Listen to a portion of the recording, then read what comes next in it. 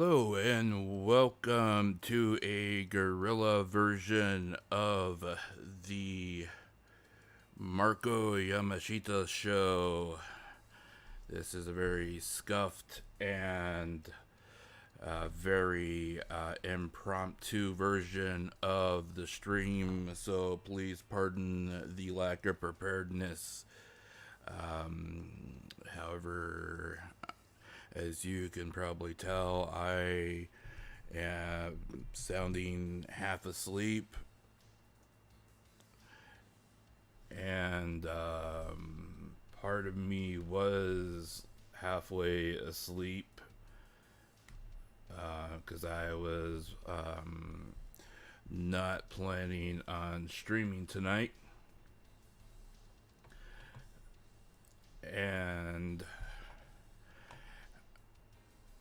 quite frankly, well, long story short, situation has changed, and quite frankly, I don't know if anyone's going to bother showing up or not. But I figured, what the hell, I am going to stream while I am at least working on some of this stuff here, because what the hell, I'm awake, and I have been working on a nice bottle of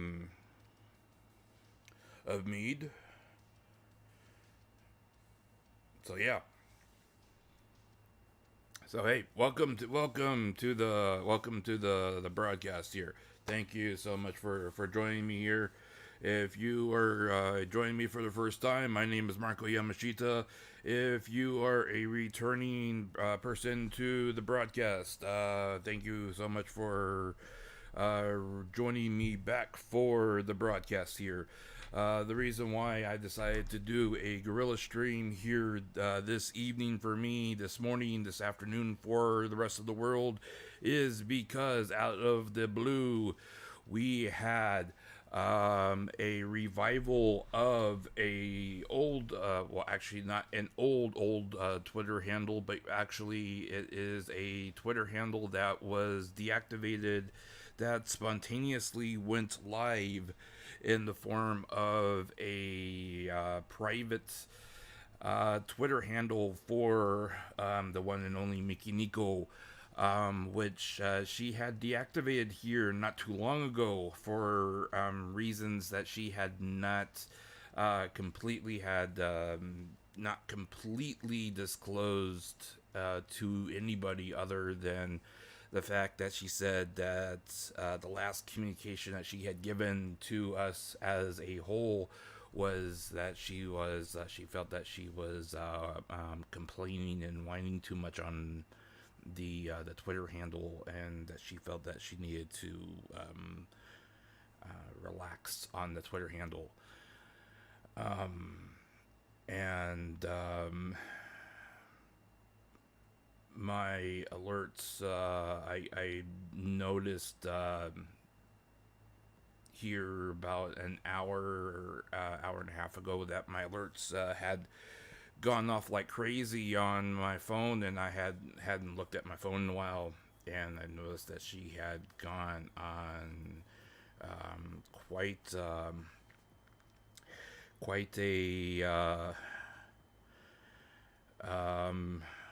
tirade on the Twitter handle before she deactivated it again. So I have not gone through everything that she had commented on yet, and that's part of what I am currently working on right now. However, what I do want to say to oops, I actually, hang on.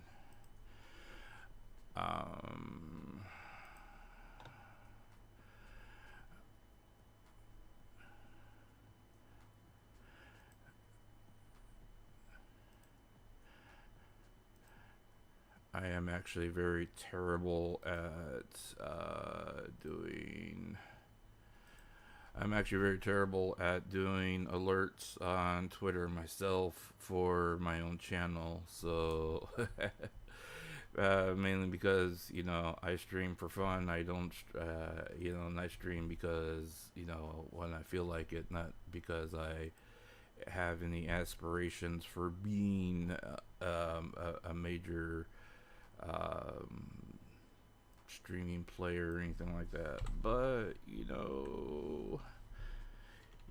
know how that is. Um, but some of the stuff was very. Some of the things I have.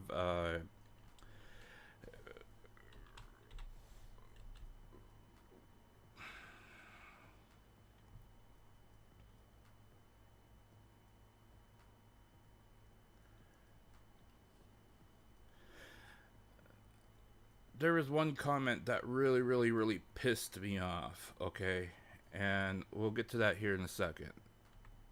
Just give me 1 minute. Hey Ariel, how's it going, man? Welcome to the stream. I'm glad that you were able to make it, my friend. Um, give me a second here.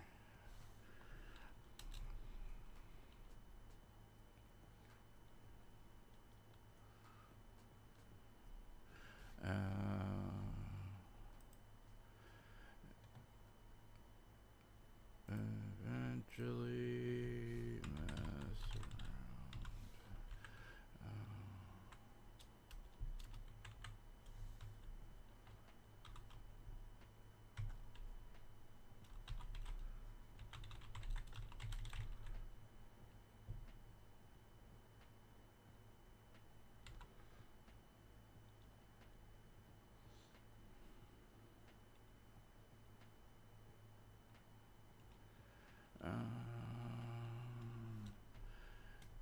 Streaming Gorilla for a bit.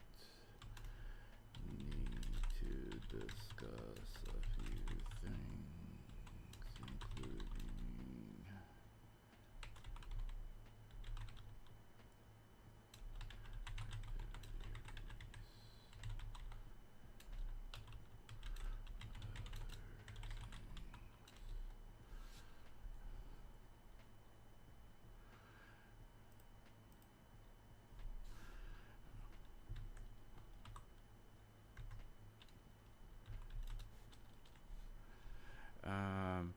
so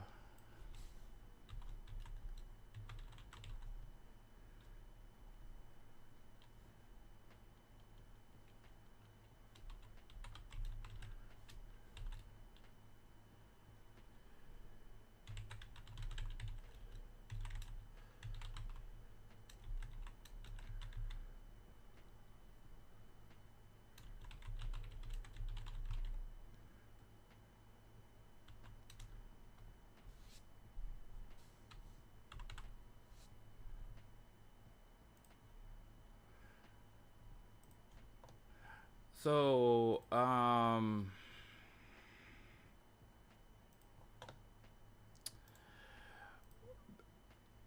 know you guys don't want to listen to me doing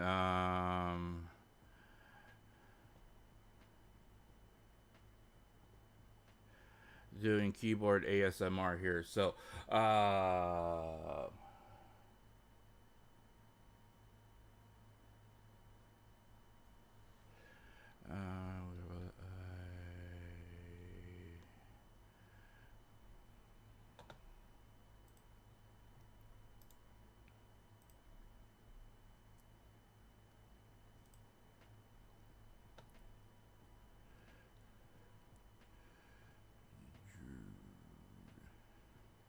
I can't even type gorilla streaming gorilla for a bit.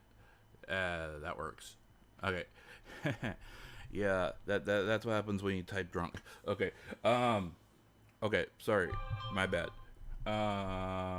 We back. So I think my internet. Yeah, we're back. We're back. Okay. Did you see what Mickey Chan was talking about? One of those afternet accounts. I hope she's safe. She sounded suicidal, even more this time. It's good now. Hello, Marco. Yes. So that is exactly why I went live here. Because I'm extremely pissed off right now at what she said. Um, and not only that, but she went live on one of her private Twitter handles here about an hour and a half ago, and said a lot of various things. And like I said, my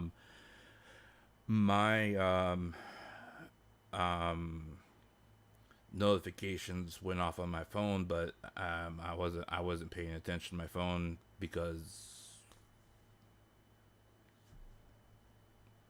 I'm half drunk right now. Okay, but that's a different story, by the way, because I don't usually drink. um, when I started going through some of the stuff that she said, I saw that what she made a couple of comments that sounded exactly what you're alluding to. And all I can say is that Miki Nico,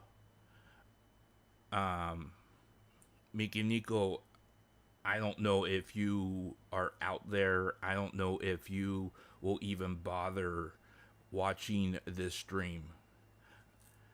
Okay? I don't know if you will watch this or not. Miki-chan, do not threaten this. Okay? Do not threaten this. Because there is nothing in this world that is worth throwing your life away for. You were trending on Twitter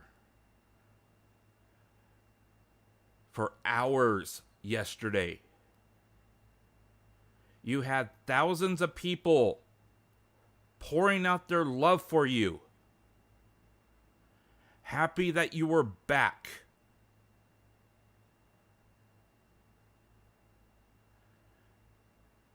That the person that they loved was finally back. And in 24 hours, you turn it around and you start threatening this?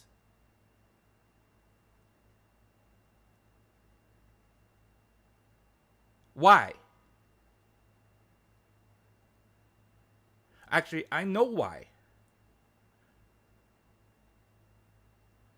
Is that really worth it?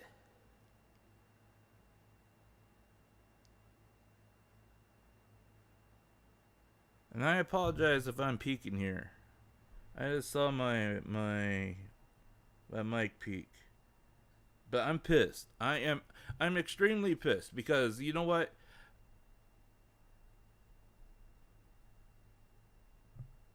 I'm extremely pissed. I'm extremely pissed because I sat here less than 24 hours ago and I looked. I scrolled through Twitter after I saw her name at Miki Nico. When I saw your name trending on Twitter, I scrolled through all the love that was out there, that the outpouring of people who were so happy that you were back.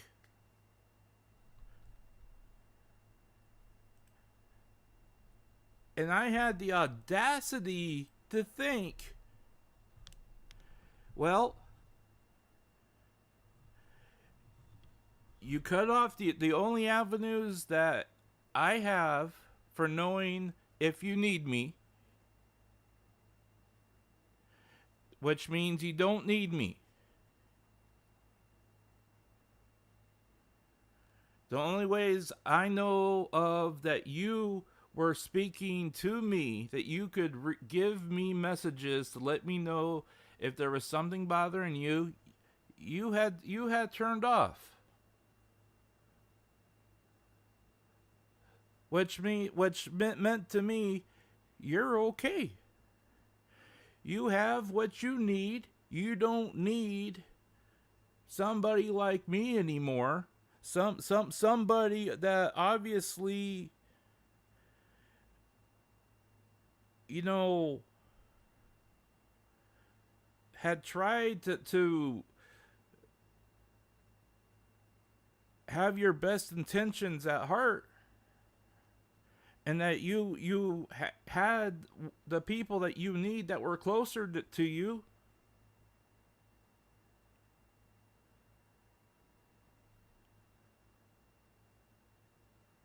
And so, I was like, all right, that's great. My job is done.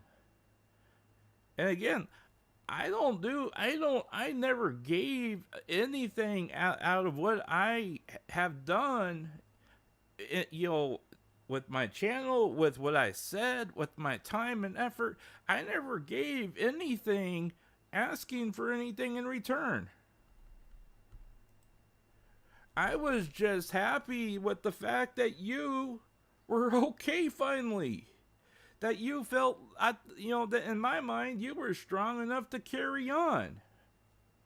And that you had what you needed to take that next step. And so I could finally turn my eyes onto something else. And in less than 24 hours, I see that you are threatening to commit something and end it all? Excuse me?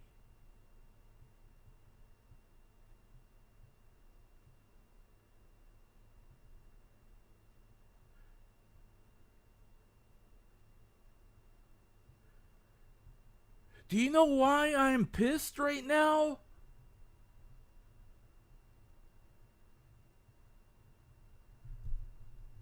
I'm pissed because I am sitting here talking about something like this when I'm grieving the death of my freaking mother who died a year ago. Do you want to know what pain feels like, little girl? Do you want to know what real pain feels like? You want to know what it feels like to lose everything, lose somebody that you really love and care about? Things, somebody that you really care about? You lost things, material, things that can be replaced. You lost status that can be rebuilt.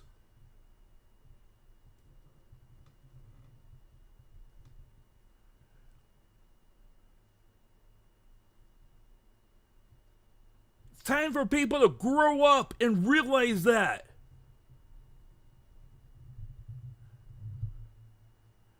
I get real on my channel. And it's not just because I'm drunk.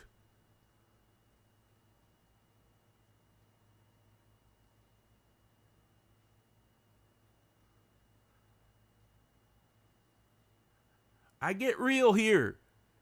Because you know what? Sometimes you gotta get real.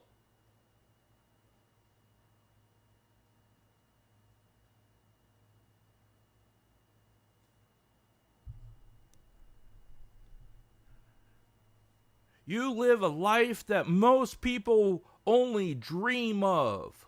You have talent that most people can only dream of having.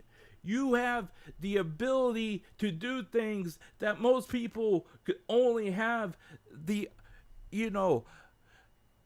chances of a lifetime.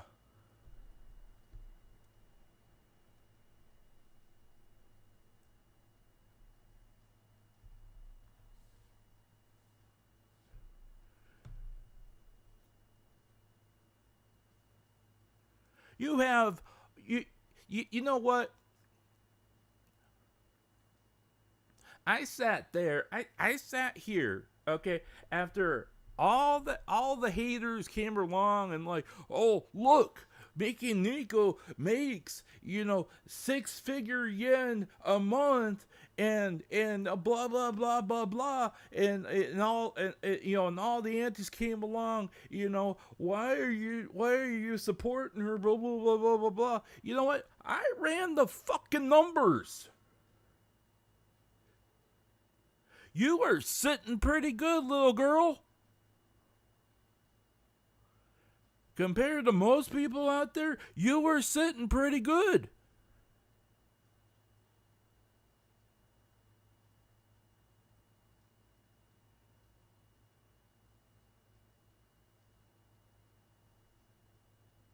You're sitting better than most streamers out there that are trying to make it. I know of 2 streamers right now. One of them has to semi quit because she can't get enough traffic to her channel, and she had to pick up a 3rd job.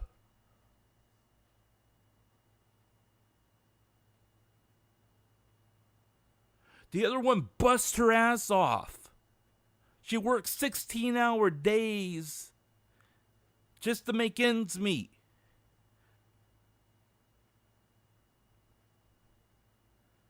And she can only stream 2 days a week and then do a 30-minute segment like maybe once a week. But she's trying her best. She's trying to make that idol dream happen. She's trying to get to where you are.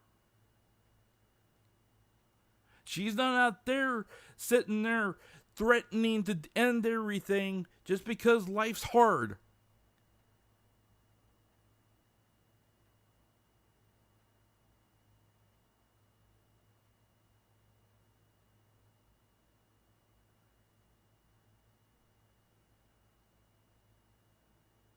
This is exactly what I mean when Hololive and the VTuber community have an idol problem, people. This is exactly what I mean.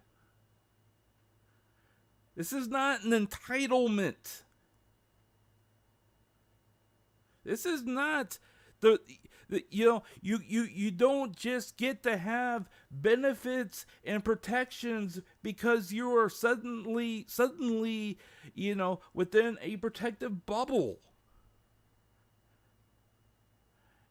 And these girls think that they operate within a protective bubble. You don't get to be in a protective bubble just because you're suddenly a VTuber idol.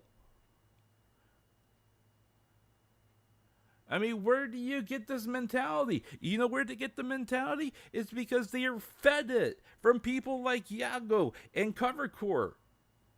And they, where they get that from? They get it exactly from the industry that they're trying to force these girls into, which is not the industry that it is. It's a completely different industry. It's a virtual industry. You have a real person behind an avatar.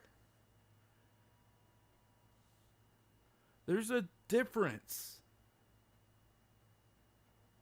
You can't just sit there and say, you know what, as a person, go do whatever you want. Go do whatever you want as a person. But you know what? Don't let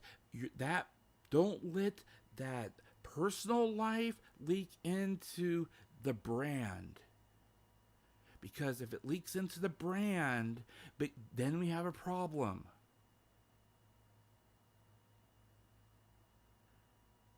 You can't do that. Because you know what? Sooner or later, it's going to happen. They are content creators. As a VTuber, you are not an idol. You are a content creator.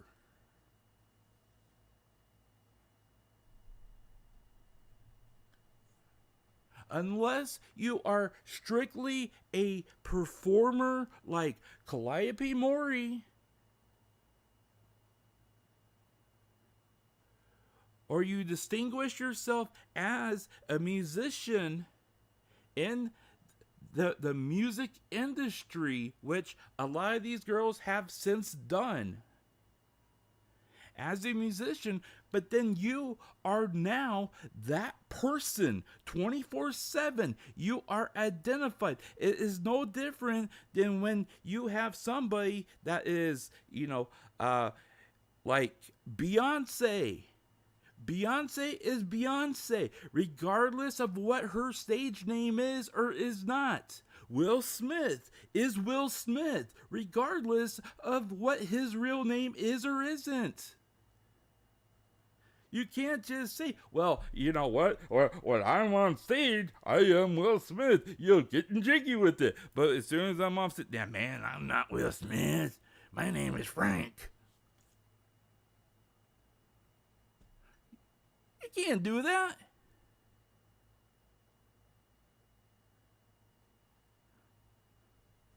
I mean, for real, man. I mean, that's exactly what they want. This is exactly what I mean, man. It's like, you know what? You want to have a two-tier system. You want to have a two-tier system. All right. Okay. So that means, all right. So if we're going to have a two-tier system, that means that we can classify Kim Kardashian's booty on one tier, but yet classify her actual personality in a different system. And then we can put Keanu, the West guy, with that is opposite of the East guy, Ye with Yi, and you can separate them into like different personas because they're different people. I mean, like, what? Really? Can we do that? Does that mean that Justin Bieber, isn't, he's like really a cool dude, and that the moron that we've like trashed, for decades on end is like really just like somebody totally different? No, they're the same person. So you can't separate this stuff, man. If you're gonna make up a persona, you gotta own it. You're putting it out there as yourself. You're selling it as yourself. You gotta own it. That means you eventually gotta live it. You gotta live it at least partially in public. That's why people are so convinced that this stuff is real. It's because look, I'm sorry, but a lot of this stuff, people are like, you know what? I can't believe I fell for this. I can't believe that, people fall for this stuff. How can people like constantly, like believe that this stuff is real? It's because a lot of this stuff, they practice and practice and practice. I mean, you can practice being cute until you're cute. It's called acting. I'm sorry. Why do you think habitual liars get away with lying so much? It's because they practice until, you can't distinguish whether or not they're lying or not. It's because they practice until you can't tell the difference, just by looking at their faces, whether or not they're lying or not. And I'm not saying that people are lying or like, VTubers are lying, just to try to get money or whatever. Because you know what? I generally believe that there are a lot of VTubers out there that are genuinely sincere in what they say and do, okay? So don't get me wrong on that. But what I'm saying is that as a whole, you gotta understand that every character that is out there has a slice of who the person is, regardless of whether or not that is the entirety of the person that of who they really are, because they have to embody that person in some aspect, which means that they have to own the character. As a result, they have to put themselves into that character in some way, shape, or form.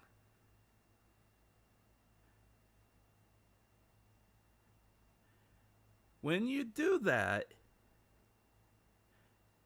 you have to own the personality that you are portraying. You can't go out in public and make statements on the public record without having accountability for your actions. And that's where we are now. Okay?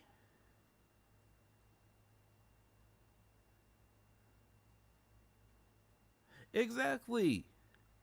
Mike Nico, you have so much to live for. You have so much that you have so much that you at your fingertips.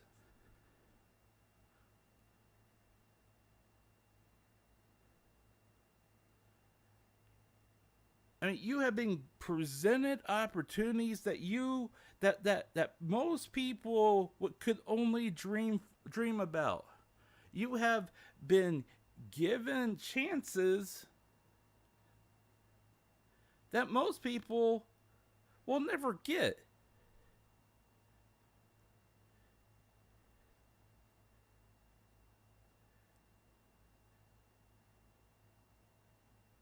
You have been given a second chance that few people will ever have the opportunity to be able to have to rectify your online career. How many people out there can go straight from controversy and within a 10-month period turn it around and still have over 300,000 people tune into your stream playing Super Mario World or Land or whatever? 300,000 some odd views on your video. How many people can honestly say that they're pulling in, $5 figures US dollars in 1 month, and after coming through controversy and losing the job that they had? Not many.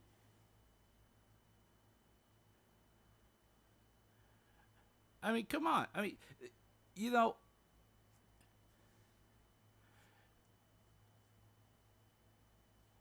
considering that the way that the world economy is right now, you are very fortunate. She is very fortunate to be in the position that she's in and have people that care enough to say, you know what, I am going to give $100 a month because I care about this girl. I don't care whether or not you give me content in return.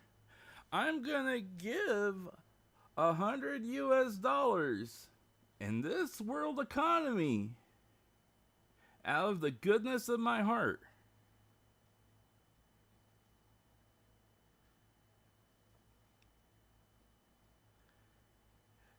I mean, there are people out there who, on a monthly basis, donate over 200 Twitch memberships a month to her channel, okay? At $4.99 a month, $4.99 a membership, 200. Okay?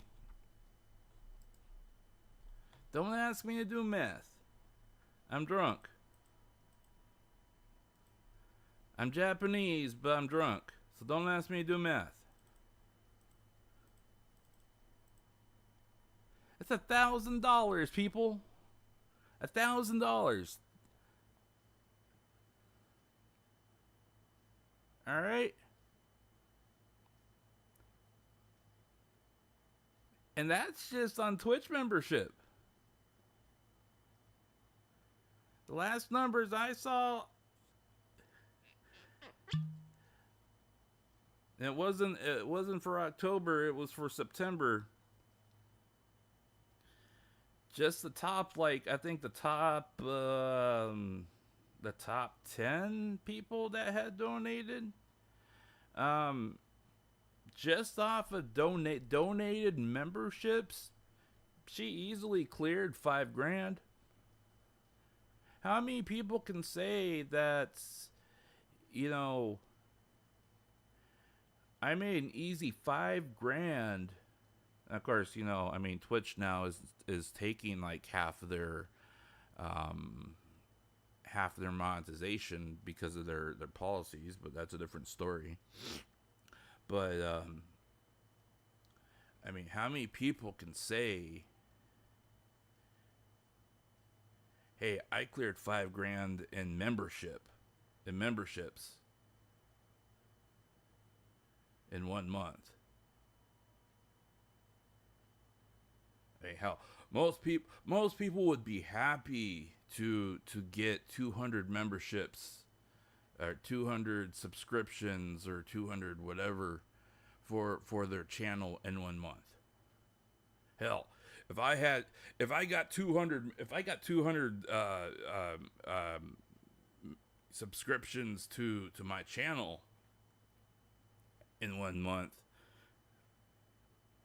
I mean, I'd only be 100 subscriptions away from being able to get monetized. But you know, I mean, practically every game publisher would just gouge me for every game I play. So I mean, it's not like I'd actually make money off of it, but I mean, I'd finally get monetized. They would get all the money. It wouldn't matter to me. I mean, I would basically have to turn off monetization anyway, so it wouldn't matter.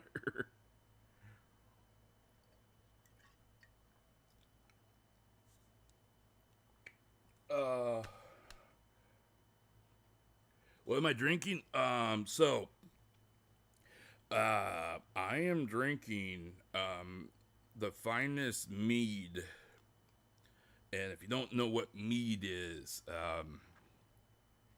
mead is a fermented alcohol made out of honey, and it's really good because it helps since my throat's still a little sore from getting over sore throat. I can actually, you can warm this up since it's fermented honey, and it really helps with like the throat. Plus you can get drunk off of it, which is really fun. But it's fermented. It's called mead, and it's really good. And matter of fact, the bottle I'm drinking right now, it's a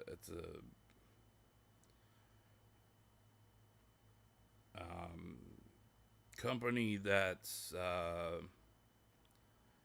bottles from Canada, and it's a mixture of strawberry, honey, and rhubarb, which is it's really good. Yeah, it's the good stuff. It's the good stuff,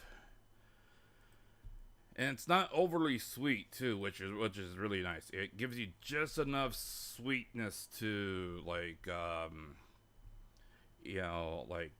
give you flavor without like really like giving you that bite type of like fruity bite where it's like, ooh, it's a girly drink, that kind of thing. But anyways, yeah. But yeah, I mean,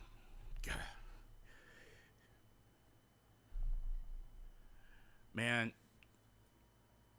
I don't need I don't need to tell.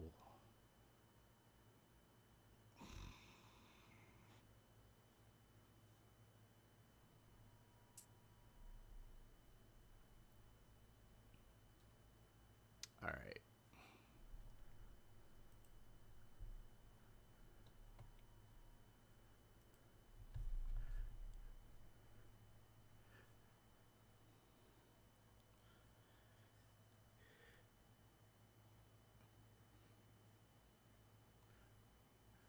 The last time, I'm only going to tell the story once, all right?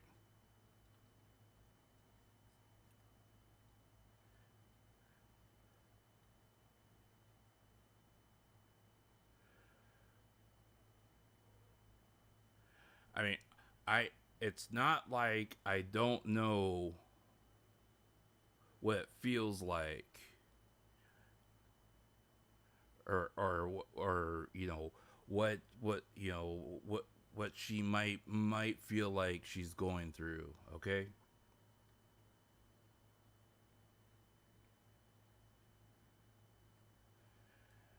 I mean, I'm not saying I am unsympathetic to whatever it is that she's feeling. Okay? I'm not saying that, and I'm not saying that I am an uncaring person that can't feel that she doesn't have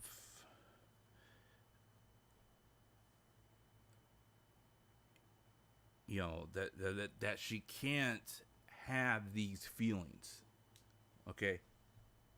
Because I know I've been there. I mean, I have lived. I have lived a lot more life than a lot of people. And I have lived a lot of life in a very short amount of time. And a lot of that life I didn't particularly want to live. All right. I've been in that spot where I wanted to off myself more than once. I was there last year. I mean, there's nothing worse than seeing somebody literally wasting away in front of you and you can't do a damn thing to save them and feeling completely helpless. That you can't do anything. You have no control. That's exactly how she feels right now. Okay? Imagine yourself not being able to have any control over your life. and you can't do anything. You feel like you have no control, and everything is just running amok, and you just want it to stop. And she feels that that's the only way that she can make it stop. That's exactly where she's at. I know. I've been there. I was there last year. I was there many years ago.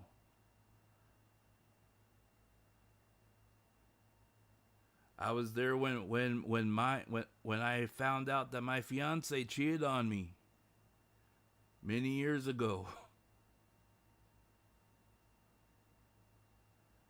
When I lost my entire future, and when I saw my entire life literally walk out on me and crumble apart, and everything I thought I was building literally come falling down because the person I thought that loved me was having an affair.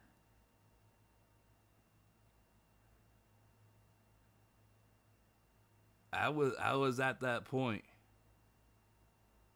when I literally lost everything.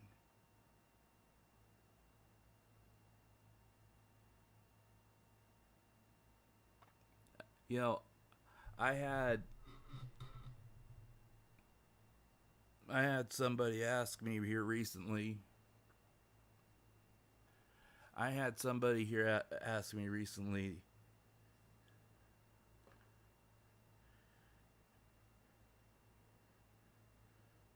Marko, do you have any kids?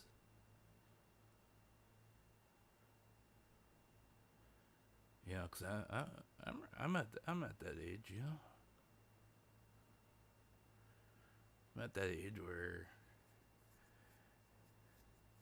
you know, old enough to have kids, you know, not quite old enough to settle down, but old enough to have kids, that kind of thing. You know, I turned around and I said, well, maybe. You know, and they kind of looked at me and with a half smirk, and they said, well, what do you mean? I said, well, I don't know for sure. And they're like, oh, well, you know, you've been a little promiscuous, huh? And I'm like, oh, that ain't it. And I said, you know, there was this person, and this ain't gonna get too personal, okay? So don't worry about it. But there was this person from a while back, and you know, we were in a relationship, and didn't work out. All right. And broke up, years went by, so on and so forth. A while later, get a call, and she's like, you know, been a long time, blah, blah, blah, blah. Oh, by the way, you have a daughter. I'm like, oh, really? I'd like to meet her. What's her name? Yeah. Like, oh, well, I'm not going to let her see her because of the type of person you are. And I'm like, oh, wait a minute. You know, things started sounding a little sus, right? So, long story short, papers started flying. I submitted a court order saying, hey, you know what? If I have a daughter, I'm willing to submit a DNA test showing, you know, to prove whether or not I'm the father or not. And if I am the father, I want custody because, you know, number one, I can provide a stable living environment. She can't. I mean, for crying out loud, she's calling me up looking for money, right? You know, is she calling me up looking for money? You know, I mean, she can't provide a stable living environment, much less anything else. And she's the one that cheated on me, right? She up and disappeared. Never heard from her again, right? So I figure she called me up just looking for money. But in the back of my mind, I can't help but wonder, do I really have a daughter out there? You know what I'm saying? And that always bugged me because,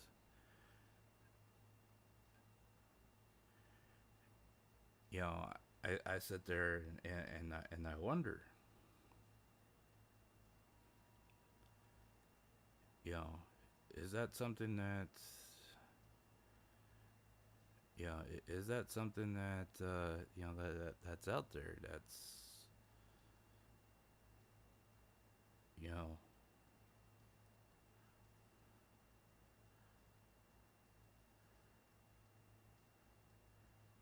but you know, and not just it. You know, people like Miki Nico, they have all that stuff to look forward to, man. I mean, you know, with the right planning, with the right people around you, you know, the right framework, the right mindset, you know, the right healthy mindset.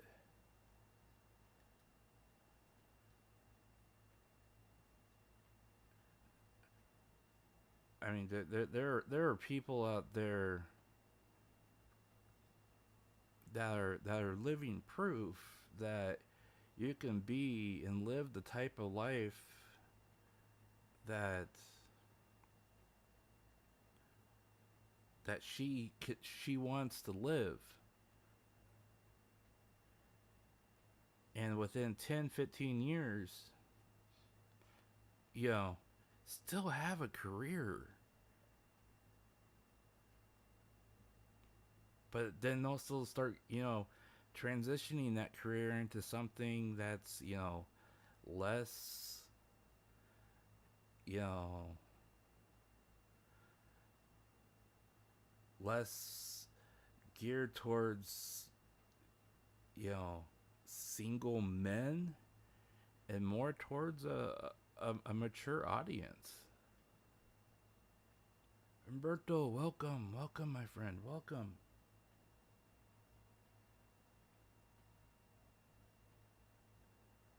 Exactly, exactly. She needs to go out and touch grass, you know. Um, 'Cause, look, I'm gonna look. Okay, I'm gonna give you the perfect example of somebody, you know, and I'm not gonna say she's had a perfect life. Okay, I'm not gonna say she's had a perfect life, but I will say that she has kind of been an embodiment of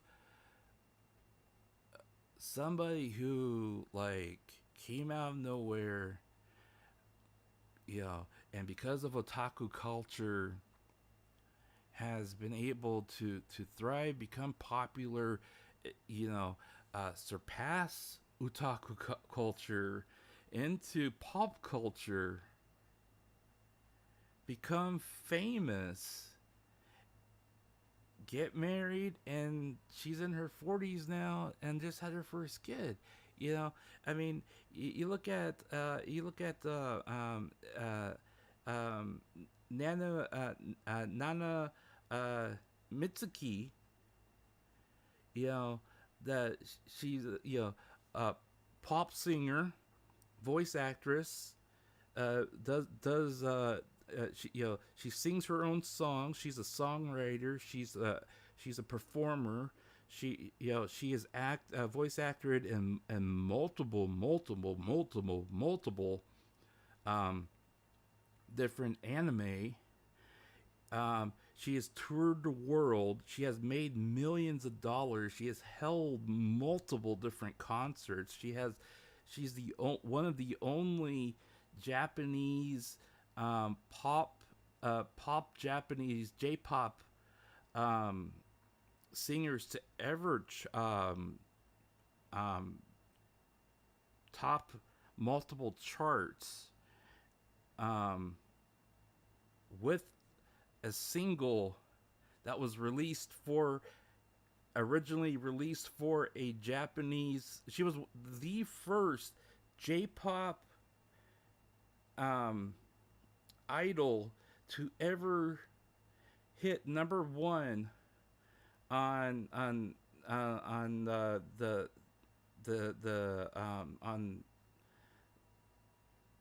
record charts for a single that was originally released as a single track for an anime show, and have it hit number one on J-pop charts and overall charts in Japan. I mean, she has like literally like done it all, you know. And she had her first kid when she was like 41.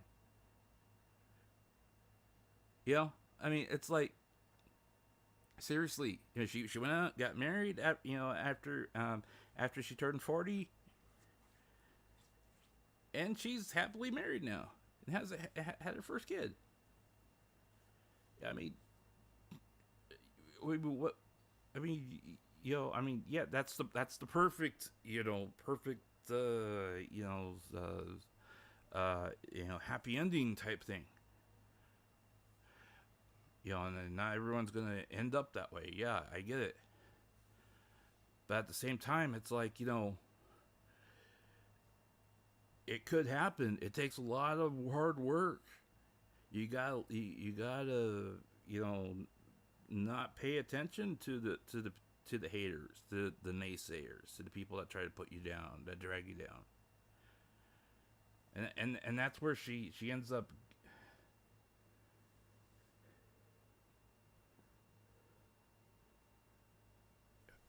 Yeah. I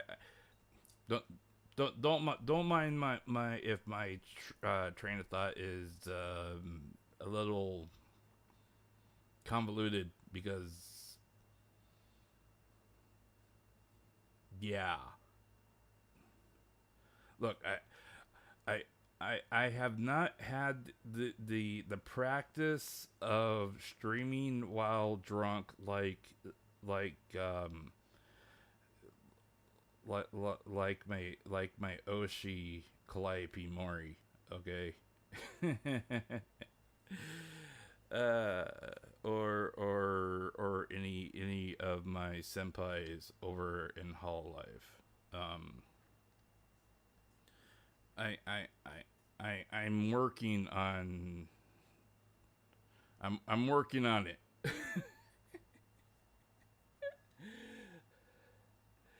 What do I miss? So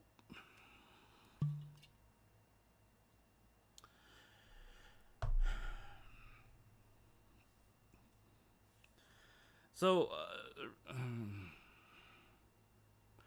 so Miki Nico made some comments here on social media here. For her, it was yesterday morning, or today. What is it?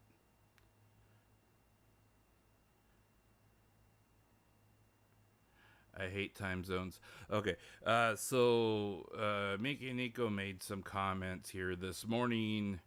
For me, it was earlier in the evening, which basically she made some comments alluding to the fact that she wanted to um, um, end existence.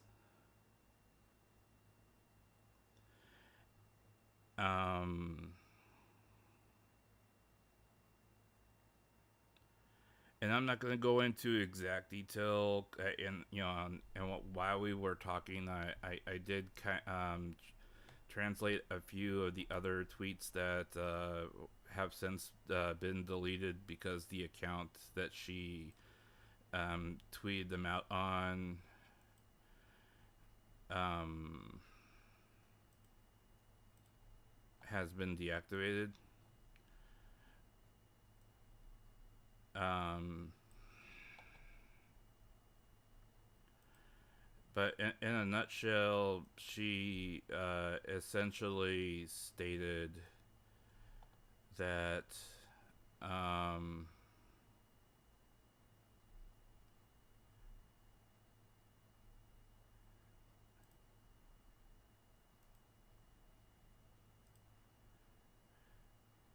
okay, so the thing that made me, that kind of triggered me to even bother to stream, which really it made me mad,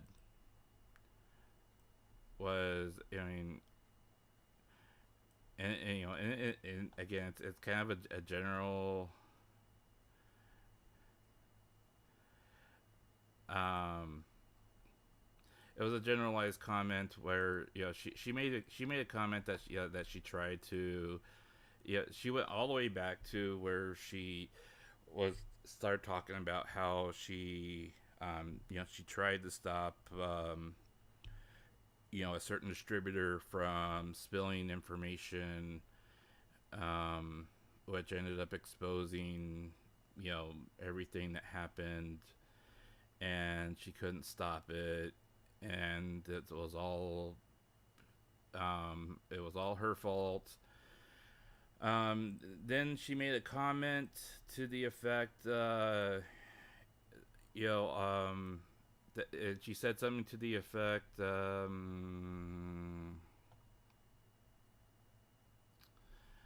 um, you know,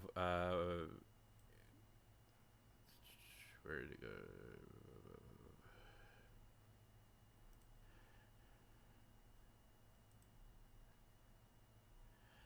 Sorry, I have begun to make it a habit of screen capturing because she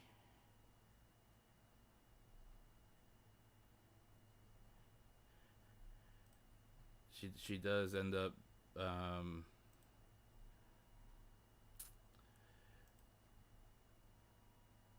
she does end up making making things disappear like this.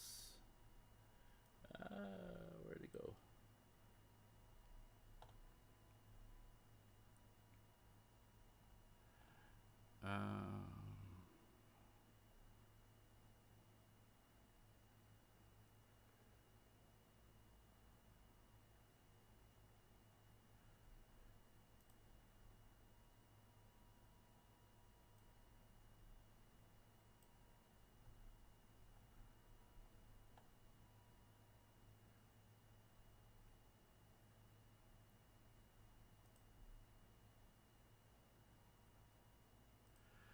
I can't find it now.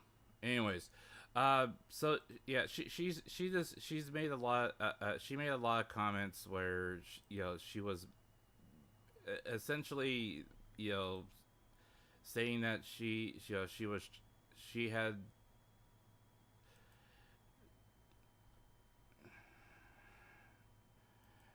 she had hit, you know, certain limits in her, um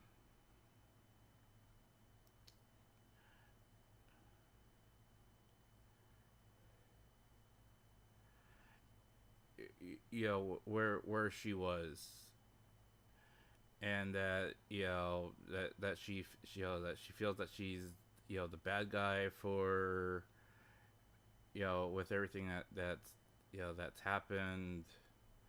um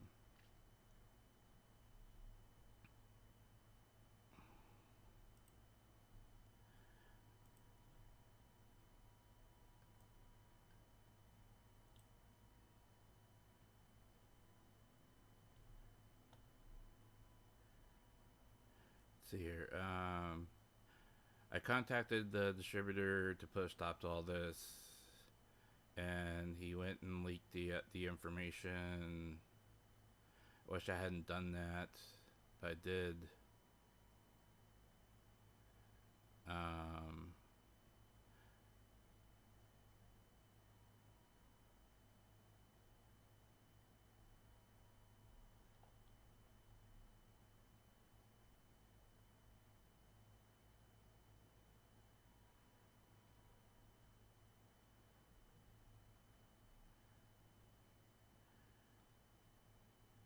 She made a comment.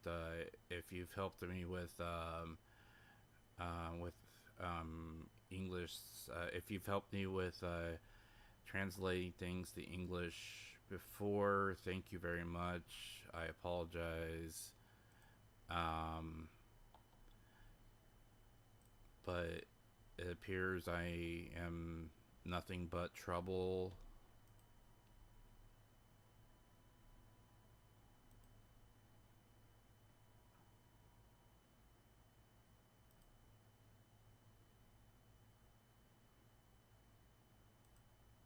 Um,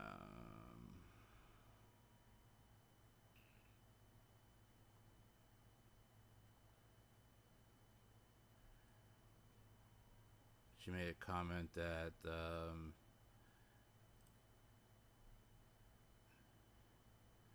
she feels like she doesn't want to exist, and that she feels like she just wants to end everything. She feels like she wants to take a lot of pills.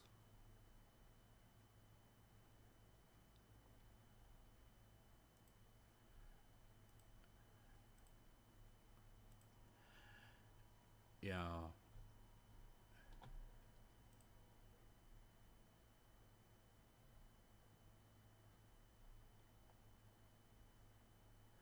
it's it's her doing. She manually deactivates it. Um, and basically,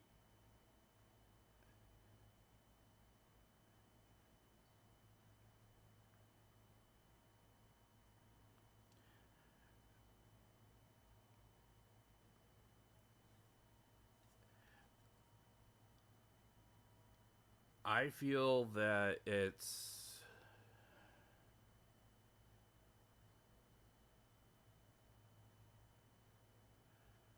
how can I put it? Um,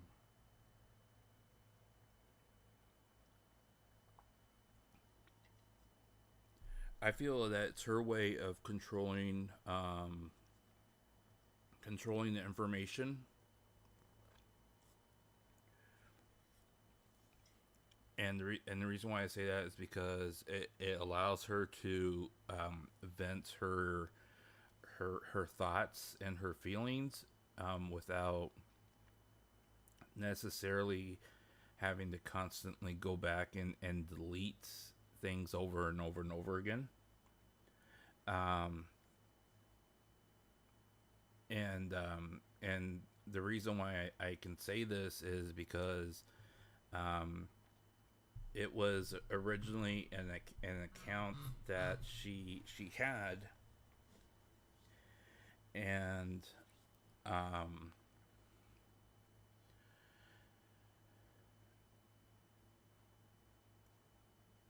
it was originally an account that she had that she was gonna have for, like, she was gonna have a personal account, and then she was for, like, when she was, like, streaming, and then she was gonna have a I'm sorry, she was before she signed on with Visojo, she was gonna have a streamer Miki Nico account for streaming, and then she was going to have a Mickey Nico account for personal tweets where was more personalized.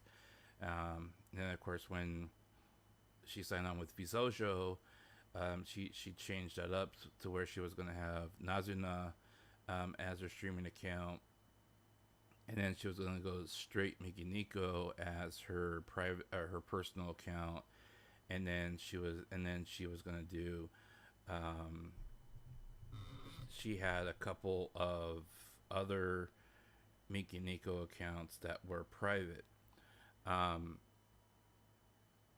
and she completely protected off and shut down those other accounts, like completely sealed off those other accounts. But those accounts are still active, but she's not following anybody, and she's not followed by anybody on those accounts. So it looks like they're just dormant. But she was still active on at least one account. that I know of personally, and that account, I told her, I said, look, I said, you know, if you're going to be active on this account, I said, that's fine, but you got to realize that you still have like, you know, 100,000 people that are following you on this account. It's not exactly private, you know. You have 100,000 people on this account that are following you. You know, if you're gonna say private things or more personal things on this account and vent, you know, you need to weed out people on this account. You know, because you have a lot of people that are bots that are following you on this account, people that are like literally like tracking you on this account. There's a lot of people that are, you know, using you know, stolen accounts to like you know, to retweet what you're saying, so they can have like copies of what you're saying, you know, so they can like, you know, have what you're saying for posterity or whatever that they, you know, purpose they want it for. I mean, you know, and I started showing her, literally showing her exactly like, this is what they're doing. And like, and, you know, I mean, I started giving her screenshots of exactly what was happening, you know, and, she went from like 100,000 people down to like 20,000 within a month, because I was like, look, I skimmed through your, you know, because I literally skimmed through her follower list, and I said, look, I just skimmed through your follower list, and I can tell you, like right now, like literally all these people, all these accounts here are literally tagged, you know, these are all bots that are following you, because they have them tagged that they're bots, that they're following you, that they are copying, you know, as soon as you tweet out something, they are copying, you know, and reposting what you're saying. You know, if you don't want what you're saying to be reposted somewhere, you know, because you want it to be private and only be, you know, between you and who, you know, whoever reads it, you need to, you know, kick these people out or block them or mute them or whatever, you know. So, you know, I mean, she literally like purged like 80% of her followers on that account within like a month because of that. Um, but it was I don't think she really understood how that worked. At least I don't think she really took that into consideration. But anyways, um, yeah, but yeah, I don't know.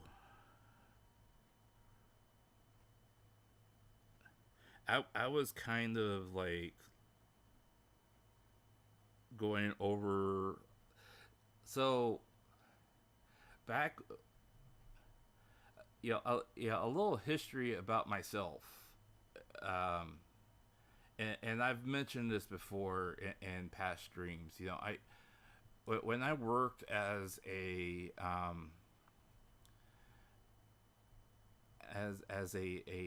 medical technician, um, in the psych ward. Um,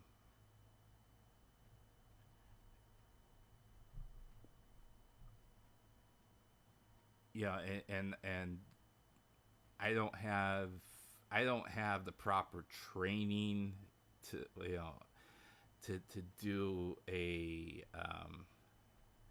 diagnosis, of course, without, you know, a psychiatrist or a psychologist, you know, present to, um,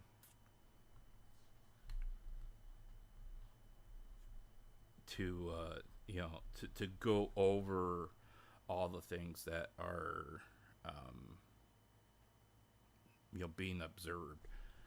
But I mean, just from observations, that they typically, well, we used to go by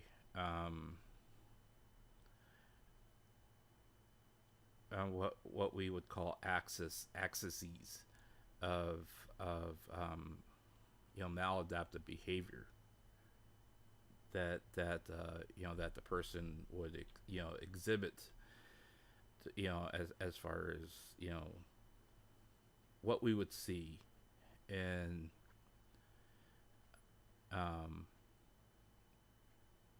what that what was the disruptive behavior that the person was exhibiting, and the obvious thing that we see with Miki Nico is the fact that she has you know bipolar disorder or manic depression, you know um,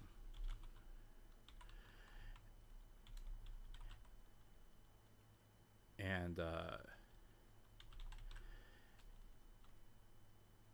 the unfortunate part of that is that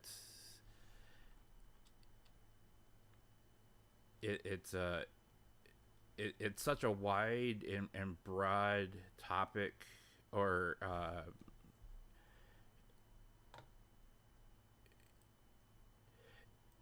it's such a broad family, as far as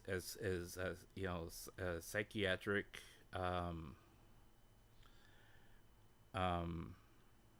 behaviors, that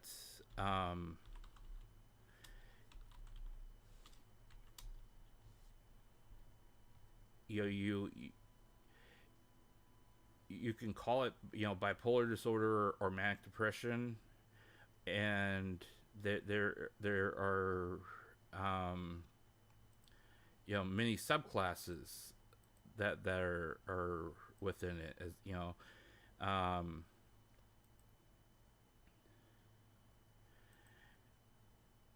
and some of those things that we have we've talked about.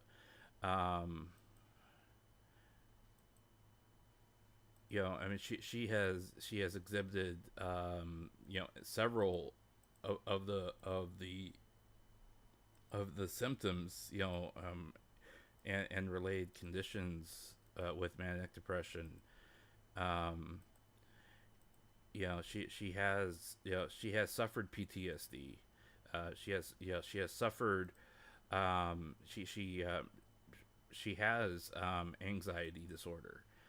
She has suffered from anorexia. I mean, she has three of the related conditions to manic depression just right off the bat. And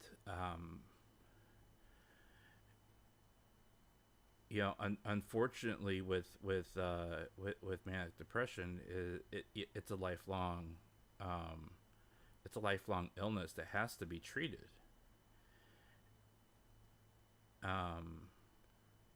And the only treatments for that are are medication and therapy, and having a good support system. And I believe she has at least two of them, or at least one and a half. But one of the other things that concern me is the fact that I know that she has abused alcohol in the past as well, and if she alcoholism, or the constant use of a depressant like alcohol can have a dramatic effect on any kind of medications that she's taking. which can counteract and be a really really bad trigger for her. Counteracting any kind of medication she may be taking for manic depression. Wiley, how's it going? Yeah, man. I am almost done with one bottle. I still had changing gears real quick. So I still had a fifth of mead that from a bottle a little while ago that I was polishing off, and then I I'm not. I don't know if I'm gonna finish the entire bottle here. And I got half a liter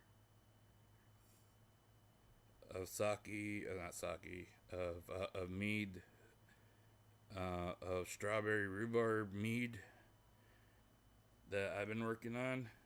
Really, really, really good stuff, my man. Really, really good stuff. And you know what? I have found my new favorite drink for when I have a sore throat. Strawberry mead. Ugh. All you gotta do is warm it up just a little bit. It's I mean, it's just as good as how you can warm up sake. You could have sake, warm. I mean, all you gotta do is warm this up a little bit. It's made out of honey anyways. It's fermented honey. So, it's just you just warm up a little bit, goes down smooth, helps with the throat. Good stuff. And hey, you know what? I can actually, you guys can actually get me toasted, and then I can play some horror games, and then I could be so freaked out I wouldn't even know what I'm doing. You guys can have some really really free entertainment that way. Anyways, where was I?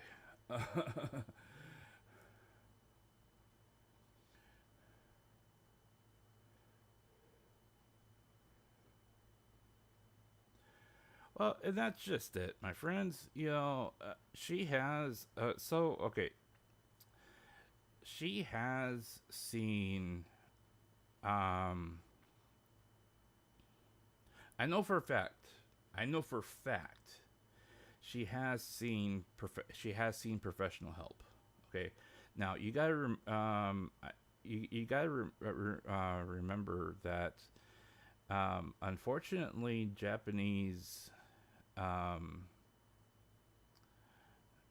Japanese healthcare system for mental health is way far behind in comparison to the West. You know, they're at least 10 years behind. They're just now catching up.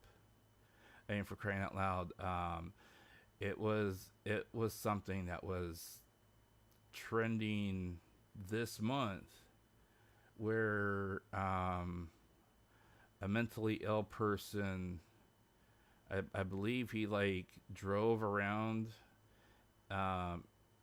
drove around Japan. He made a trip around Japan before he killed himself.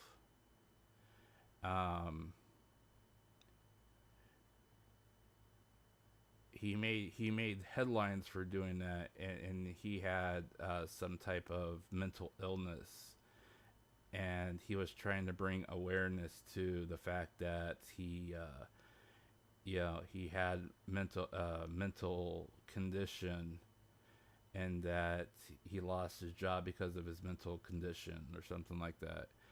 And then he ended up, committing suicide because, ultimately committing suicide or something like that. And, and it's been taken in sense like that, where it's been starting, conversations where people are starting to speak out and say, look, I have a mental condition, and you know it's just trying to live in normal society is difficult for me. you know I mean, people talk about normalcy, just trying to fit into a normal life or livelihood or a normal working condition is hard enough for somebody who has a mental disorder, or a physical disorder, or any kind of disorder, you know.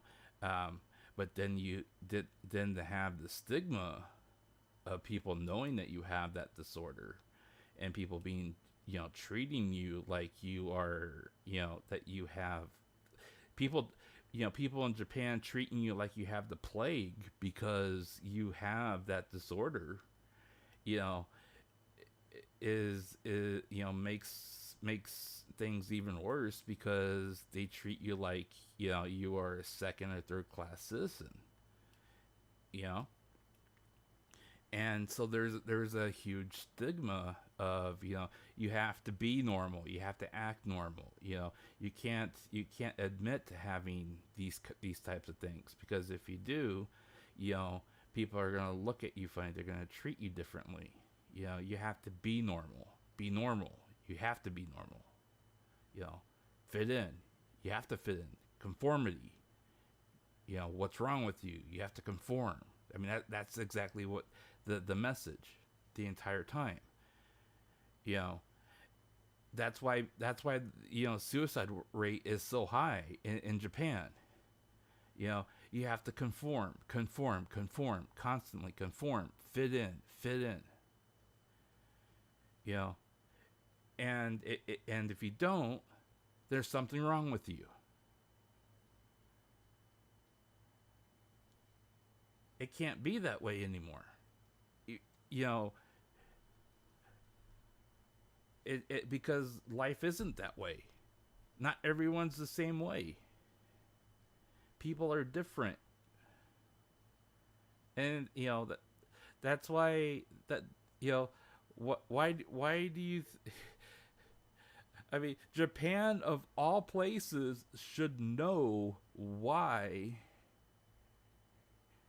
It should understand the meaning of why there's the exceptions to the rule, because if everyone conforms, then how are you gonna know who's the important, who are the people that that you're supposed to be paying attention to? How do you know who the main characters are? How do you know, how are you supposed to distinguish one person from another in a story if there are no characteristics to make one person stand out from another?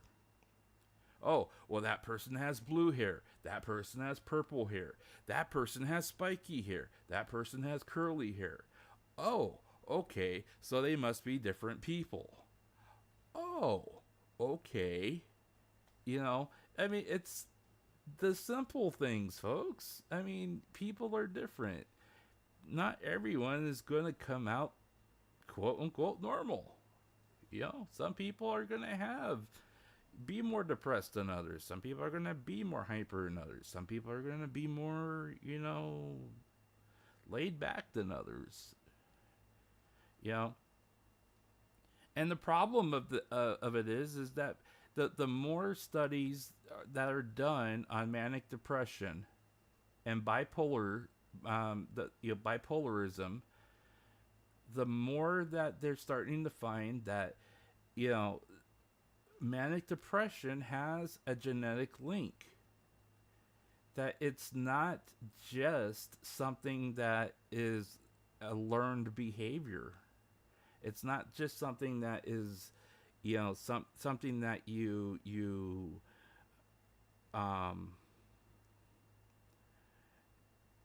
you pick up over time.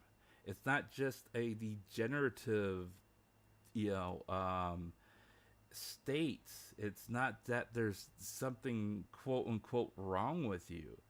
You know, it's something. You know that there's a lot of factors to it. That there's a genetic link to it. There's an environmental link to it. There's a chemistry role to it. There could be a chemical imbalance within your body that can be inherited. There's any number of things. Manic depression can happen more in women because of hormonal imbalances between different times of when women go through their different types their different cycles throughout the month, or throughout their regular bodily routines. I mean, there's a lot of different variables to bipolarism and manic depression that affect women more than men. I mean, men are kind of lucky in that way. We're just kind of like, okay, well, we kind of have ups and downs, but we don't have those variations nearly as much. It's either kind of like we're in drive or we're in neutral. I mean, that's kind of where we're at. Yeah.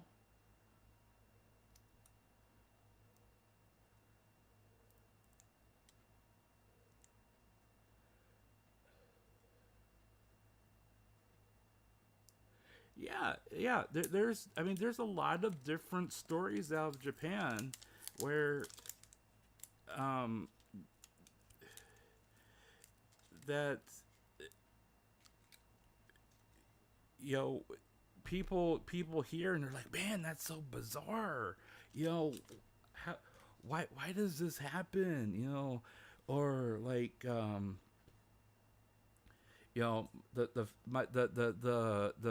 the biggest what one of the stories people always talk about is, like, I think was it PewDiePie or something like that, went over there to like the suicide forest over near Mount Fuji or something like that. And they were making fun of the fact that people go over there and that's the legendary forest where people go to kill themselves or whatever. you know and it's like, do you really get why you know where you're standing, and the gravity of where you're standing, and the fact that and the tragedy of the fact that you know this is just accepted, just like people are more concerned with the fact that, oh no, the trains are stopped because another person jumped in front of the train, and I'm now going to be late getting home, instead of why are we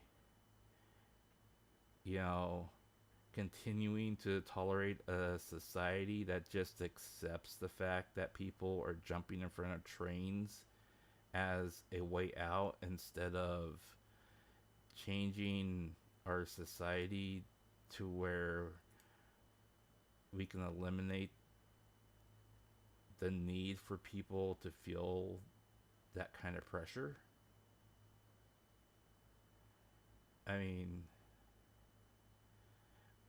shouldn't that be the goal, instead of, oh great, now I'm going to be hours late getting home? I mean, the humanity of the matter is that somebody just offed themselves because they felt like life wasn't worth it, and so they jumped in front of a train.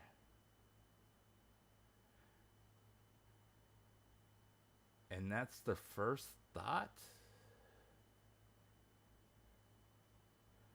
I mean, have we gotten to that cynical to the point where we think more about our our time than the fact that we aren't demanding answers to the question, why aren't we doing better as a collective? If we are supposed to conform as a society, why aren't we doing better as a society so we don't resort to that? I mean, that should be the question, right? And that should be the question that Miki Nico should be asking herself. Is is my outburst really gonna solve what's troubling me? You know, I mean, how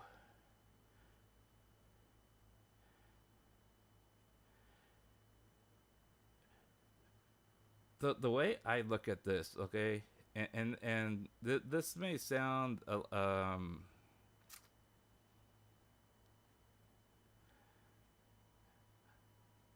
I look at this very differently, and perhaps it's because I look at it as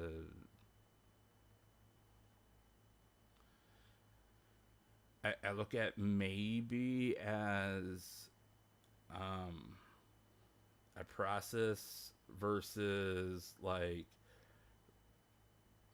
looking for an immediate solution. But I look at this as, okay, look, if I am being presented with this issue, how am I ultimately going to find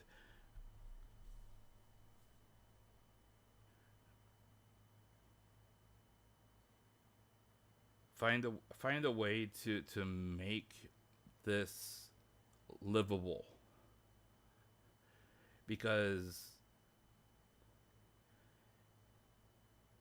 if you're gonna live in the spotlight like Miki Nico, you're never gonna rid yourself of something like this.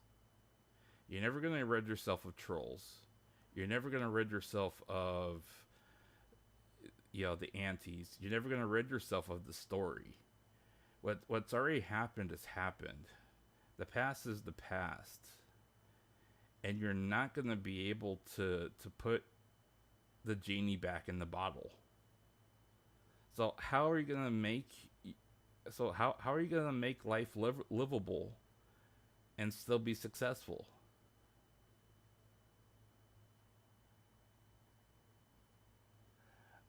I haven't watched her well, I I don't watch her I don't watch her frequently. I do tune into her once in a while when I have the opportunity to, but I don't I don't sit through her entire streams.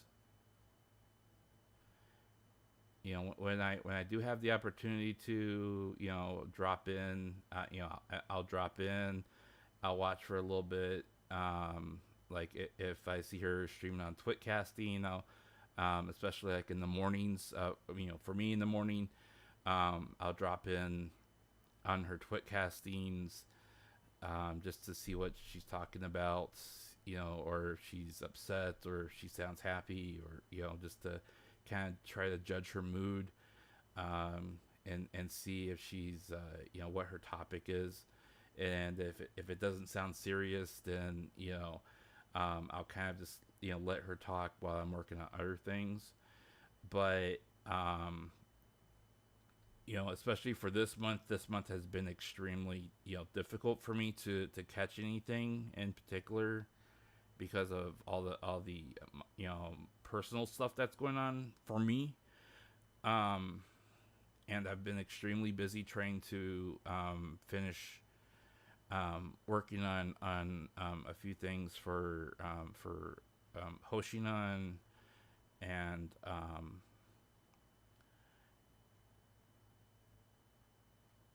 I have um, a project that I've been trying to finish up for somebody else as well.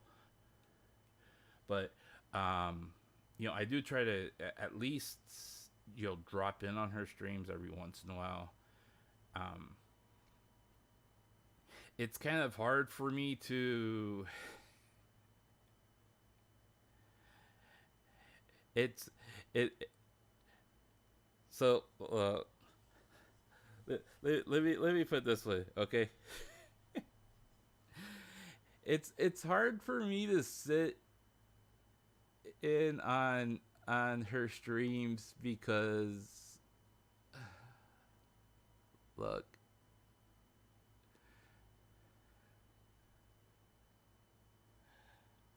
it's hard for me to sit in on Mickey Nico's or Nazina's streams because when she's streaming on Twitch, you know, um, her fans give her a lot of love, and she has a lot of appreciation and love, and she gives a lot back.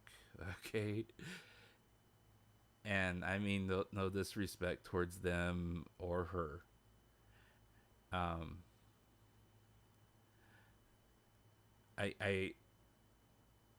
it's just not my scene though. It's not my scene because you know I don't feel that way about her the way like I feel about like other streamers, if you kind of understand what I mean. Like that's why, like, if you look at my my profile, I have my profile on Twitter is worded very specifically because um um you know I will stand next to her, you know as long as she does not give me a reason to doubt her. I'll stand next to her and I'll support her, and I'll encourage her. I'll scold her. I'll always give her honest advice. But I can't shower her with the same kind of affection that her fans do. Um, you know, um, Ankuro, I love her like a little sister. Hoshinan, I love her like a little sister. Mel, Mel is like Mel's like the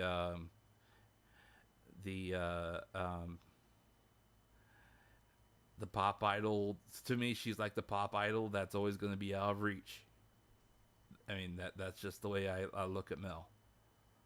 Um, Roboco is like the fantasy girl, the perfect fantasy girl that moves in next door. That's always going to be out of reach. you know, I mean that's how Roboco is to me. I'll still love those two. You know, till my dying day. But I know that they're going to always be out of reach. I mean, that's just the way it is. But I'll still love those two to death. You know? But I know that it'll never happen. But I'll still love them. That's just the way it is. You know? But Miki Nico, you know, that's just not, she's just not somebody that I have ever like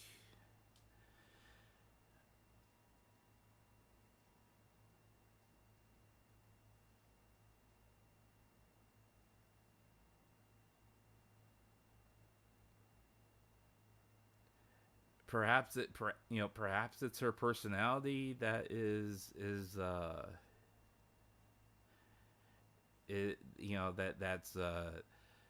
that just doesn't click with me, or it's it's the fact that um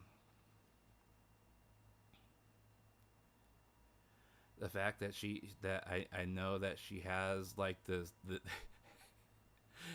fact that she has like a quick switch rage mode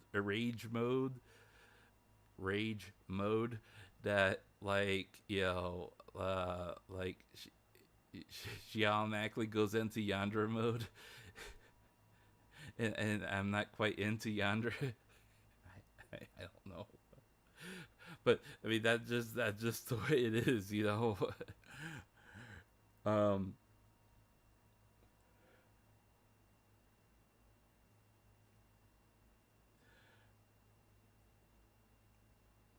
Platonic love. Well, I mean, like, yeah, I mean, I, I honestly, like, I look at um I look at most um let's see, how can I word this correctly?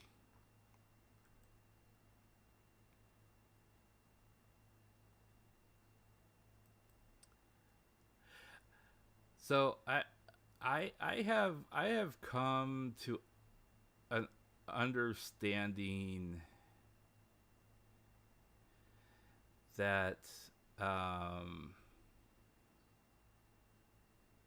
yeah, there we go. Perfect. Okay. So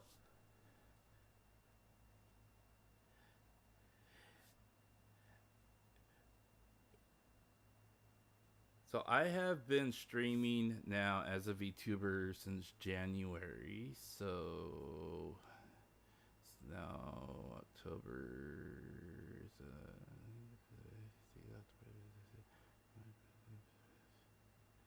So yeah, just about 10 months. Okay, so yeah, so it's been almost 10 months since I've been streaming as a VTuber. So in the 10 months that I've been streaming as a VTuber, I have come to the conclusion that there are three distinct types of women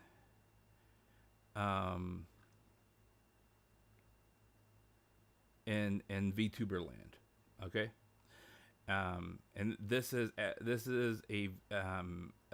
VTuber speaking as a VTuber about VTuber women. Okay, um, the first type of VTuber women are the um the type that are like little sisters, and those are the types that those are the VTubers that they intentionally pick either chibi or very cute looking VTuber models, and they want to look cute, they want to sound cute, and they want to be cute because they think cute is, cute. They want they want to be cute because they they want to be known as cute. You know, if their model is cute, then they are cute, and you're gonna think they're cute because their model's cute and they're cute, so they're cute, right? And you know, and they automatically give off that kind of like little sister emoto type of feel to it, that type of, you want to take care of them, you want to protect them, you want to, you want to spoil them, that kind of thing. The second type is the more mature, sometimes sultry, not always One-san, but sometimes One-san. But typically, they're the more mature, um, you know,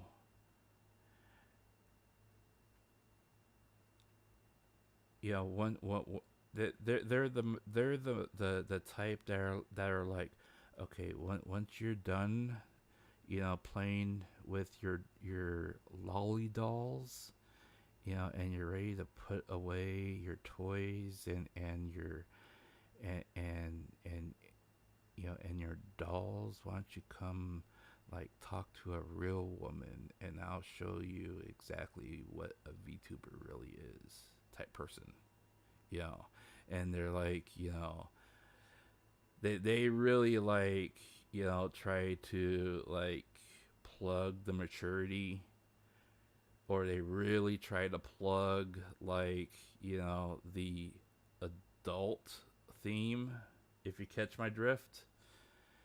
you know and they usually try to plug like, you know the maturity of women with, the mature curves, or the mature boing boings, or, um what was the one recently? Oh yeah, like one of them was like, you know what? I have the perfect idea for new merch. You know how everyone has been trying, they try to sell you booba pads? Well, I'm gonna sell you thigh pads instead. Only my thigh pads are gonna be thigh pads for your chair, and and you can rest your instead of like resting your wrists on booba, you're gonna be resting your back on my thighs and blah blah blah. I'm like, okay. Like, what am I watching? What am I really watching? Am I awake right now? I mean, yeah, the Ara type. Only it's like, what am I really watching? Oh, mercy. It's like, I.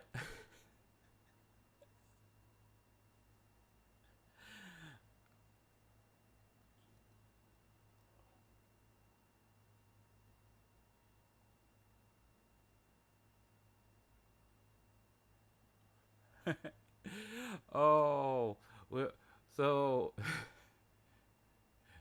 I'm trying to lighten the mood a little bit because we got, I mean, like we started off like really emotional, and then we talked about some like really serious stuff, and we're still, it's still like,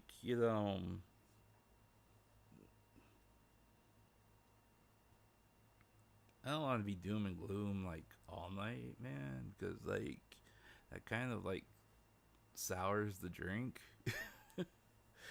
But um I was just explaining my philosophy of the three different types of VTuber women that are out there.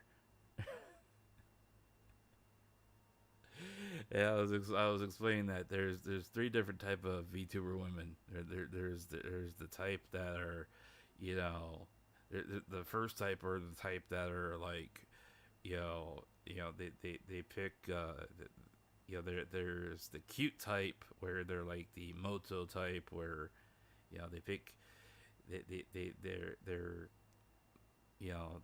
they look cute, they're because they're you know they pick chibi characters, or they pick cute characters because they want to look cute, because they are if they look cute and they sound cute, then they are cute, and you want to protect them because little sister, that kind of thing. Then you have the ara, not necessarily like the Onesan, but the mature type of woman VTuber type,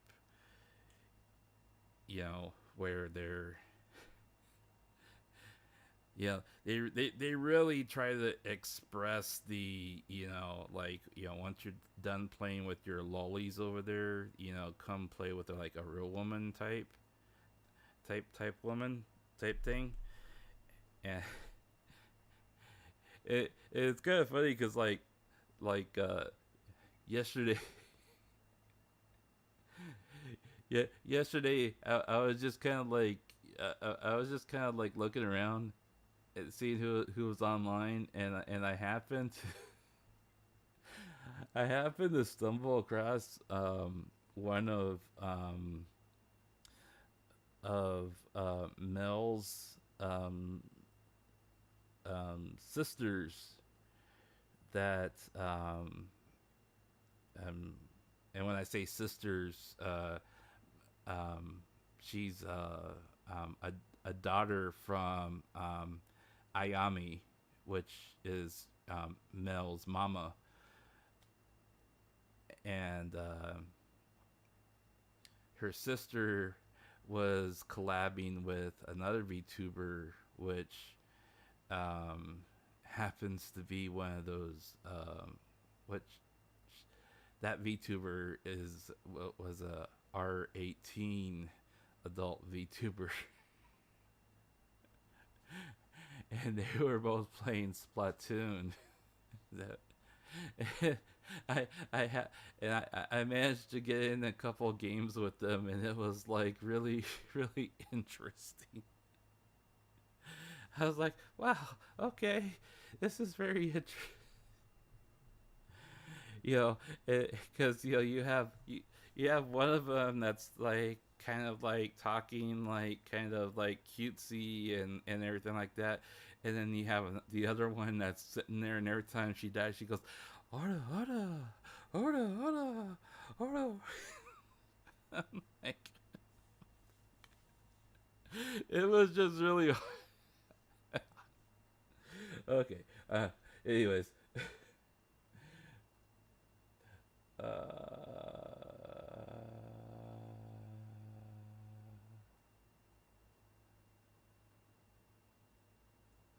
No, I didn't know that. I'll have to. Well, hopefully I'm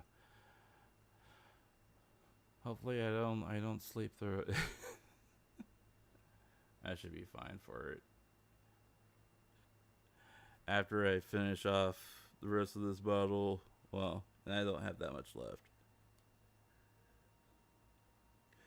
Once I finish off this bottle, then I'm stopping.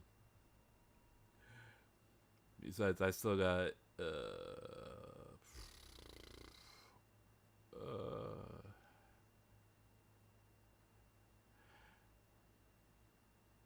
yeah, 'cause in 5 hours, Hoshinan's gonna be streaming in 5 hours. So I'm sure that, if I don't wake up in time for her stream, then I'm sure, once her stream starts, her screaming's gonna wake me up like it always does. Because she's gonna be playing Earth Defense Force 6, and every time she plays that game and she starts dying, she starts screaming, and like my cat freaks out, which always wakes me up.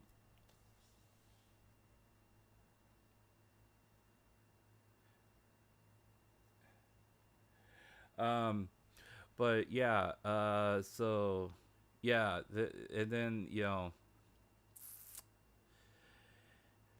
but yeah, what was I saying?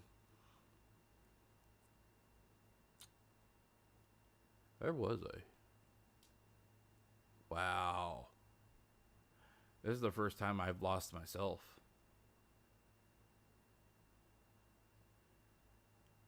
Dang, you guys are good. You guys lost me. Where was I?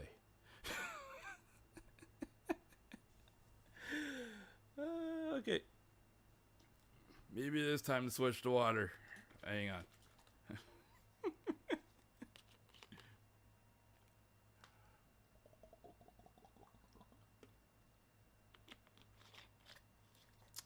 You guys are good. You guys lost me.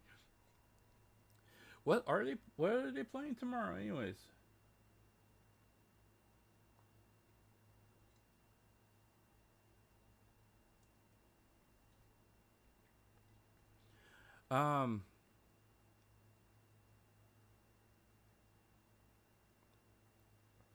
So back to the original topic at hand, though. Now that I was able to get my get my thought back into my head. I will be sending the original topic person.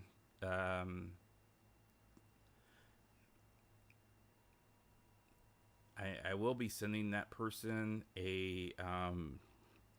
a very serious response to everything that was said earlier today. And I've been this kind of, like, you know, as we've been talking and as I finished fuming,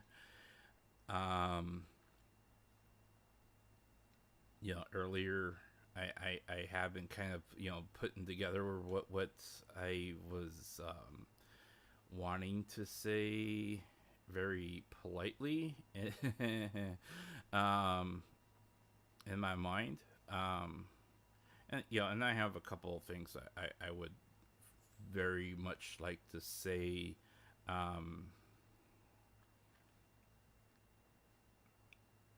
in not so many words. But I also would, you know, very much like to voice my concerns towards her as well, with what was shared and what has been said publicly, and also what, you know, the fan reaction is as well. But the other thing is, guys, I would like to give you a word of encouragement, if nothing else. The fact that VR, that's even better. You know, slight segue. I have come to the conclusion that so I was benchmarking my computer here yesterday, yeah, because it's Saturday now. So I was benchmarking my computer yesterday, just to try to get an idea of, like, how soon I need to replace my hardware. And I've come to the conclusion that I still have a pretty good computer on my hands. But the biggest thing that's slowing things down right now is my motherboard.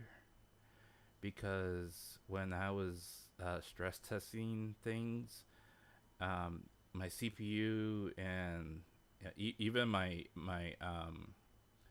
video card and my RAM and everything else was running fairly smoothly, but the biggest bottleneck that I've been running into is my motherboard. So unfortunately, with the generation of processor I have right now, I'll have to replace motherboard processor at the same time, so it's not worth buying a new motherboard, you know. But you know, that's neither here nor there. But even if I buy a new video card, since even if I go to a 30, like a 3080, it's going to be a generation behind. So I'm going to be losing. Um, it's going to be downscaled by like 10%. So I'm going to lose like 10% performance because the motherboard is an older generation. So I'll lose performance, but I'll still gain in some aspects, but still. Anyways, um, so I will be sending that person a response. The important thing to remember is that when you deal with people that are talking about topics like that, the biggest thing to remember is that when people are talking about, I'm gonna end it all, I'm thinking about committing this, um, you know, the fact that they are talking about it is typically it's more attention seeking than the actual threat. Okay, it is a threat. Don't get me wrong. Okay, it is a threat. However, the threat itself is less.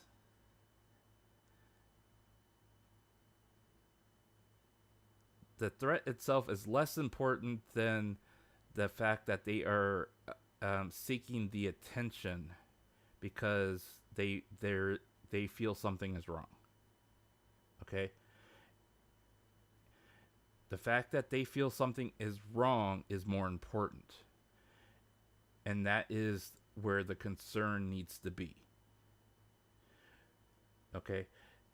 Because they feel something is wrong and they can't find the answer, they feel the only way to solve it is by taking drastic action, drastic measures. They feel that the ultimate, the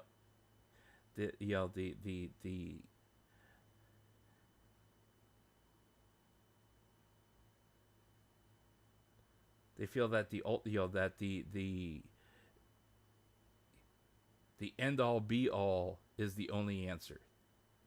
That they feel that is the only answer because they can't find it. And the fact that they are talking is a good thing.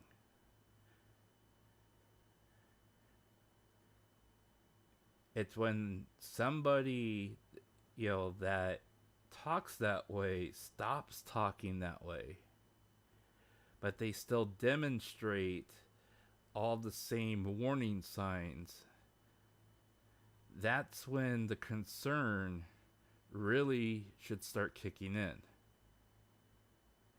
Because if they still display all the same warning signs, the same, they display, the same withdrawal, the same,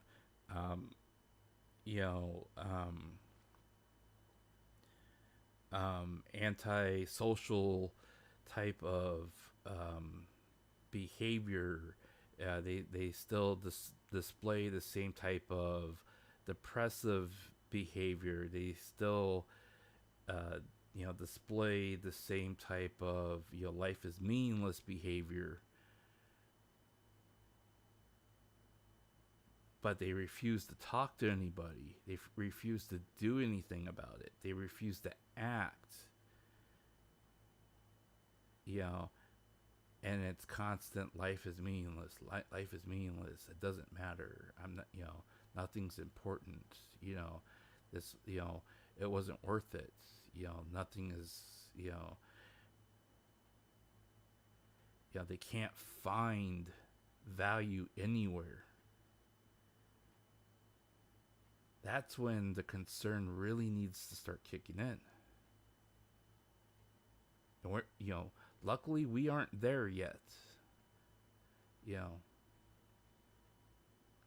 and luckily we still have, an outpouring of support from fans, people who, try to keep a closer eye on things, people who, um,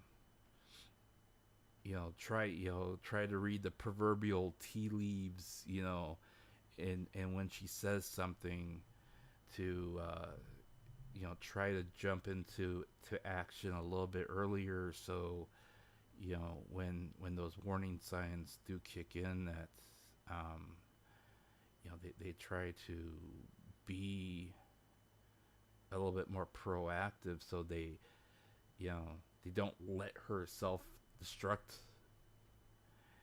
Because I mean, honestly, I think that's where she has been for so long.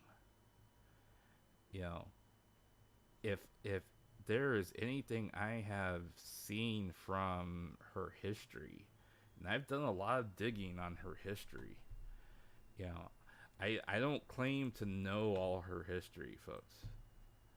I will not claim that. Okay. And I could be completely wrong on a lot of things. However, from what I have dug on her history, I have a strong belief that there's been a lot of um, turning the other direction, and hoping that talent will prevail over um, all the other behavioral problems that she has been suffering through. And it's I think there's been a lot that's just been left untreated, and just not looked at, not paid attention to, and just, as long as she's still, successful, as long as she still gets, money coming in, you know everything's gonna be fine as long as she's still successful, you know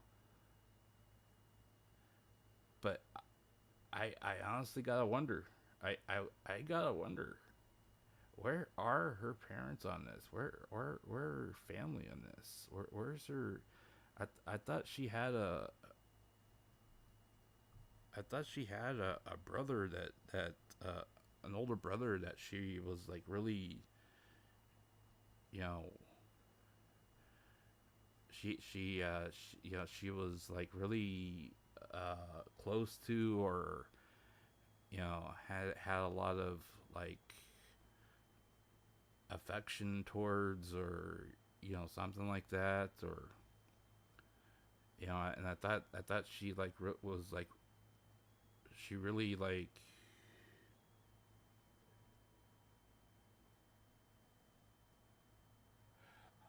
I'm not sure.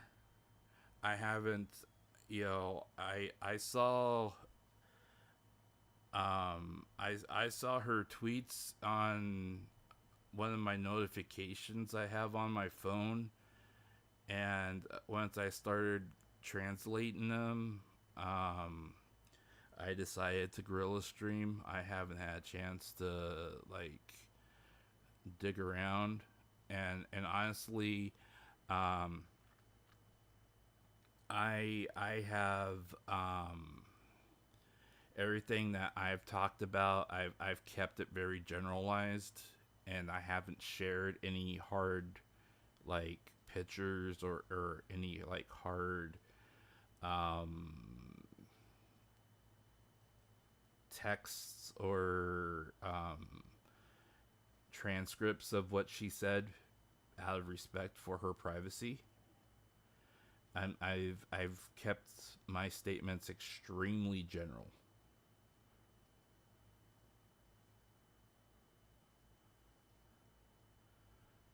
But I gotta wonder. I'm really wondering, why hasn't she you know, why hasn't she? I mean, I thought her.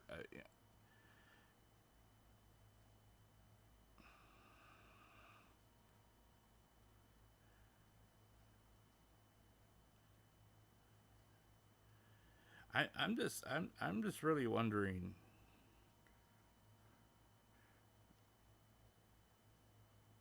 I'm just really wondering where her family is on this whole thing.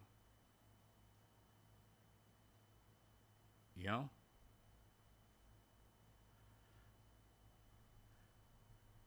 and why, you know, I mean, I get as a VTuber, I get the fact that you want to, you know, you don't want to be, you know, quote unquote forgotten by your fan base.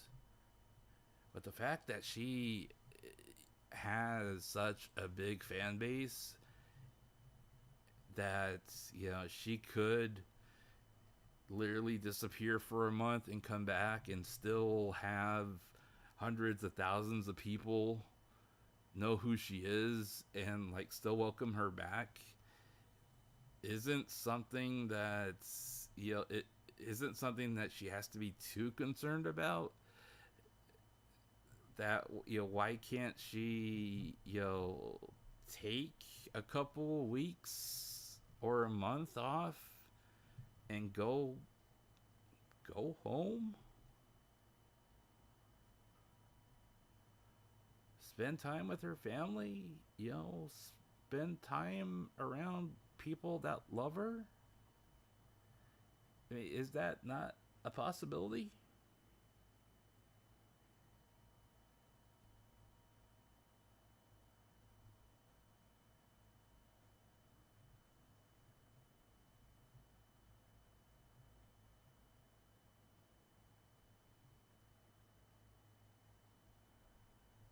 5 hours ago.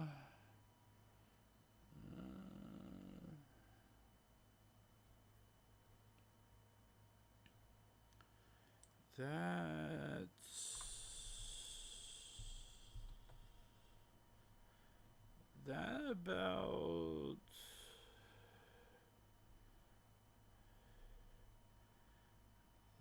about that. I think that about fits.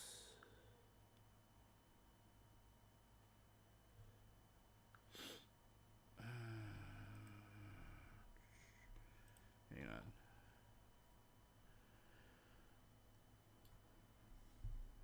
I just want to see when my first alert came in. Yeah, that about fits.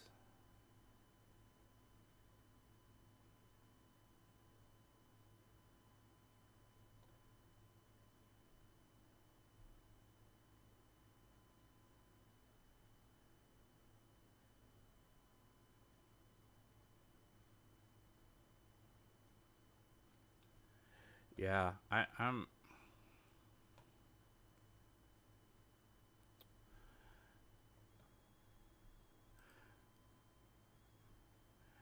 I'm just really I'm mm,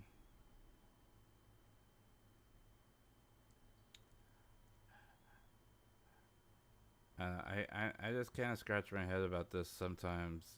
You know, I mean, I wonder. I seriously wonder. You know why?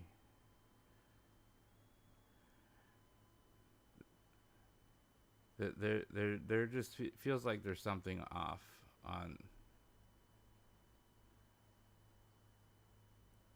on some things, but yeah, it is what it is, and you know, I mean, I guess for now, I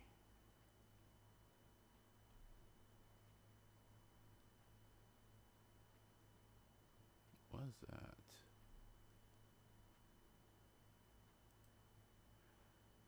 Hang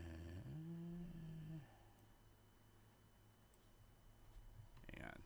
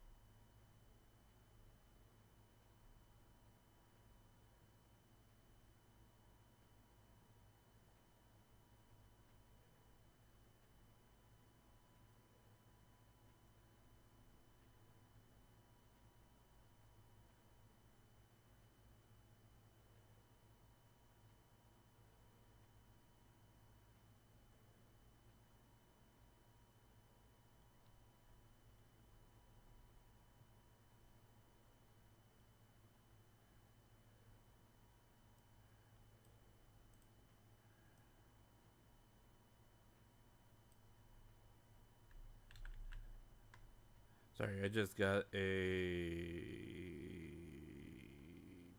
private message from somebody. I'm just reading it real quick.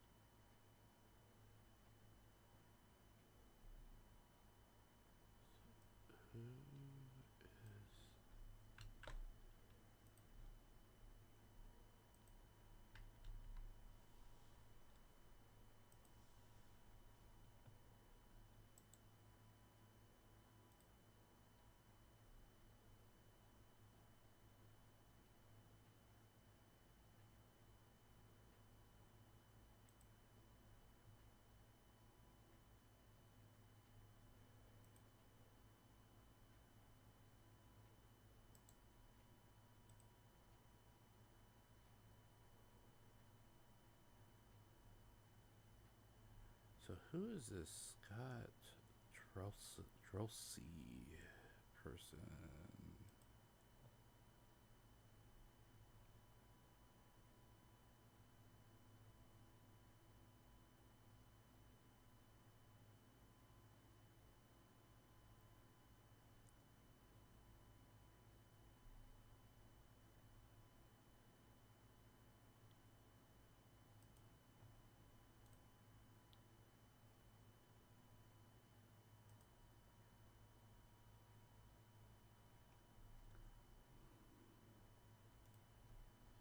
Mm.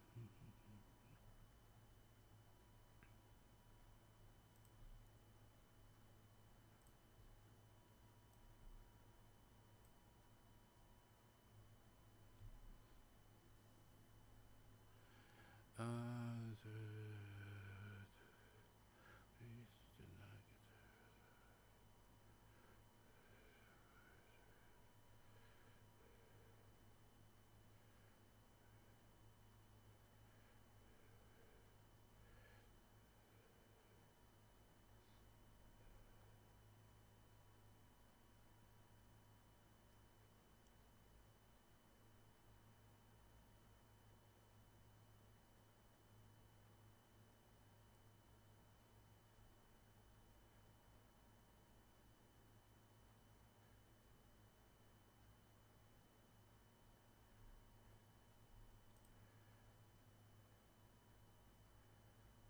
what the hell?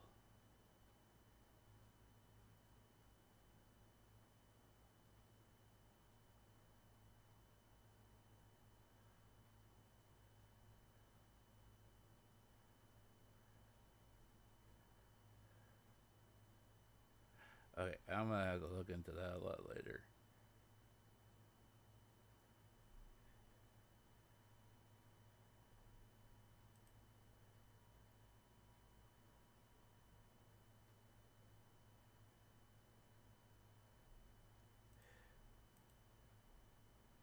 There was like some statement that was like issued to Mickey Nico.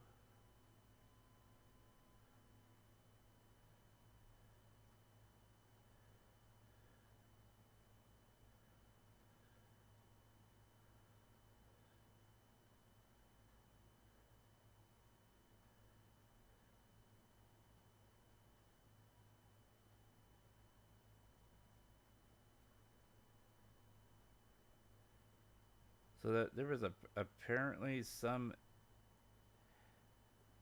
So apparently there was some fraudulent statement that was issued that people were trying to pass off as um, being Um,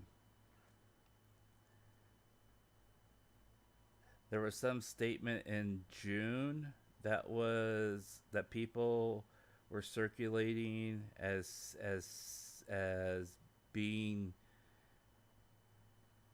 um,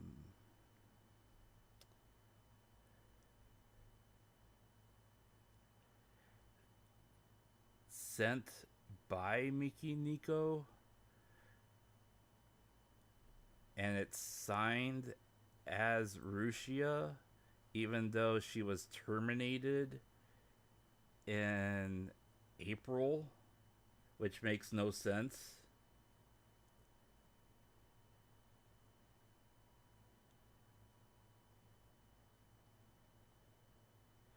It's signed as quote unquote necromancer, even though her necromancer persona was terminated and on April 1st, and this is dated in June.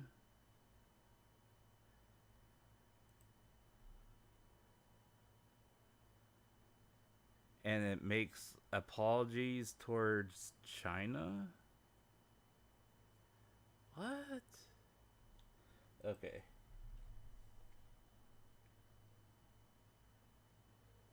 Well, this statement here, so I haven't seen this particular document. This document was not part of the email thread, not email thread. She wasn't talking about. She wasn't talking about these comments, this document specifically when on her private account. On her private account, she was talking more specifically about. Okay, so let me back up. On her private Twitter account, which is now disabled again, she was talking specifically about. She had made comments specifically about. And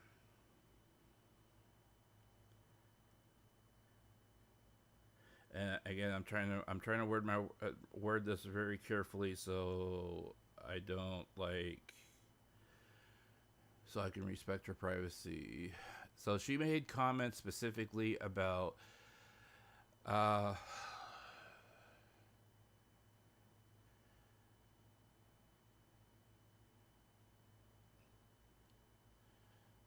working with her attorneys, the fact that she had was only able to get so far with some of her cases, that one of the in one of the cases, the person wouldn't give up any more information.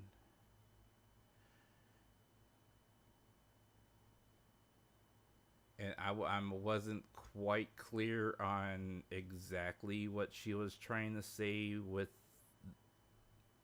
what, the specifics of what kind of information. But I'm guessing it had to do with names of other people involved. I'm not entirely sure. I didn't quite understand the context of what she was trying to say. She had thanked. She said specifically things like things like she said if you've helped me translate things and share information in English, thank you for your help. But I think I'm just gonna end up being the bad guy here. And then she changed gears and started talking about, you know, that, that her, that she's worthless. My life is worthless. That she betrayed her friends. And she started diving into, going back into, that she leaked this information, that she tried to stop, Corey, she couldn't stop that. People got hurt, who would trust somebody like that? She wouldn't even trust herself. She wanted to kill herself. She, started thinking about taking pills. And then she made a couple other comments, and then her account disappeared. Calvin, before I forget, do you have,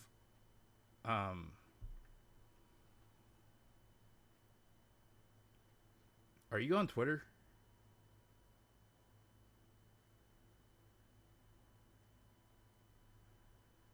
Cause I was gonna send you. Okay, are you on? Are you on? Are you on Discord?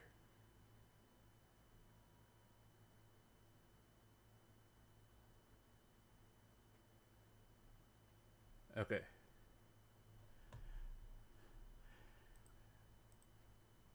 Okay. Cause I was. I I had mentioned that sorry for the segue, guys. I had mentioned that sleeping stream. Sorry, before I forget, yes, I'm still drunk, but I'm sobering up because I'm drinking nothing but water now. But before I forget, because I know I'm gonna forget, but last stream, I know I had mentioned that sleeping stream that and I had mentioned, like, yeah, I was gonna like post that a link to the sleeping stream. If I couldn't remember, like, if I knew how to like get it, because you were like, oh, I learned something new. Sorry. Anyways.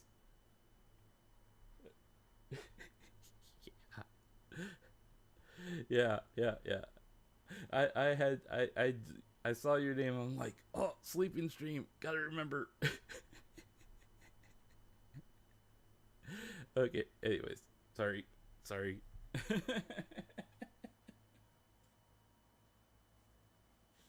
No, it's completely. It's completely real. It's legit. It's completely legit.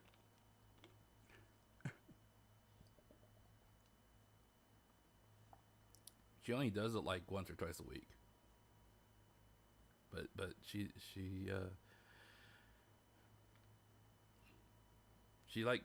plugs her phone in and lets it charge, and she'll talk until she falls asleep, and then she sleeps.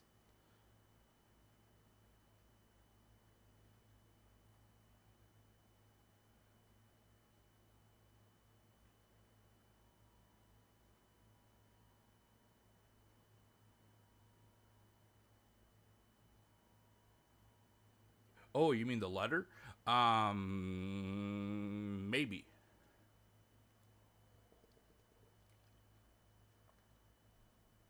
Well, I haven't read it all yet. I'm just now reading it.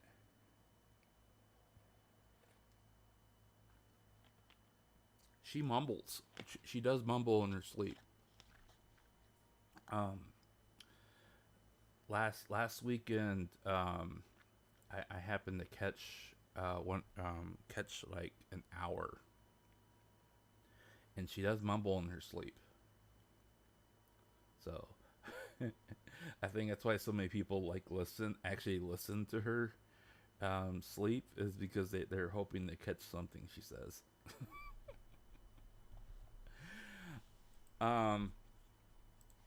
But yeah, I'm actually looking at the letters right now, just to kind of like,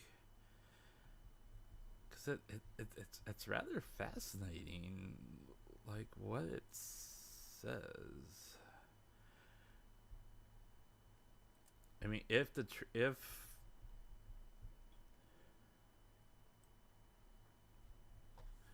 I mean, there's a lot of big words in this, and I don't see. To the people who took the time to visit me, please do not get tired of talking about.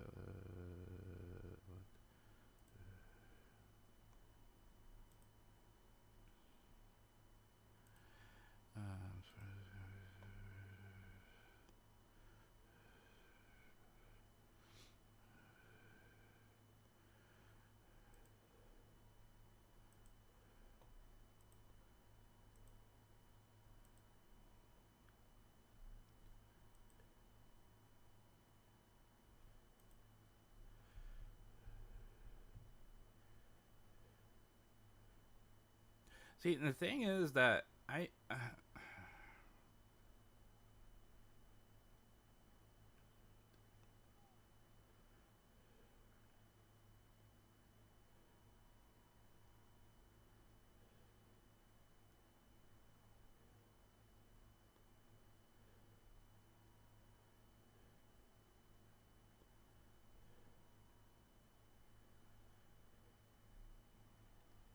Now, see,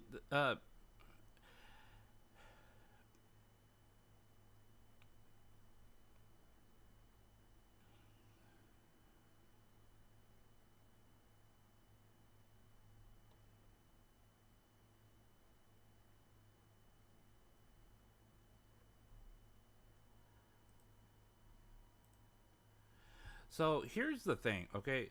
Some of. And I'm just skimming through the document, okay? Because there's a lot of big words in here that I'm not entirely familiar with, and I'm assuming that some of these words are proper names of either people or businesses or organizations.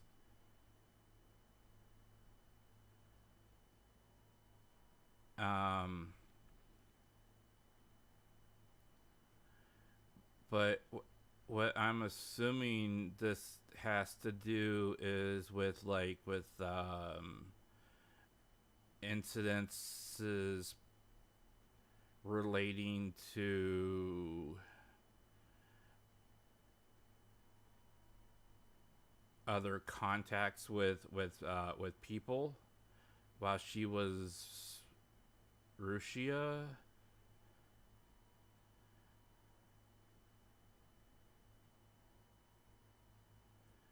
Yeah, but feel I'm in the same place. I can't help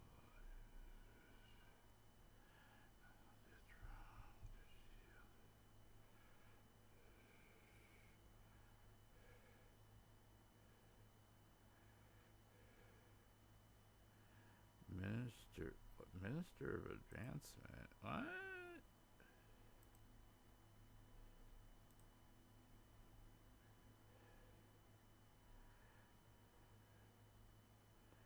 I was trying to show the minister for maybe.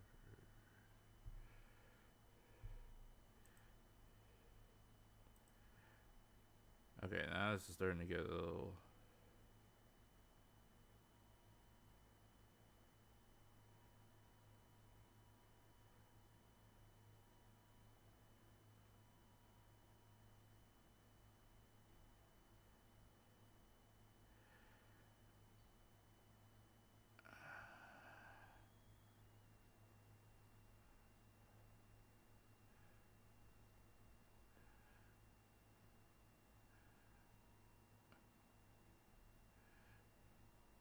Why are you writing so formally? Don't make me read formally written stuff while I'm still buzzed, man.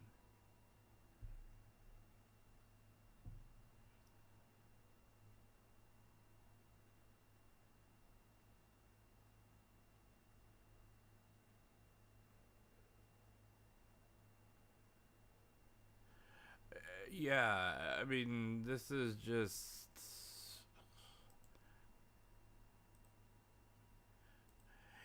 You know,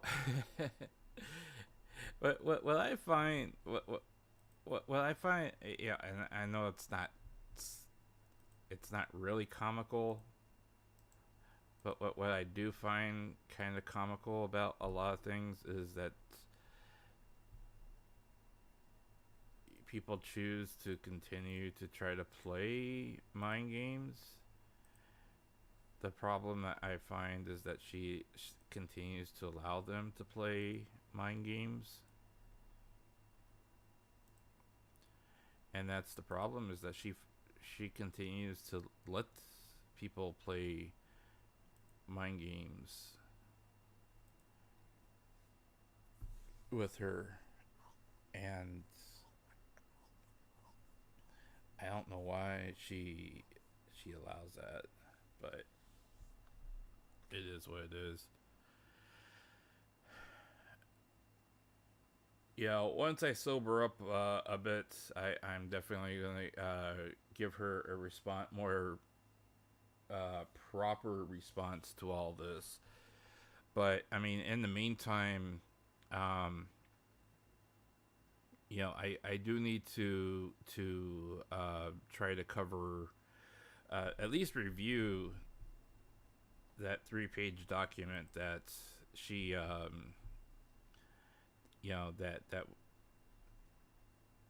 that has been mentioned here, just to try to get a better understanding of what is in this document that you know may actually give more context to what's been said. But the fact that she has made some very dramatic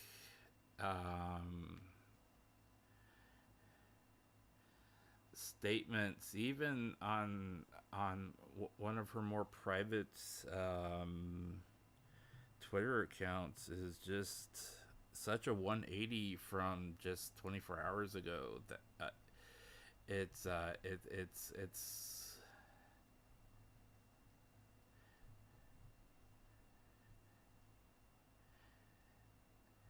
it's compelling to the point where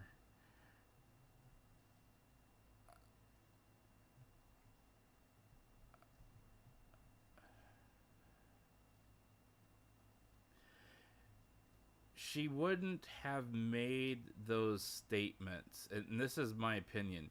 She wouldn't have made these statements in such a short turnaround had she not felt cornered, in my opinion.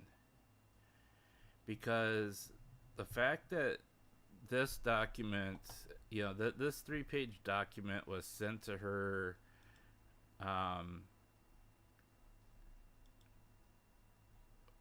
was it? This 3-page document was sent to her on 10/20, which was 2 days ago. Okay? 2 days ago, at 11:36 a.m. my time. So that was 2 days ago. So that was just 36 hours ago. 36 hours ago, she was sent this 3-page document. Had she not, had she felt this way after getting the document, she would have had expressed herself in this fashion 36 hours ago, which means that something within 36 hours had to have triggered this kind of turnaround.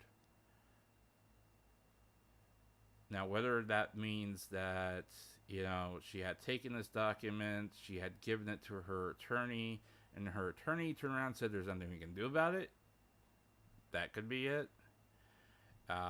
You know, that she had, you know, taken this document, given it to her attorney, and her attorney then turned around and pressed this person. This person didn't give up any sources.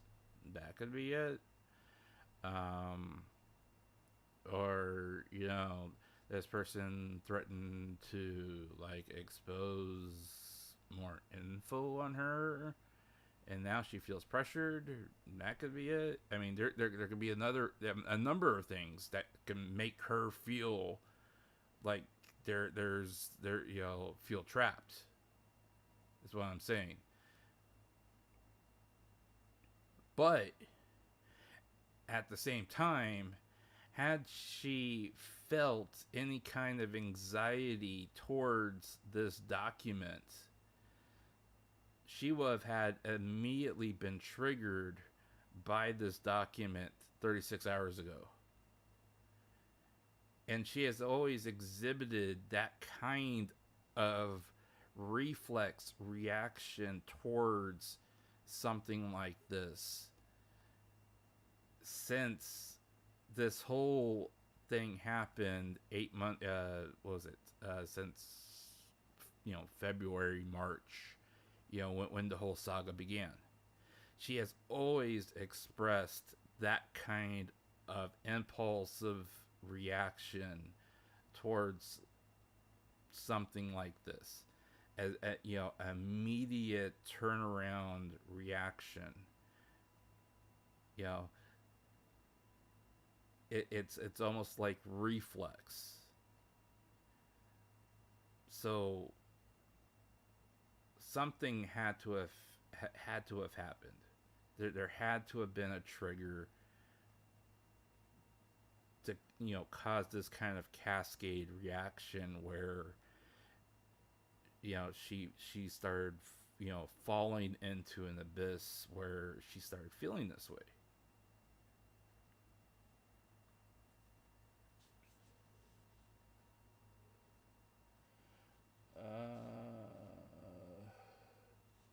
Which camp is it? The green. Eat something to.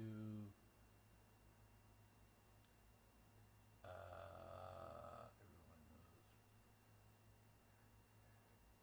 Today is Nene's anniversary. Yes. Oh yeah, it is the Nene's anniversary. Eat something to. Yes, I will eat something. Yeah, I will definitely eat something because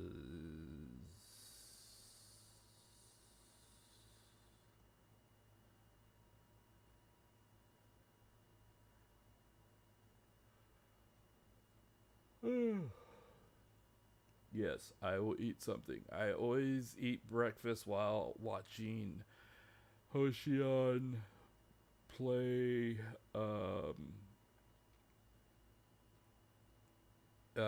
Earth Defense Force, so I'll definitely eat something this morning. Wait, which camp is it? The green or white? Green or white? What?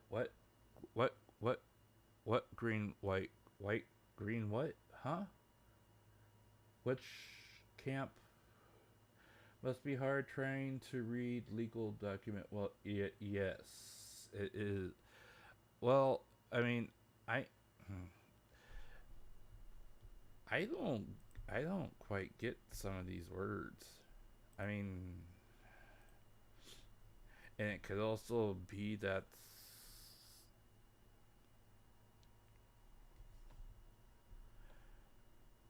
it could also be that I'm just not sober enough to quite understand what I'm reading. That could be it too. um, the triangle or cat? Was I talking about a triangle and a cat? Wait a minute. What am I talking about? What? Wiley, are you confusing me?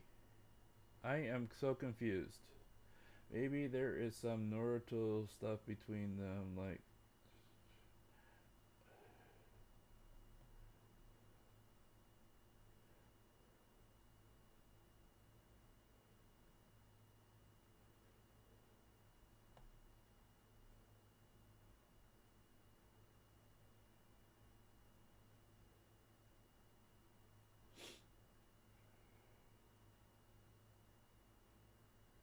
So, okay, so, um, there is,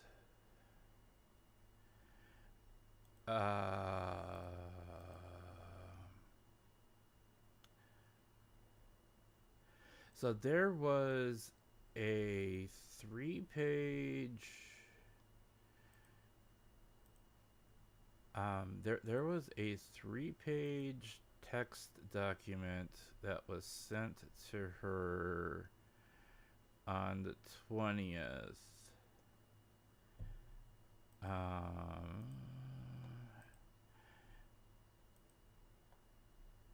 and it starts off.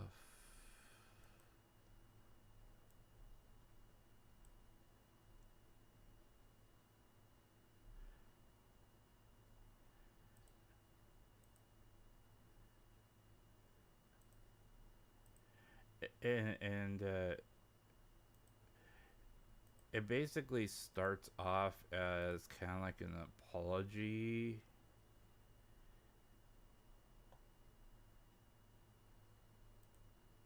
Um,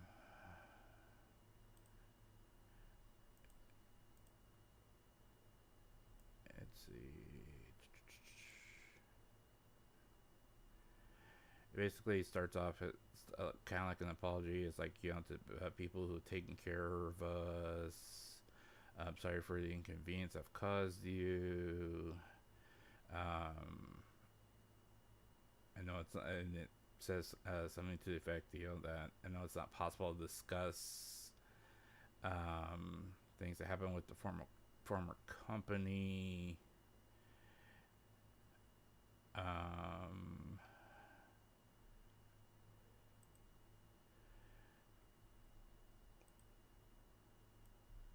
And then it starts talking about stuff that happened.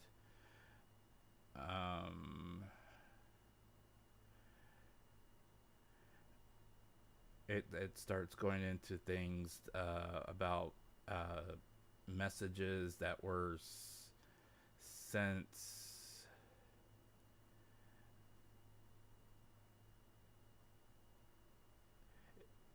It starts talking about like messages that were sent, and I don't recall whether or not, like,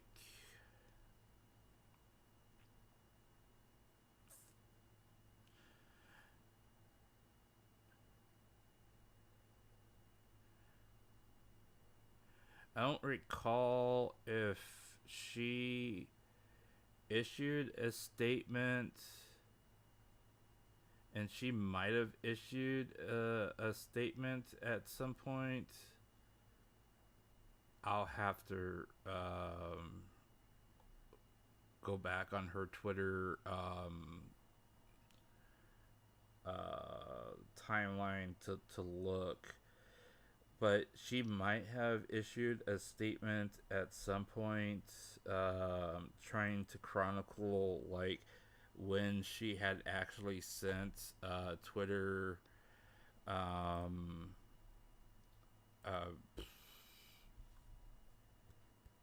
Hang on.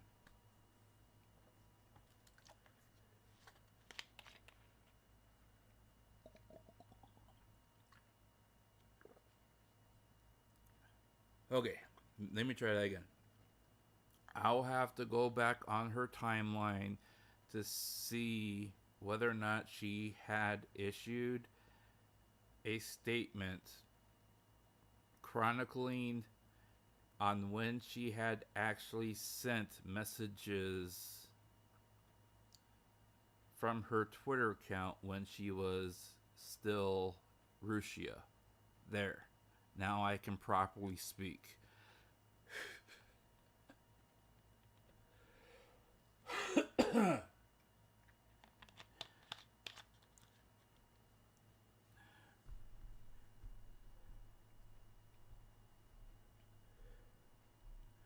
So it looks like um, the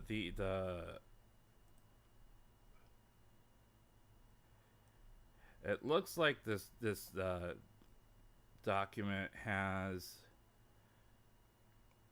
specific proper names in it, like kanji in it.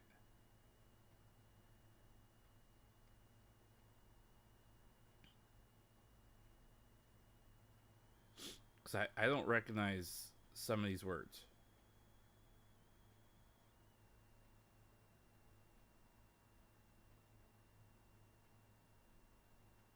And when I run them through like the L translate, like through DeepL or something, I get like a whole bunch of different like translations for them, and it like kicks back Chinese, which kanji, um, or I get like 5 different variations of what it could be in Japanese.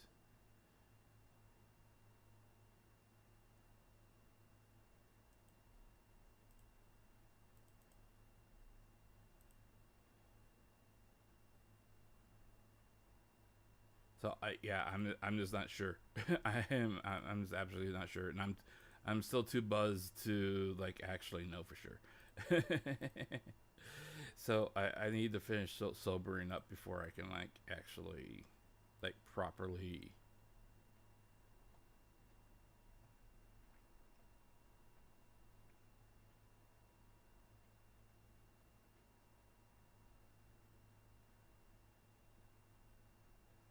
Well, and I think that's probably one of the things that she's frustrated with is that she um,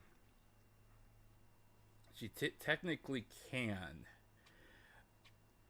um,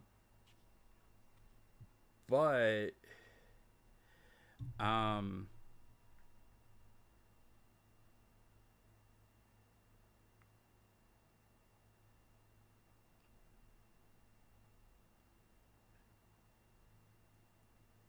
it would be a hard case for her to prove because she cooperated with him. The fact that she cooperated with him in the first place would mean that she gave consent.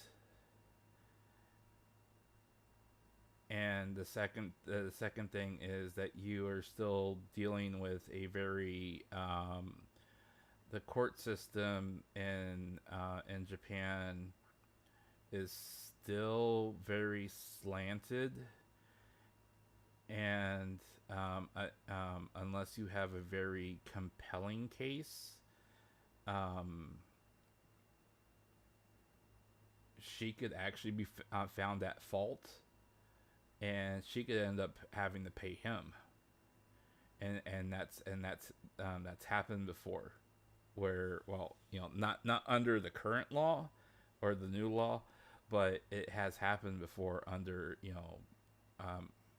other court cases before the law came into effect. What would actually be better,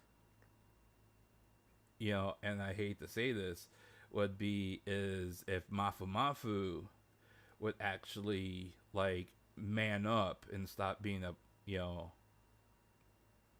stop looking and being a woman and actually be a man and man up and start taking some of these pansies to court, including Corey, and do something about it, and win a couple of cases against these losers that are supposedly causing him great emotional damage. You know, if he actually took them to court, won, and you know, there were legal cases where, you know, something happened within, you know, within the same, you know, sphere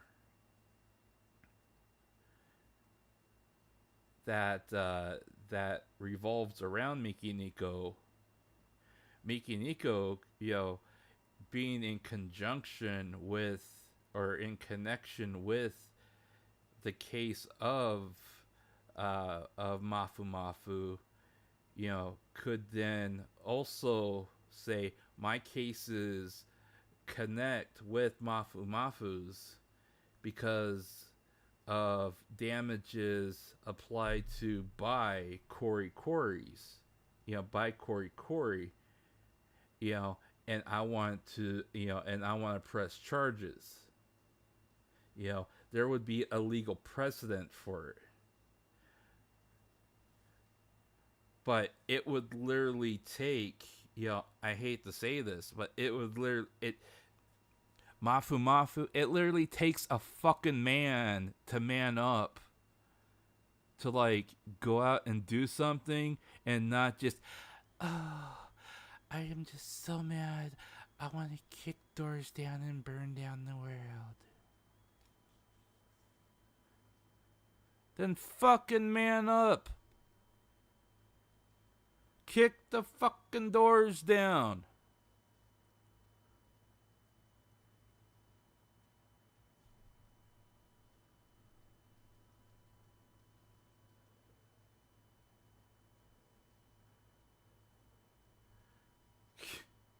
Yeah, exactly. Yeah, put on your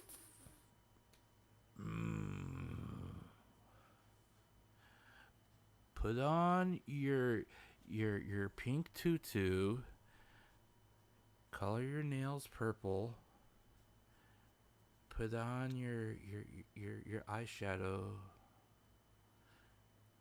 and your Lee press-on nails.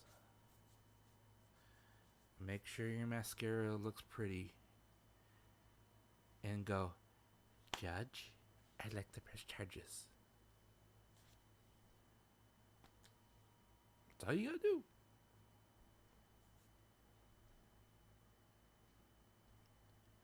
I'm not mocking anybody. I'm just saying, that's all you gotta do.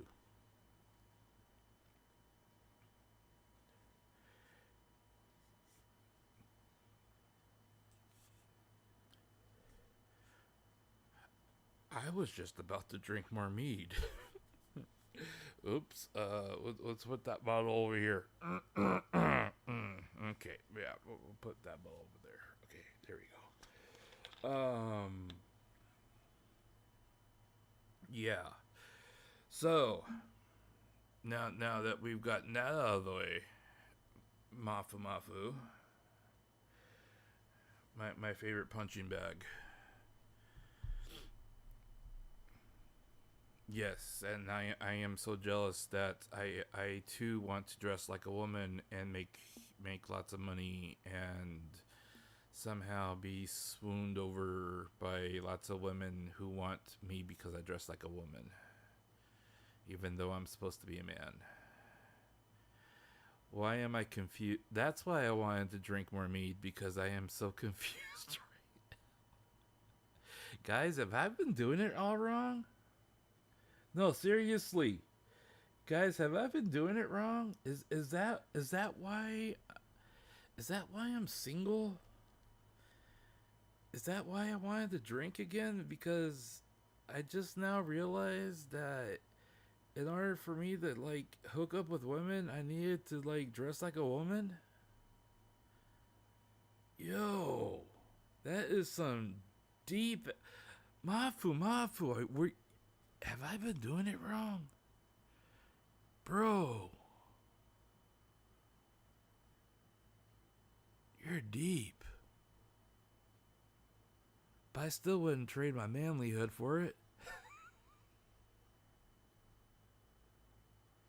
I'm not being toxic. I'm just saying I wouldn't trade it. I would not trade it. I love my women, but I would not dress like one. You can have it.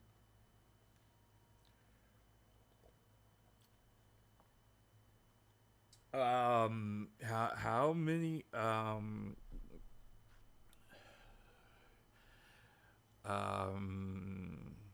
I see 4, officer.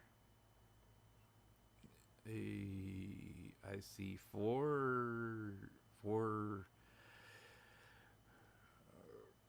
I'm going to jail tonight, aren't I?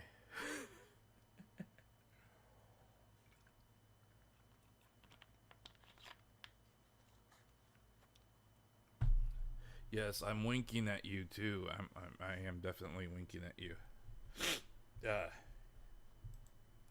So yeah.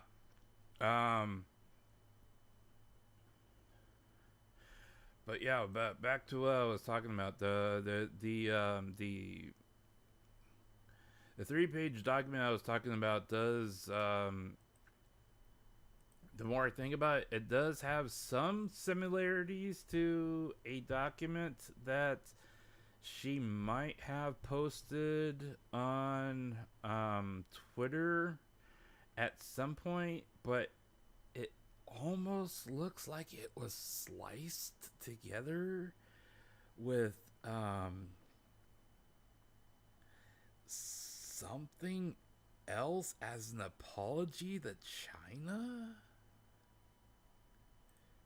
I mean, it gets really weird, and it kind of almost makes some of what she was saying make sense now. And I'm not saying that because I'm still buzzed. It kind of almost makes sense now because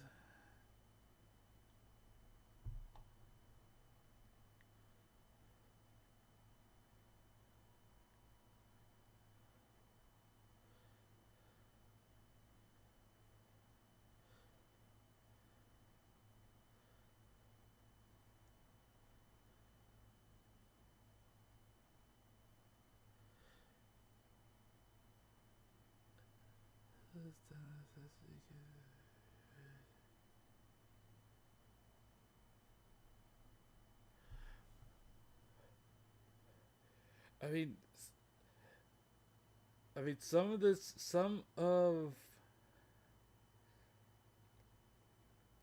of what's in this document is stuff that I have never seen before. So I'm gonna have to like try to track down. I've kept copies of all the other statements that she has put out over the past year. So I'll have to track down her other statements and also look to the past news articles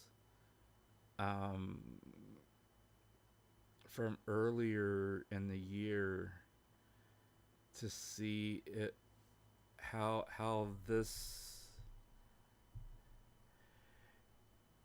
because I mean some of the stuff in here is just bizarre.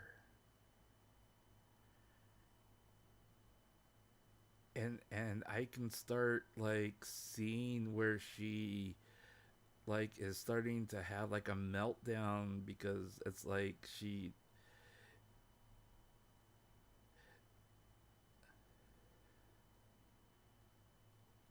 what?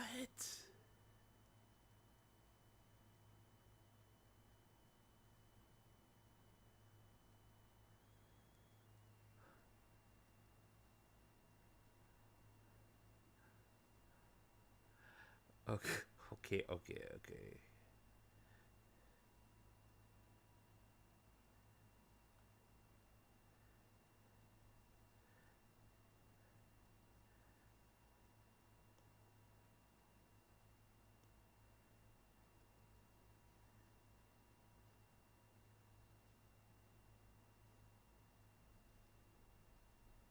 Now, what? Um,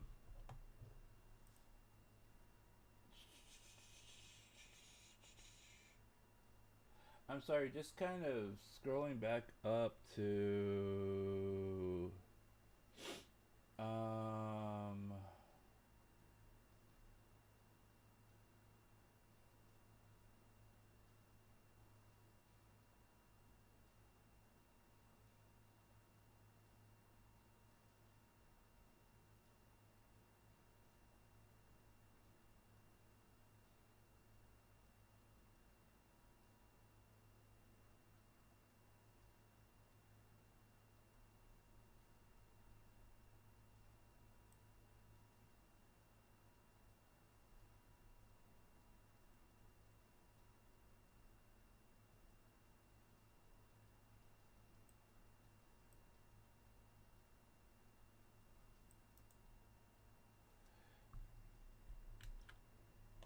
So what was I know that there was one other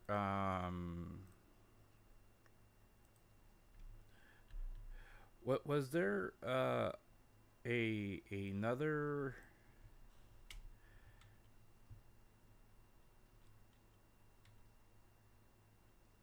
um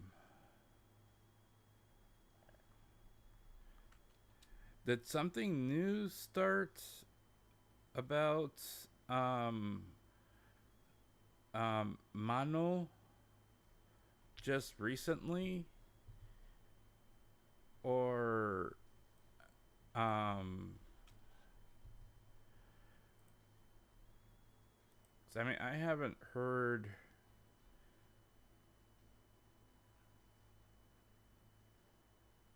anyone bring her up in quite a while.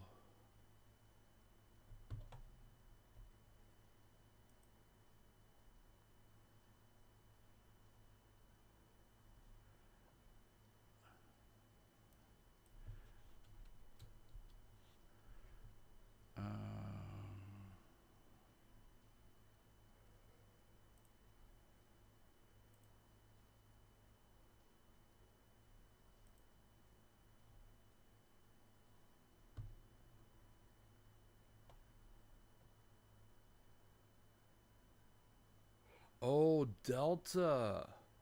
Oh, okay, okay, okay.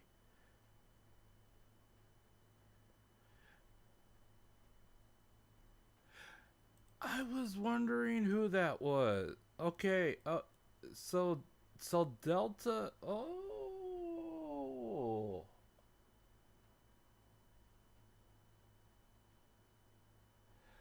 so okay, okay. So Delta. Okay. I was wondering who that was because I like so. I had I had a couple people drop in on me asking me if I had checked out Delta, and I went and I checked her out, and I thought I was like, oh, this is a pretty pleasant person, but I started looking, trying to look into her a little bit, and I couldn't find anything about her, so I was trying to figure out who she was. She does have a good voice, very good voice.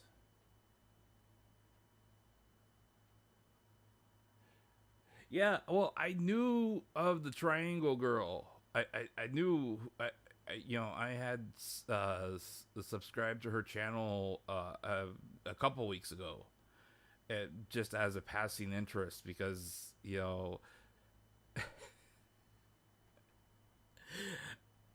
I I gotta admit that the when I first started watching anime like long time ago, like the short curly twin tail type hair like was like my first but was like my first crush interest in, like, I always thought that was cute, like, growing up, and so like when I saw the her like style of character, I was like, she's actually kind of cute.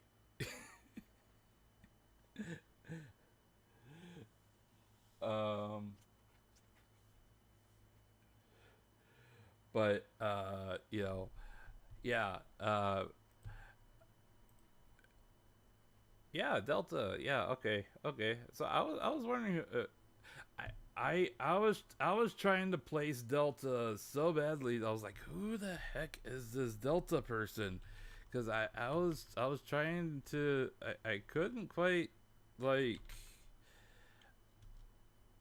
I saw a lot of people, like, hyped about her. I saw that there were a lot of people that were like, really, um I saw it. She, for somebody who seemed like was relatively new, at least, hadn't, at least I couldn't, I wasn't able to track down a lot of stuff on her, was, had a pretty significant following already. So, um, now, does she have any, like, does she have any, um is there any heat between her and Miki Nico? Or are they just kind of like avoiding each other? Or, like, do they, like, just kind of keep on the, they don't talk to each other? Or I kind of want to make her in WWE 2K now that I know who she is.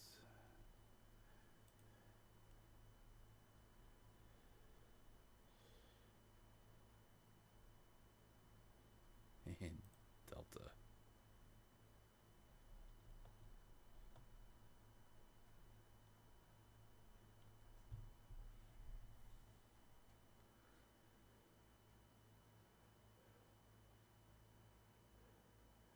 She asked Mickey-chan for proof, and she refused.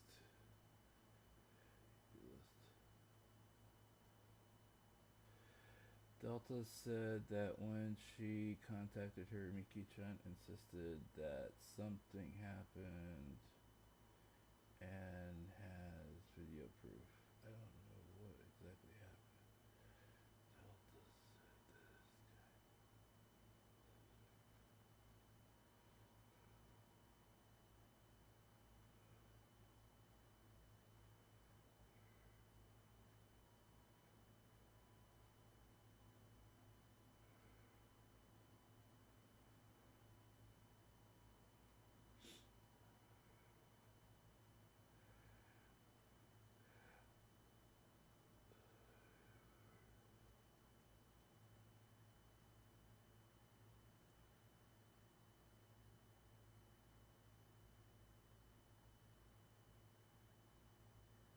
Apparently, people were asking Delta about a situation where she did something that Miki Chan talked bad about on her.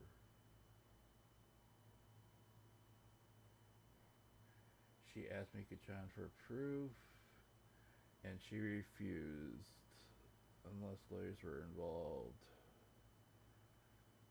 Delta said when she contacted her, Miki-chan insisted that something happened and has video proof. I don't know what exactly happened, but apparently Delta said this kind of slander could cause her trouble. I hope it's a misunderstanding. Turned to different shift and a two coworker. I'm not sure.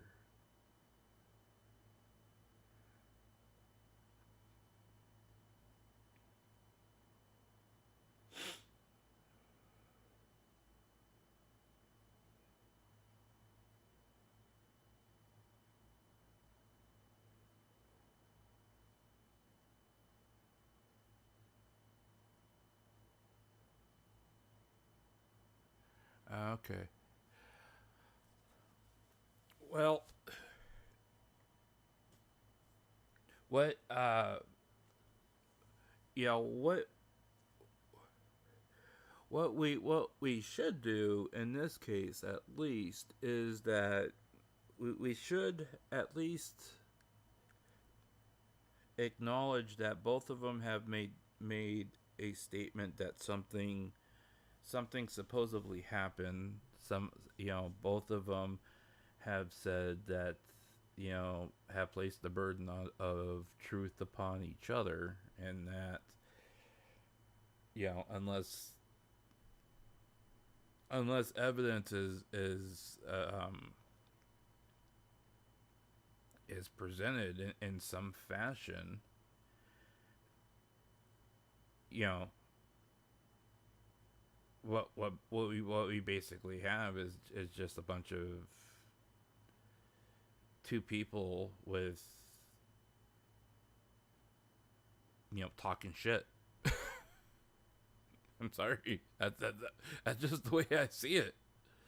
I mean, there's no reason for them, either one of them, to talk shit. But, I mean,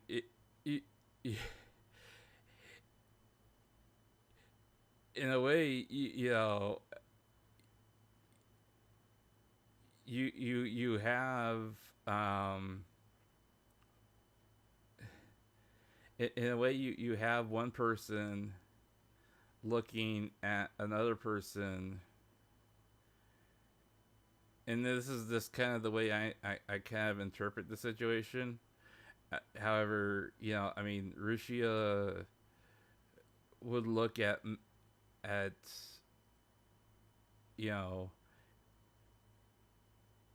Mano as, well, you could even hack it in Hall Life for 2 weeks, so you're trash, type.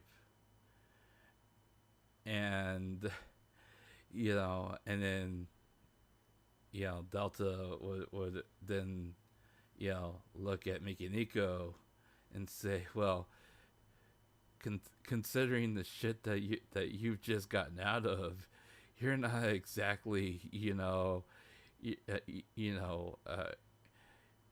the best position to be talking shit, considering the type of garbage you've been going through.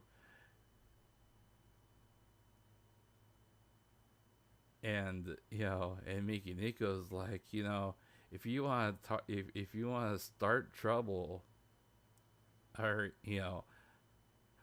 I already have an attorney to handle all my business. I can put you on the list. I mean, that's basically what it's turned down to.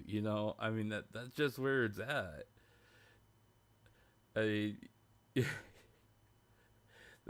if you really look at it, I mean, that's kind of where it's at, guys. I mean, I don't know what Delta's like, what Delta or anything she's done, like, post Hololive, or like if she, what kind of career she's had since, the whole fallout from that mess, or if she's had any kind of, like, whatever she may or may have not done with the streaming career. But let's just put it this way, okay? I mean,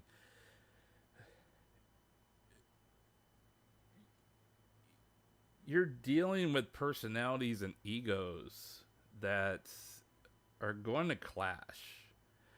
I mean, unfortunately, you're not exactly dealing with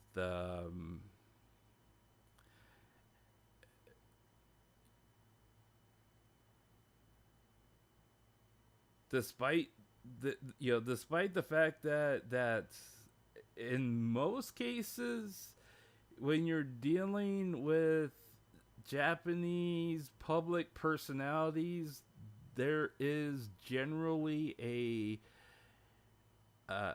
courtesy that is extended towards each other while in public and while presenting each other, and the presentation to the public. There's that common courtesy that's generally, a given, that doesn't necessarily always mean it's going to be presented when you have two egos that have either a tarnished history or perhaps maybe have fallen from grace, and that's kind of what we have here is you have two ladies that that they're relatively popular, that they have a pretty good sized fan base, that they may they definitely have a loyal following in some capacity. Otherwise, they wouldn't be where they are now. However,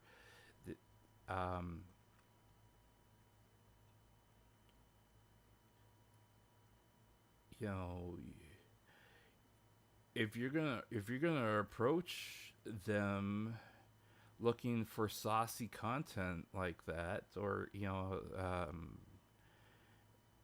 asking a question of that nature, and they are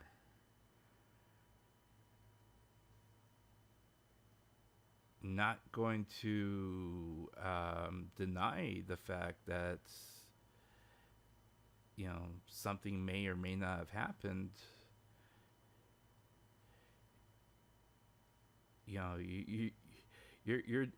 if something did or did not happen, they're gonna you're gonna take steps to either protect your public image, or you're gonna take steps to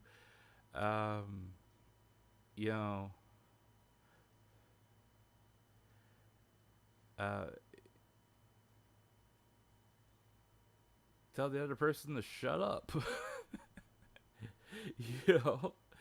Unless you just don't care. I mean, like, if it were me and someone said, hey, you know what, I heard that, I heard when Marko debuted, I heard that when Marko debuted, I mean, he was like really, really, really, really, really, really turning it on with this one streamer on Twitch. I mean, he was like really like, I mean, he was like almost like talking like he was gonna get with her after the stream, I mean, that's how nasty he was talking to her.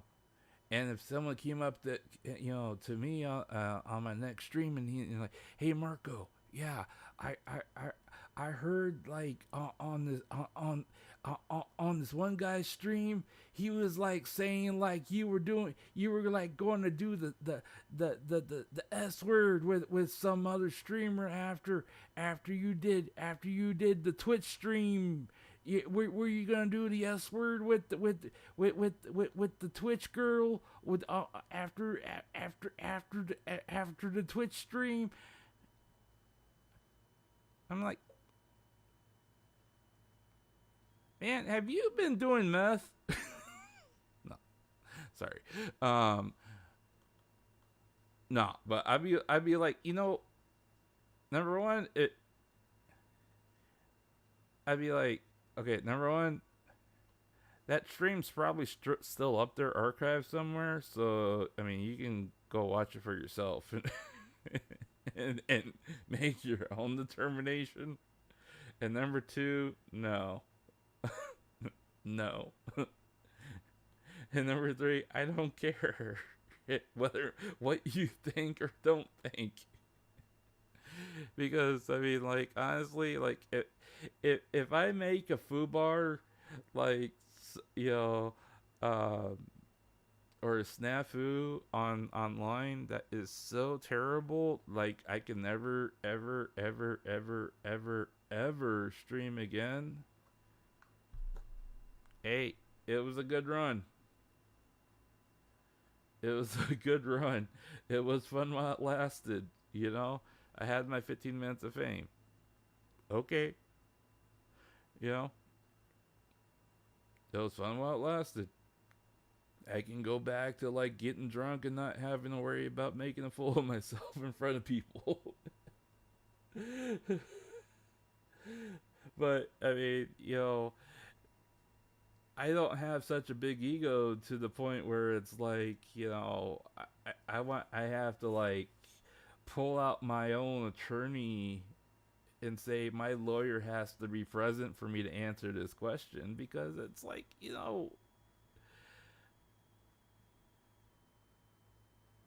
it's not worth it.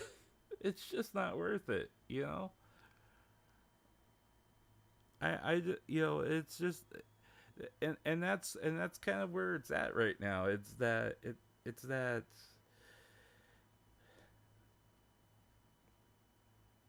I almost feel sorry for these two girls, because like you said, you just want to be able to support them and be a fan and not have to worry about them threatening to kill themselves, or, well, I'm going to have to pull my lawyer in on this to settle this argument that I'm having with this other streamer, or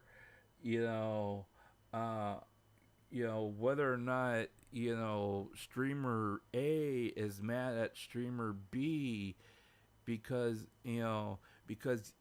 you want to see streamer A and B, fusion and become, the ultimate streamer and streamer C, fusion,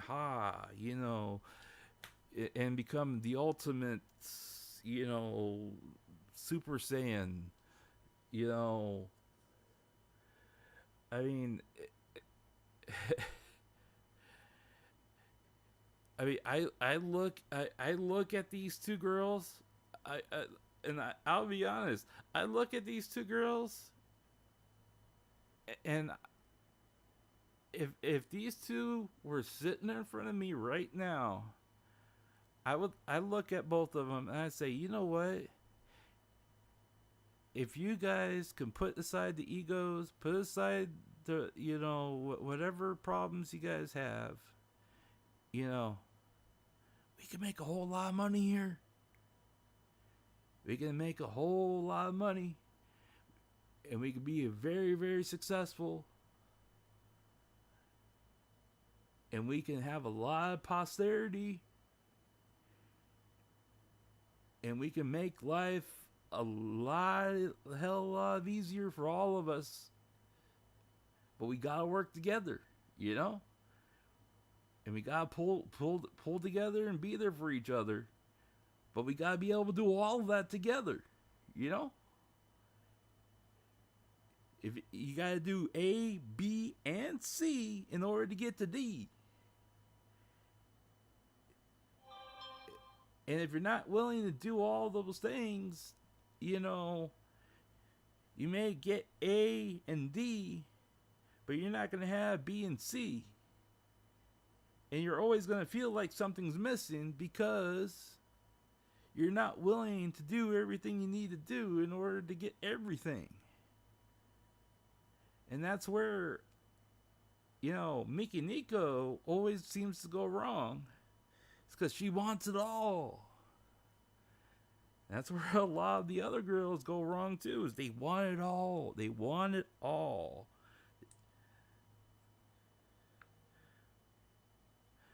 But they aren't willing to sacrifice for it. They aren't willing to, they're willing to sacrifice just a little bit, but then they want to bend everything else. It's like, well, I'm willing to go a little bit, but not all the way. Then everything else, the entire world has to bend for me, And when the whole world doesn't bend for them and it blows up in their face, it's like, well, that wasn't my fault. And it's like, yes, it was. Because that's not the way the world works. And that's why I keep saying, the VTuber community, whole life, has an idol problem. If you want to be a social media influencer, if you want to be a internet personality, if you want to be a social media, any kind of person on social media, and you want to be successful and popular and well known, you have to give up certain things. And part of that is the fact that you are not gonna have privacy. I'm sorry. You are not gonna have privacy. No matter how much privacy you think you are gonna have, or how much you demand it, you are not gonna have privacy.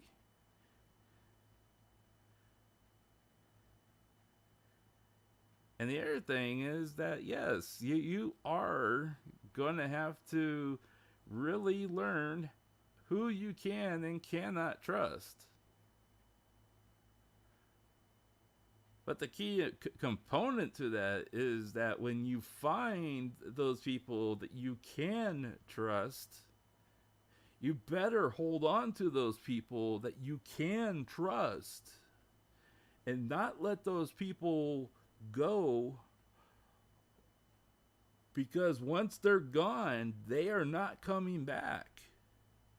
And when you need those people the most to talk to, or to confide in, or to get advice from, all those things, they're either not going to be there for you because you let them go, or you're ending up going to have to put your trust into somebody you're not going to know if they're going to run right behind your back and sell your confidential information for money. Just like Corey. He sold her information for a couple $1,000s in ad revenue.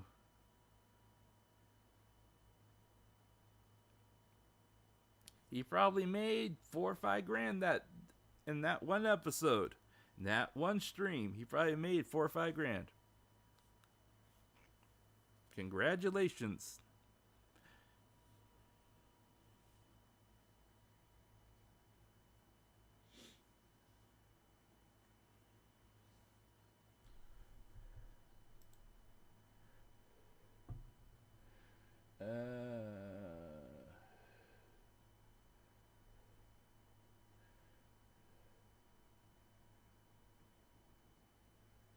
No, you're fine with your typos. Man, my typos are even worse, so don't worry about it.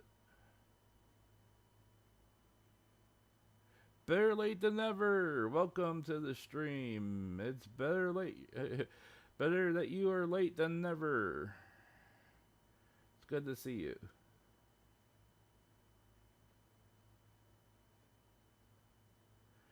Man, you know, that's the whole thing, man. You know, you can have a company, and a company can do a good thing. All right. Companies by themselves are not necessarily a bad thing. Okay? Especially, you know, and a lot of times companies get a bad rep. You know, people are like, oh, you know, you got them big companies like Google and Apple and whatever, you know. I mean, big corporations, they just suck the life out of you. They're just for profit, blah, blah, blah. You know, big companies, you know, every big company has always started with one person, you know, or a couple people. That's the way it always starts. It always started with one or two people. You know, it always grows, and then, you know, and then gets sold and so on and so forth. And then, you know, once it turns into nothing but the money, nothing all about the money, that's when it turns into something bad. All right. Now, but a company itself can be and do a lot of good, assuming that the people that are running the company, you know, and the people that manage the company continue to maintain the company in a positive, you know, in a positive light and a positive outlook. But that all depends upon the head of the companies and the leadership of the companies themselves. All right. And that's where Covercore and Hololive have failed. I'm sorry. You know, I get hate all the time. People always ask me, what's my problem with, why do I have a problem with Yago? Why do I have a problem with Covercore? Why do I have a problem with Hololive? All right. I don't have a problem with Hololive themselves. I don't have a problem with the talent. All right. I don't have a problem with like 99% of the talent that work there. You know, maybe one or two I'm like, you know, I would wish that they changed their ways or changed the way that they act or, you know, the way that they do things or whatever. But, you know, that's a different story. My problem is the way that the companies ran. And the way that they do things, and the way that the you know, the way the culture of the company, and the way that they try to portray themselves versus the way that they allow them, the way that they allow themselves to act and behave. There is a double standard that is portrayed within the company that allows this type of behavior to happen, which is toxic towards the talent themselves, which sets them up to fail.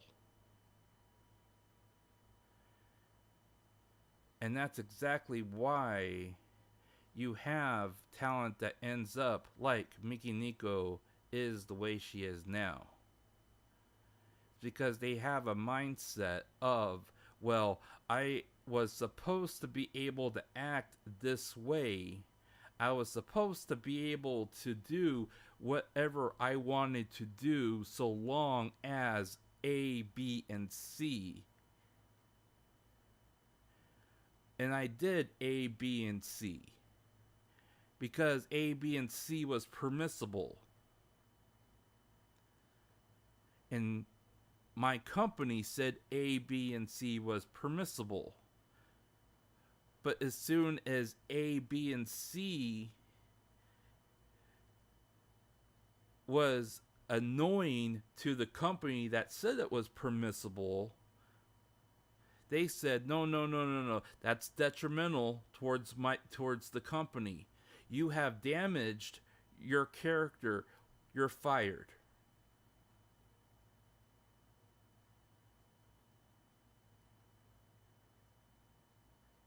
That was it.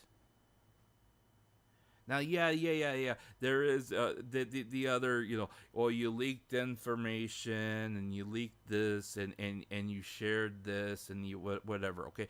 Now, there is that argument too. Okay. Now, but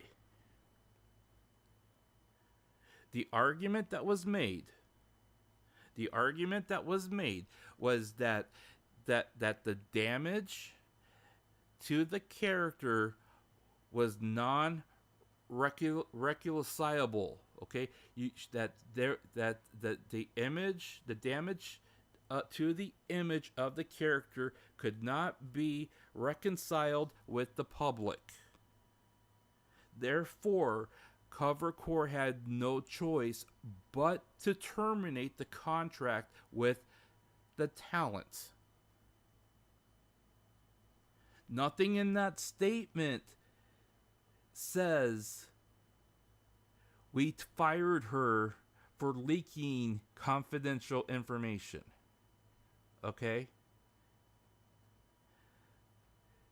Now, that is an additional point of termination that could have been a trigger had point A not been in effect. Okay? However,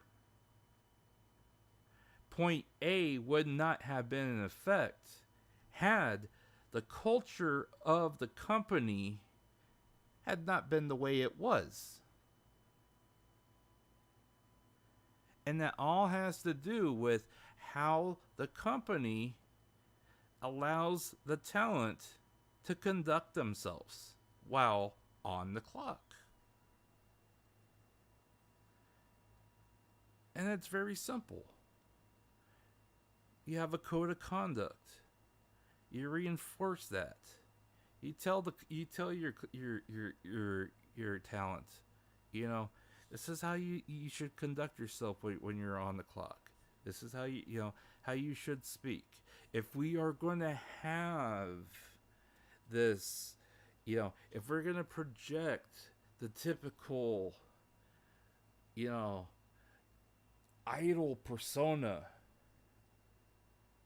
then yes, you shouldn't be doing A, B, and C, and D, in public. You shouldn't be, this is how idols conduct themselves.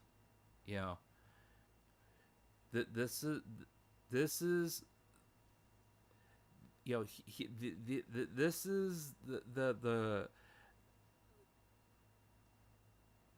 is the framework where you can stretch your creative persona in, not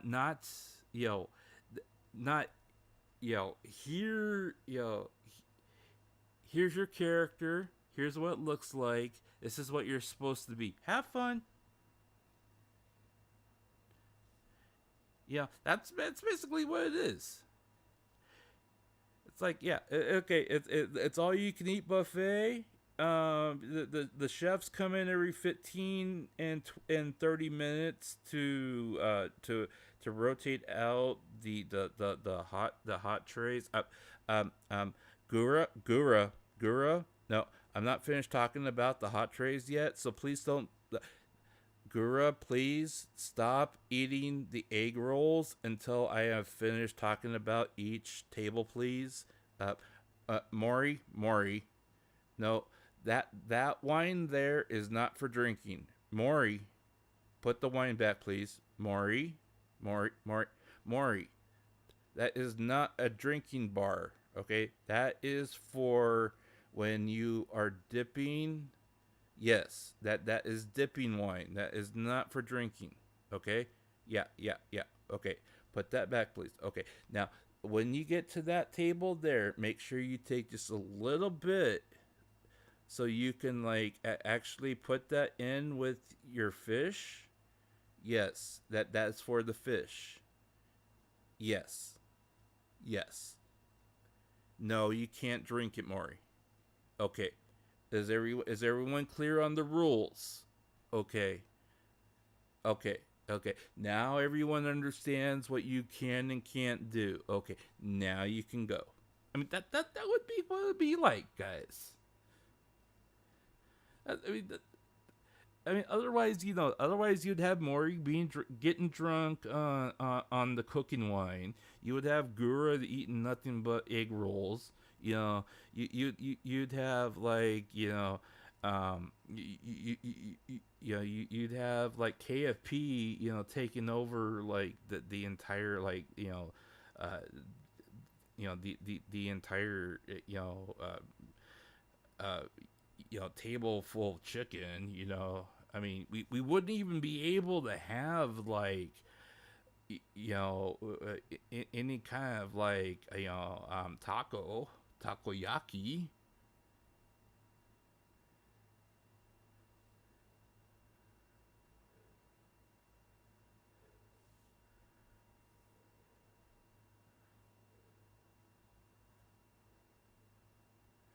Exactly.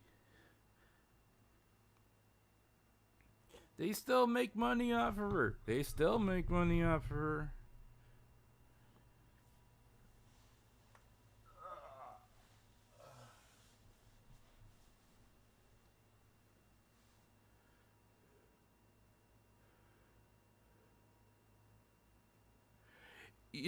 What is this Hololive is the only company that I have. Hololive is the only company I have seen that that supposedly has so many rules against levied against their talent, but yet somehow still manages to allow so many of their talent to have dual careers to the point where their talents careers make more money or just as much money uh what where their talent profits more being a Hololive person while not using their name, but just the fact that they're affiliated with them gets them more money.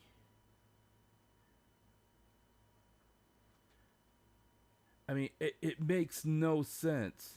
I mean, you literally I there's a there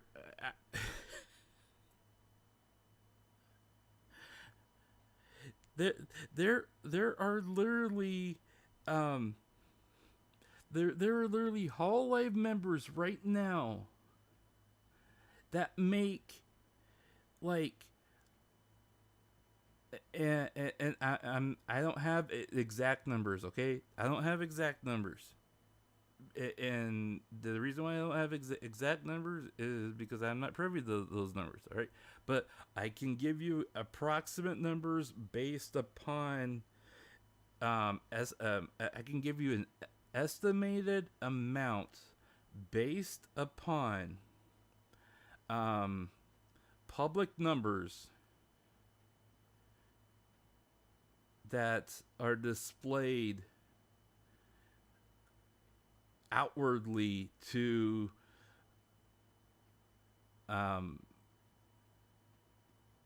people. Okay, now these numbers are based solely upon people who have the ability to like comments in the membership section. Okay, you have to be a member. You have to at least have a $5 membership to get in to the membership section, okay? To see the numbers. You cannot like certain tiers unless you are subscribed to the $100 tier, okay? If you are if you are in the $100 tier, you then and only then can you like that tier. You know, if that person posts something or like post content there or something like that, okay? The last time a certain person in Hall Live posted something in that tier, that person, no joke, had over 240 likes. All right, over. Okay, that person only posts something on that tier once a month. Okay, so that's 240 people at $100. She only posts one thing on that tier a month. That's it. And it's a 1 hour video. That's it. 1 hour video. Okay? So one video, 1 hour, and she automatically gets $2,400 for one video. Okay? That's it. $2,400. Okay? That does not include all the other people who are subscribed at $5 a tier, which is thousands. She has thousands of people that are subscribed at $5 a tier. Okay, so so you have like, so I mean, this Hall Live member literally gets like, I mean, she's making like,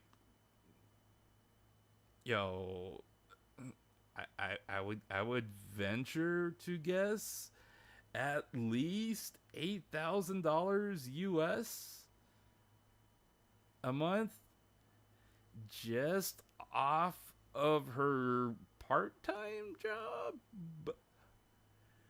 a month.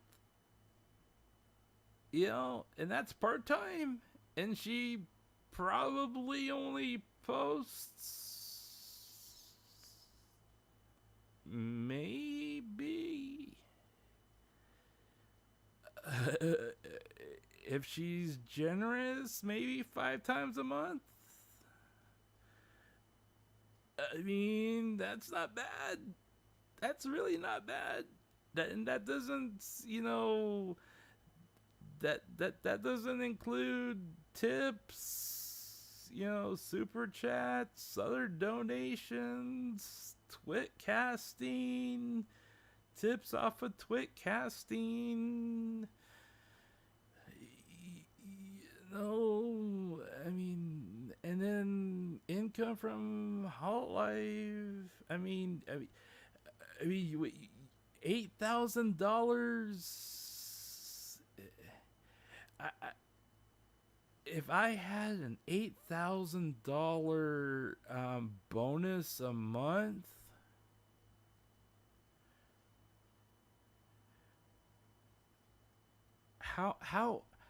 what would you do with an $8,000 bonus every month? What could you do?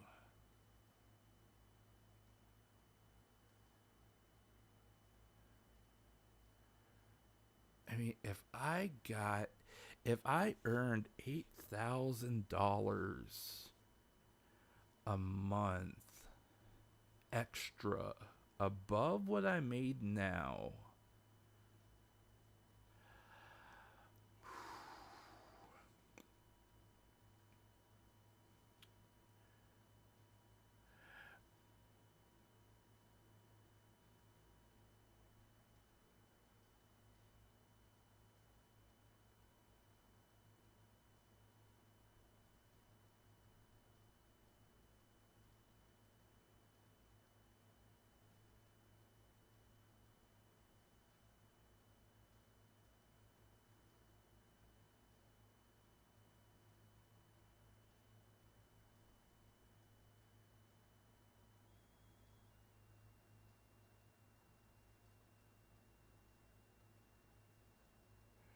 I look. Let's put it this way, okay? If you live within your means, if you live within your means, and if you live if you live within your means, and if you live, you know, and you choose not to live in um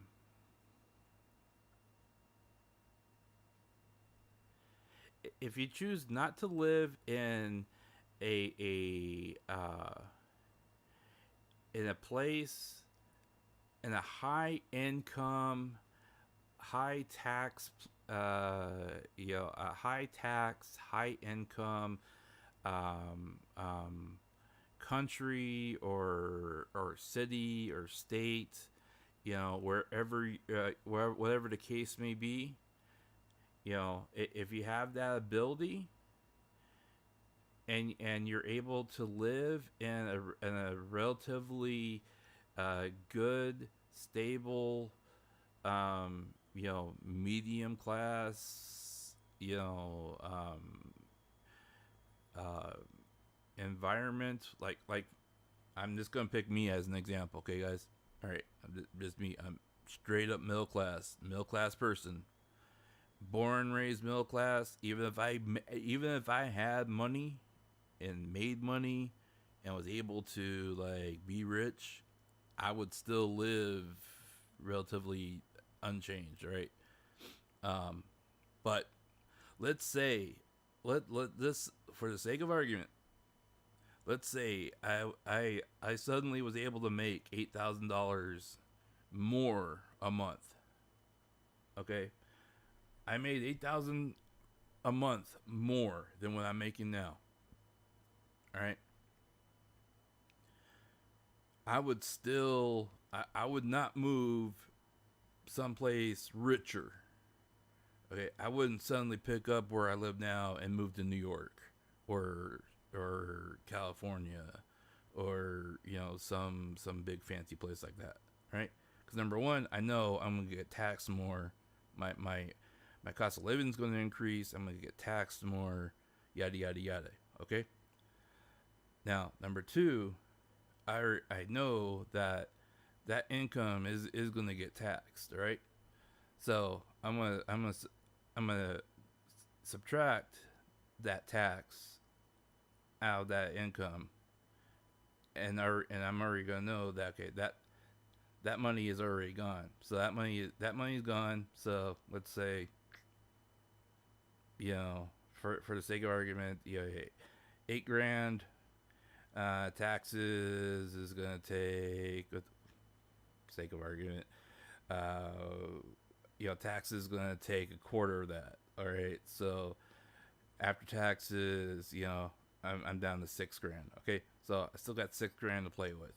All right, so 6 grand, 6 grand. Okay, so all my bills are already being paid for with the money I'm making. So I got 6 grand to play with. 6 grand to play with. That means I can play around with a couple grand. Grand can be put into a slush fund. The rest of it can go away on a rainy day fund. Or if I need to invest in something, or I need to like buy something for, like, if I'm streaming or doing whatever. Okay? But if I don't have to put it into something, that money's gonna get saved for a rainy day. Put it aside. If I need to spend it on something, like, I need get a root canal. Okay, well, I got money for a root canal, so I'm gonna go get my root canal. That money's gonna be there. It's there, so I'll be able to use it. But if not, the money's gonna get saved. 10 years from now, when I'm ready to retire, that money is going to be there, either interest, investment, whatever, that money is going to be there, but I'm going to still be able to take, take a third of it, go have fun with a third of it, put the rest of it away, and still live the way I am living right now. Now, if I don't like my neighbors or whatever, yeah, sure, I'm gonna go find me a different type of living arrangement. It maybe if I'm living in a noisy apartment complex, I'm gonna go find me a condo or a townhouse or something like that. But I still want to try to be smart with that. And I still want to try, I still want to try to look at my investments, creatively and smart, and not sink myself into something that's, I'm not going to be able to dig myself out of. And that's the biggest thing is, I want to be able to have that kind of control over, what's happening with, where that money is coming and where that money is going. And that's where I kind of worry about, like, people like Mickey Nico, because Mickey Nico, she always talks about how gullible she is. Well, that kind of makes me wonder, is like, well, I mean, is she even controlling her own money? You know what I'm saying? I mean, she sometimes it makes me wonder. I mean, is she controlling her money, or is like someone else controlling her money? I mean, what's really going on with this kind of stuff? I mean, I mean, sometimes it makes me wonder, like with all the other stuff that's going on. It's like, well, I mean, she doesn't seem to be really responsible to begin with. I mean, where's, I mean, she's not responsible like this with all this other stuff that's going on. Is she even being responsible with her money, much less everything else? But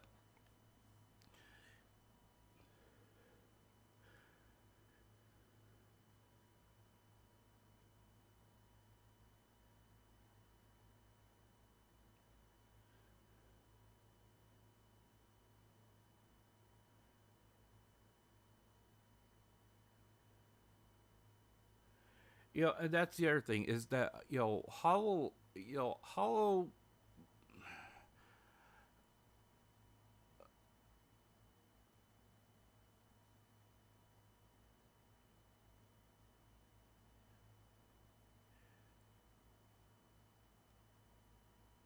Life is really starting to worry me to the point where,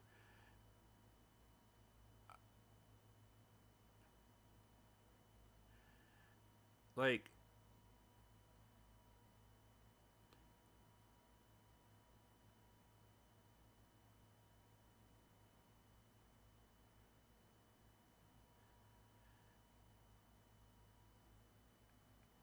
I get the fact that, like, Covercore and Hollow Life, they're they're a talent agency. They hire talent.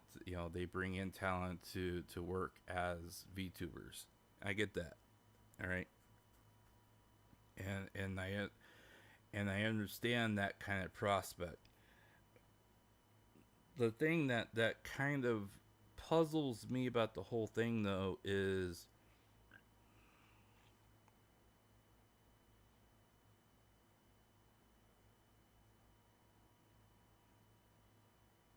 when you have a talent agency,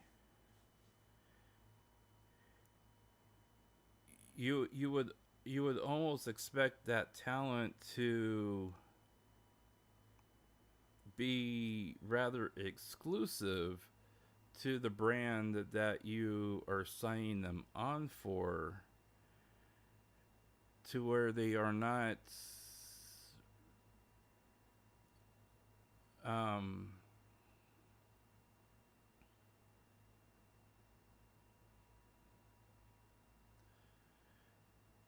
they're not being counterproductive towards to the product that you want them to sell, right? And if the product that you're wanting them to sell is a multimedia, being a multimedia conglomerate, where you're wanting them to push song and performance and all this other stuff, and games and gaming is just a byproduct of it all, which, despite what Ayago tries to sell, is very much not what Hololive is yet.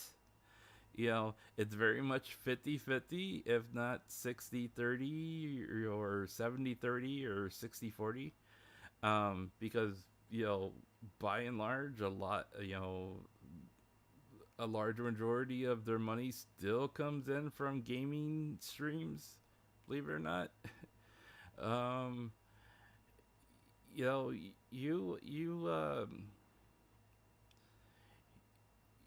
You really don't want to have your own talents singing and releasing music videos and singles and EPs on their own in direct competition to them doing it for your own label, right? I mean, it seems kind of counterproductive. I mean, I don't know the legalese with Calliope Mori's label contract or anything like that. However, I mean, Kiara seems pretty lined up with when she's ready to leave Hololive. I mean, she's going to be able to hit the ground running and not turn back. And she has the look and the sound. I mean, to just keep going, and sky's the limit. I mean, she honestly, sometimes I think that, I mean,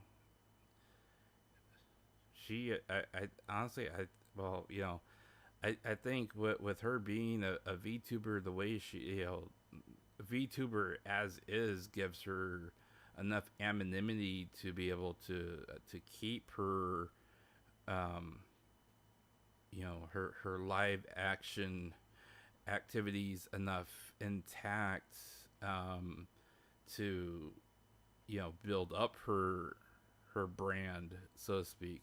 So once she's ready to re-debut as pure her again, in just live form, or even if she wants to like completely disappear afterwards, she'll be able to have enough built up, or enough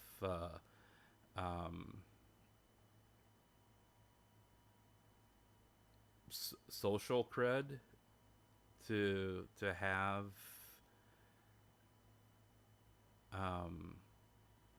to make that transition completely into just being her as a 2D post Hololive, and be able to keep going. But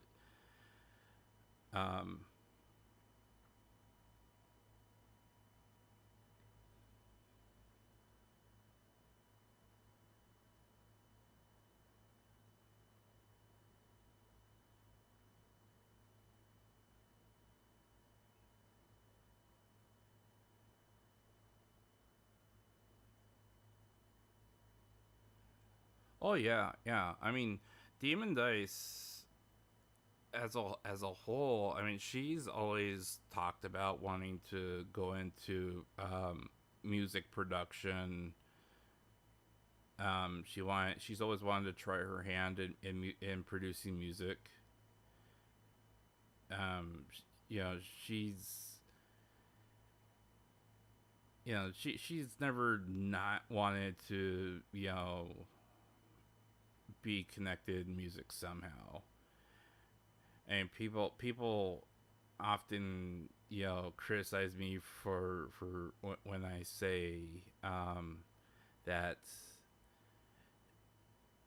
she never wanted to be an idol singer, and that's very true. She never wanted to be an idol singer. She wanted to write her own music, but she never wanted to be a quote unquote idol singer.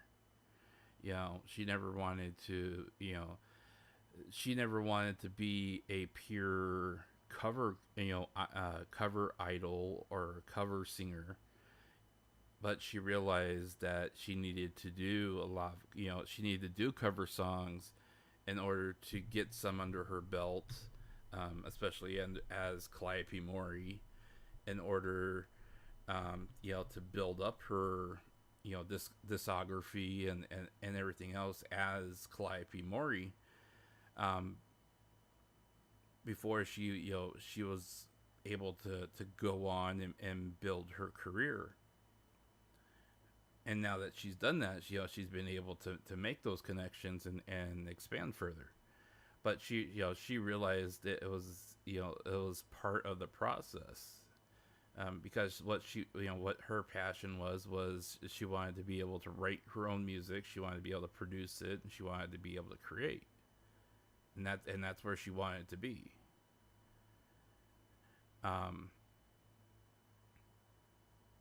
The person that really concerns me the most, and I still don't quite get what Hololive is doing with her, is I'm still trying to figure out what Hololive is doing with Amelia Watson. I mean, I don't get what they're doing with her. I mean, has she? I know that she's done a couple of cover songs as part of Hollow Myth as a group, but has she done anything on her own? But that's just it.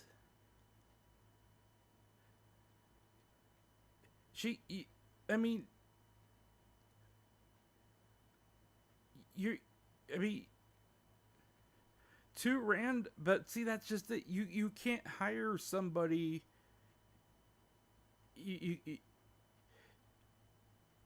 She wasn't hired to be too random. They didn't hire Amelia Watson. I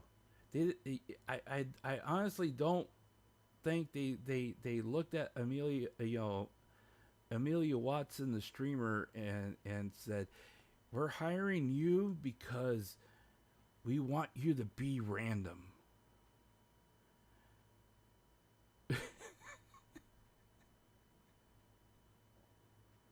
I really don't think they hired her to be that. I mean, just because of that. I mean, I could be wrong, but if you noticed, in the and if you look at the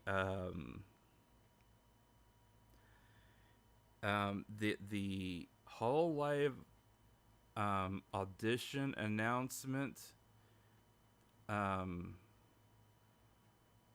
application announcement, it says specifically, number one, that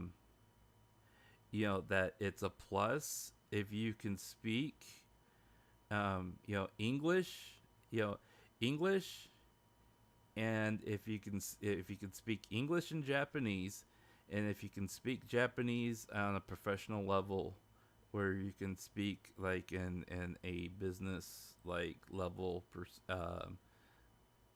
you know, that would be it's a plus. So I think that they are finally starting to get to understand where they're failing and where they're falling behind. Because as some of you guys know, when we took a sneak peek at those stats, the biggest part that they've fallen behind on is where Niji, you know, their biggest streamers have all been people who are bilingual, who can speak English and Japanese, who hit both target audiences, but can speak fluently back and forth between both languages and hit both languages head on and hit both markets equally. And if you guys know anything about what I've been harping on for the last couple weeks now, and especially now that the yen to dollar ratio is now 150 yen to $1, and the yen continues to weaken against the dollar, the more coveted the U.S. market is starting to become, the dollar market is becoming to the yen, the more important it is to get people that, you know, super chat and donate and throw money in dollars. It's important. So, I mean, when it's kind of funny where you know,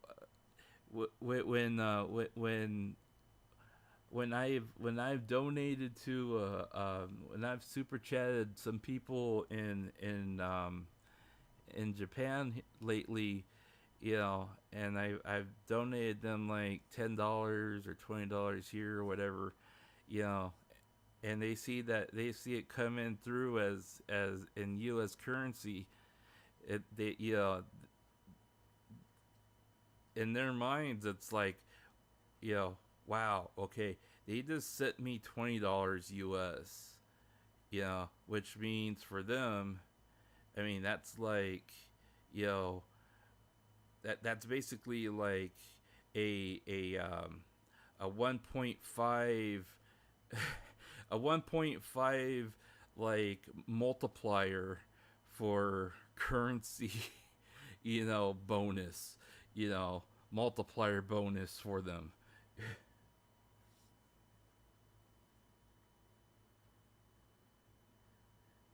She is, but you know, but that's just the, you know, she's a gamer. She's a gamer. She is not a singer. Look at the push. Look at the push. Okay, I that that's my whole point. Okay, that's my whole point. Look at the push. The entire push. Yago's entire push for Hololive is not gaming. It's never been gaming. It's entertainment. In his mind, and his mind, gaming is secondary. It's always secondary. Yeah, in Yago's mind, gaming is a gateway. It's an introduction point. It is not the goal. It's not the end goal. And let me explain this better, okay? Let me try to explain this better, okay? Corone, our beloved doggo, Hollow Gamer, Corone, our blessed doggo, birthday October 1st. All right. Should have had her concert. Right? But she didn't. Why didn't she have her concert?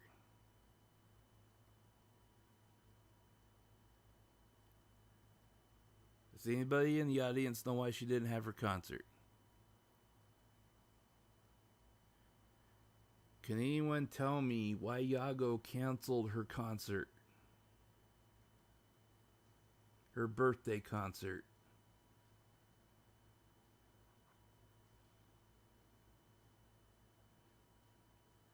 Yago canceled her birthday concert because the birthday merch was not ready. At the last minute, the birthday merch design that she had designed did not meet their standards, and so therefore was not made. And even though she wanted to put on the concert because people were excited for her birthday and wanted to see her concert that she had practiced for, by the way, that she had spent hours upon hours, that production crews had practiced, that, you know, entire pre-production had spent getting ready for. And let me be clear. When you do a concert like this, there's pre-production. There's setup. There's pre-production. There's rehearsal. There's practice. I mean, there's at least a team of, 10, 15 people that go into making sure that all the logistics are working correctly. Okay? It's not just like one or two people and then everything works.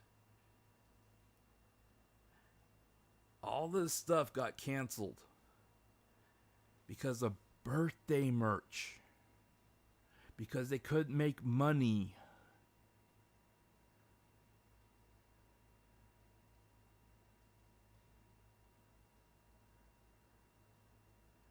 Gura's a singer.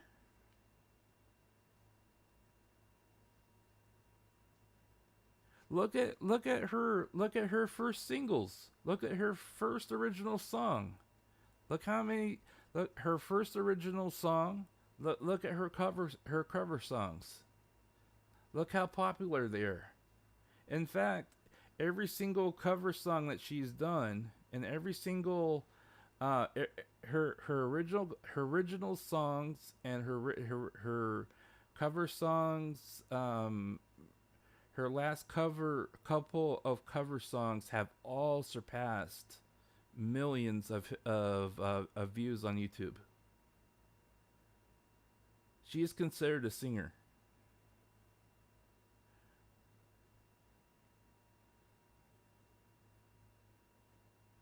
I mean, even Ina is considered a singer now that she's released, a couple of originals. I think at least one or two. Even though she's more of an artist, but still. But the fact that Karoni could not have her concert was because of birthday merch.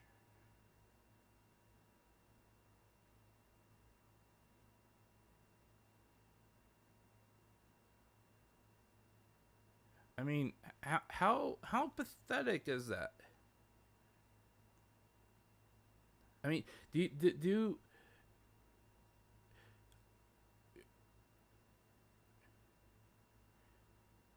how live? I mean, how live? And I've made this statement before. I mean, how live missed the perfect opportunity to double dip on this. All right. Because when these girls have birthdays, I mean, they literally make tens of thousands of dollars on their birthdays, just on super chats. Never mind birthday merch. Okay, I mean they make money on birthday merch too. Don't get me wrong, but they make tens of thousands of dollars on super chats alone. And they could have double dipped on this. They could have had her concert. They could have had all the super chats come in on concert day. Super chats come in. People donate memberships and all that other fun stuff come in. You get all that super chat money come in. You get 10, 20, $30,000 come in on that. Apology at the end. We're sorry due to logistical reasons. The birthday merch was not available at time of the concert. As an apology. Coroni is gonna release an original song. Record an original song to release along with the with the merch. Once the merch is ready, delay the merch for a couple months while the merch gets finalized and processed and everything else. Record the original song, release it along with the merch. People go nuts over it. Or you get you're able to sell the original song along with the merch. People go nuts over the original song release. You get to do a music video with the original song. People go nuts over that. You get more super chats over that. I mean, it makes you're making money. I'm not a business person. I figured that out.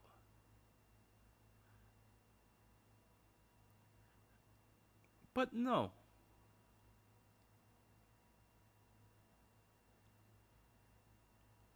Coroni didn't get her birthday. Even though she wanted to perform for everybody. Even though Coroni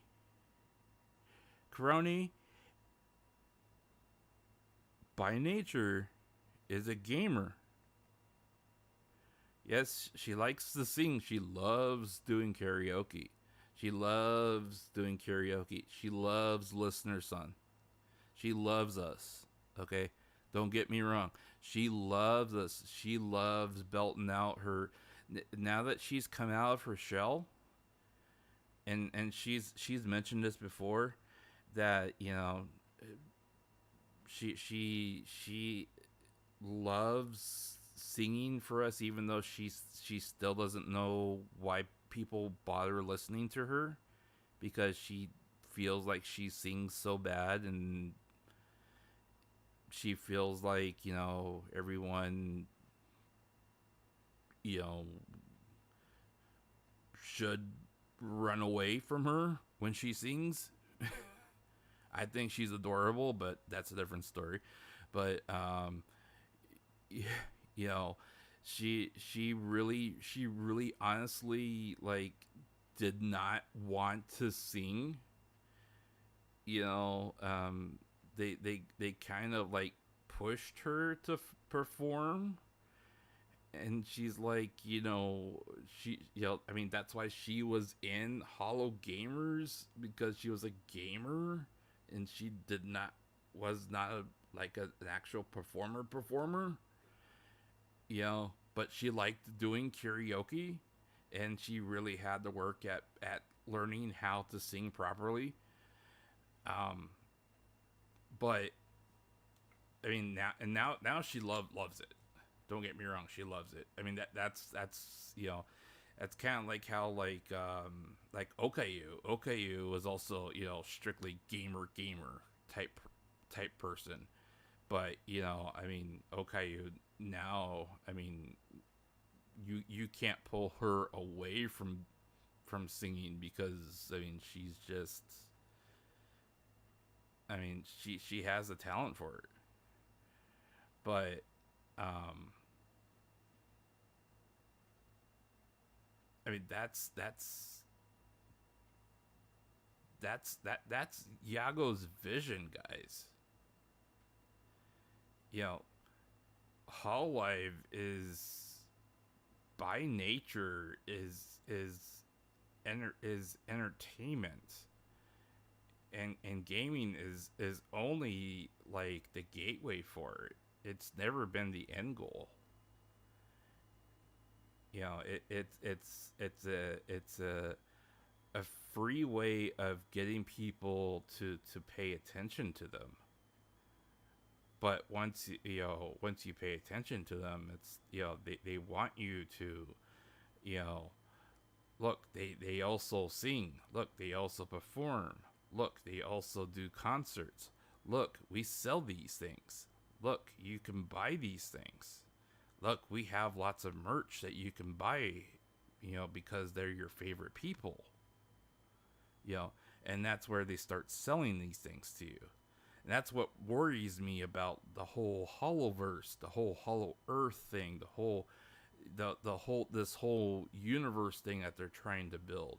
Because my theory is that it's all going to be play to win. It's all going to be F2P.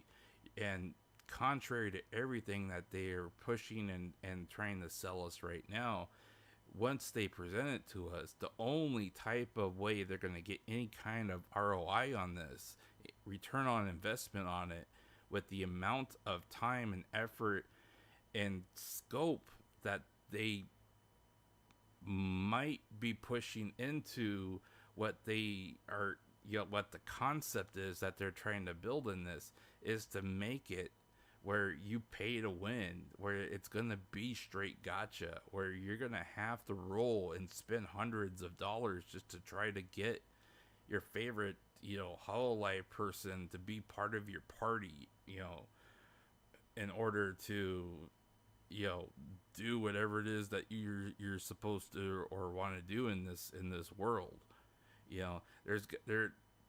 That's the only way I can see that they're gonna make this kind, anywhere near profitability, unless there's just some other type of mechanic that they build into it. I mean, unless they make every single character completely non-playable and just, and they're only interactive non-player characters, which would be completely boring in the Holoverse. If you're supposed to be able to go on adventures with them, and with other fans and stuff like that, you're gonna have to be able to buy them. And that means you're going to be spending like Genshin Impact type of money. And, you're talking hundreds of dollars just to get one character.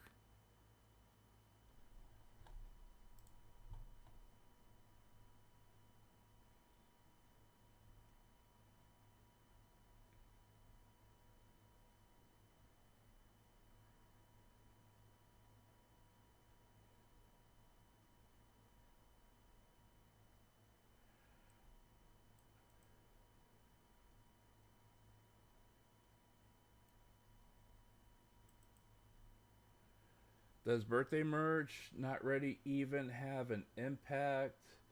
Isn't those merch made to order? Or maybe crony?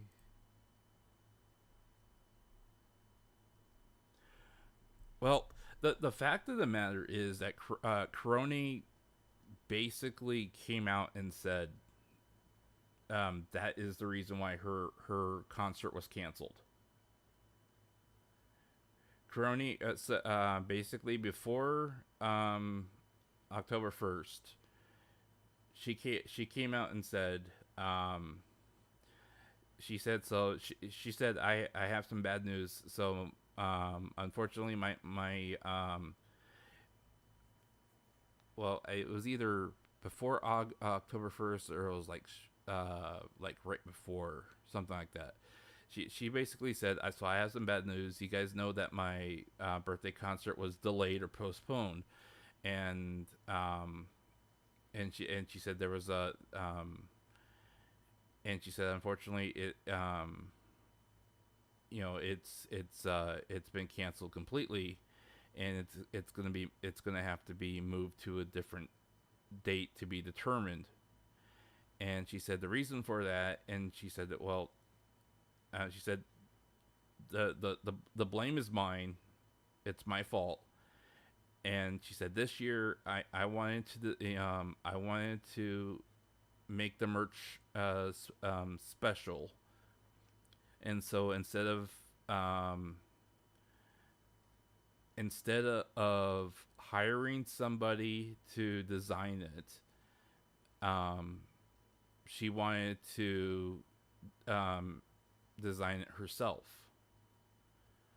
And she realized that was a lot of work. She tried really hard to design it herself, but she kept finding herself falling behind on her deadlines, and she tried her best to keep up with the deadlines, but she kept falling behind. And ultimately, she was able to submit her designs and everything. And at first, her manager told her everything was okay. That was, everything was accepted, and that everything that she submitted was accepted. And then she came back and later on and was told, okay, well, there's a problem. And she asked, well, what was the problem? She said, well, the quality of the design isn't good enough.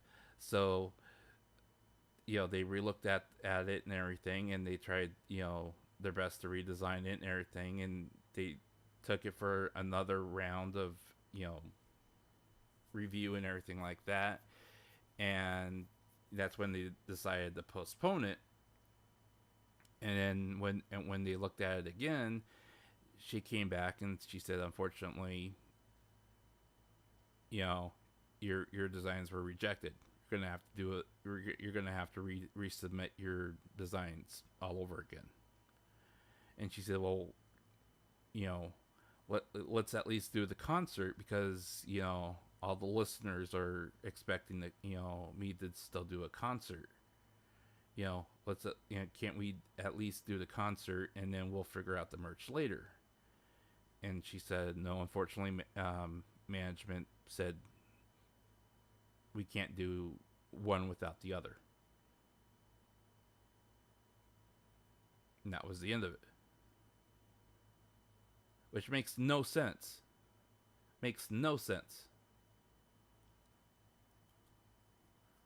It's like, yes, you typically sell one with the other. Yes, you do. However, logistical problems happen from time to time. You do not punish your customer base. You do not damage your bottom line or punish your customer base purely because of a logistical problem or a planning error. I mean, how stubborn can you be? I mean, come on, man. Let's see here. Make 30 grand now, and maybe probably another 30 to 50 grand later. Or make nothing now, and maybe 40 grand later.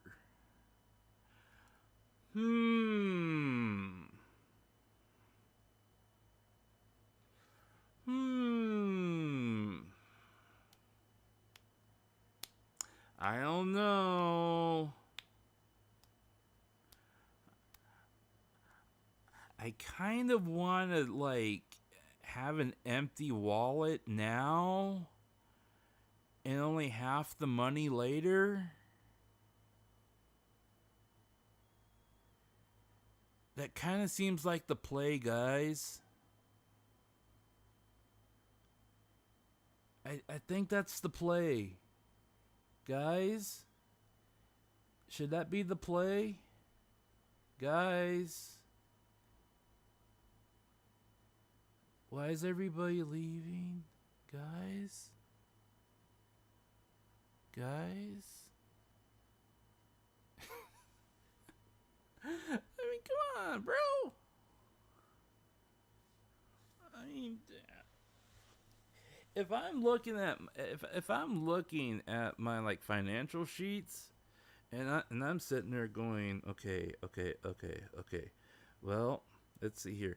Typically, you know, we get, you know, we get about, you know, 30 some odd thousand from this event here, and you know, that's going to be a shortfall because that event is not going to happen.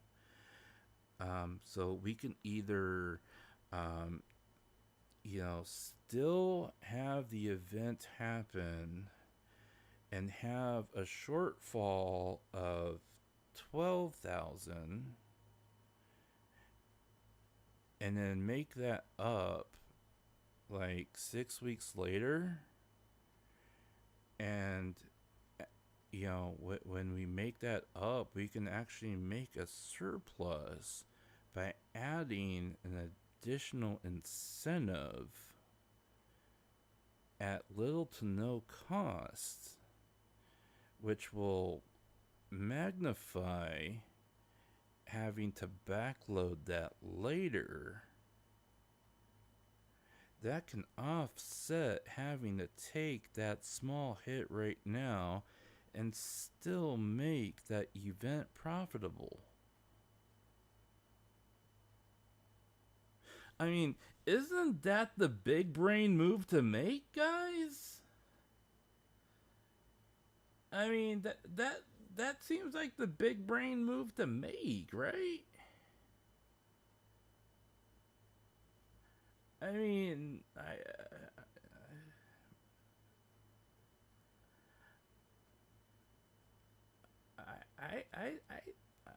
I honestly think that would be the big brain move to make, but maybe I'm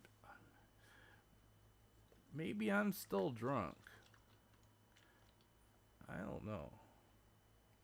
But my cat's looking at me like, you know, sometimes I think that human makes too much sense.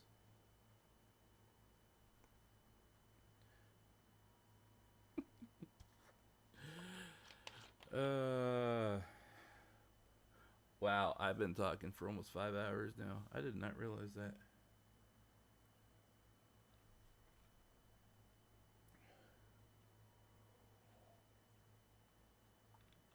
So,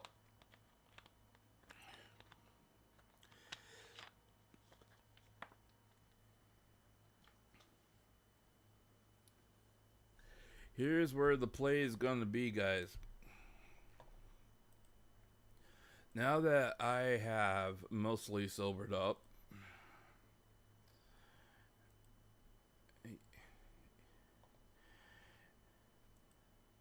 yes, I'm still streaming.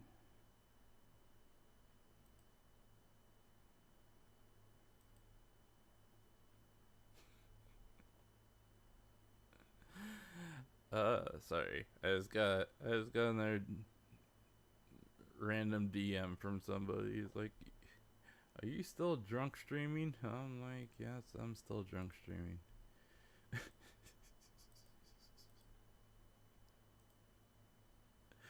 Okay. So, So here's what I'm gonna do. Hey, Grandpa, any women into you? Hey, Gramps, any women into you? What do you do to shrug them off? I tell them that I am I tell them that I love watching VTubers, and that usually makes them leave. No. So do I have any women into me? Um. Mm,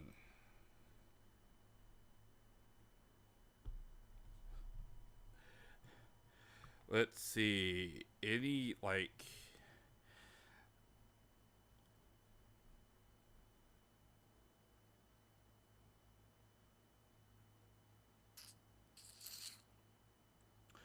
I don't have any 3D women into me. I'm currently working on my first iteration of The Sims 4, and I might have a relationship going on that. That's pretty hot.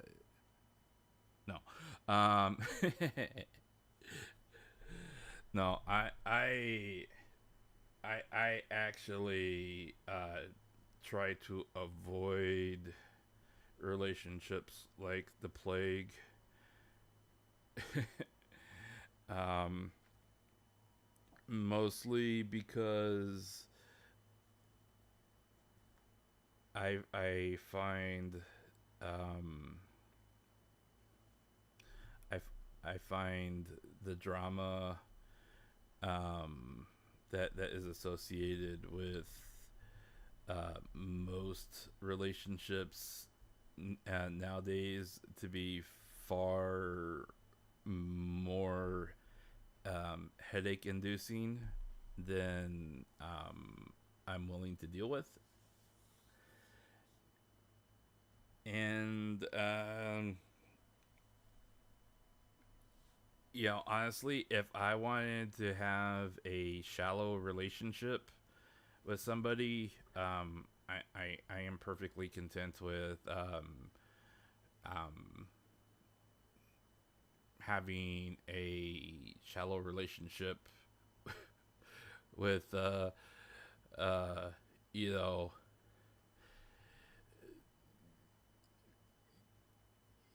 random people I meet.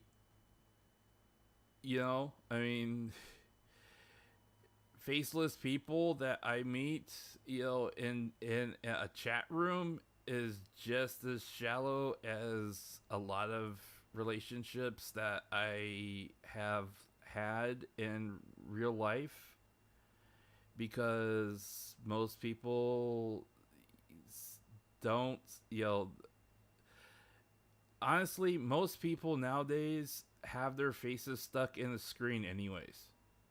And it's sad. It's really sad.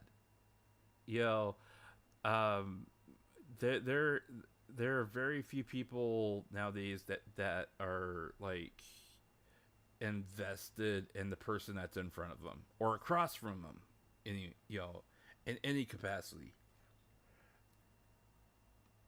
I mean, call me old school, but like if I were to like go, let's say um for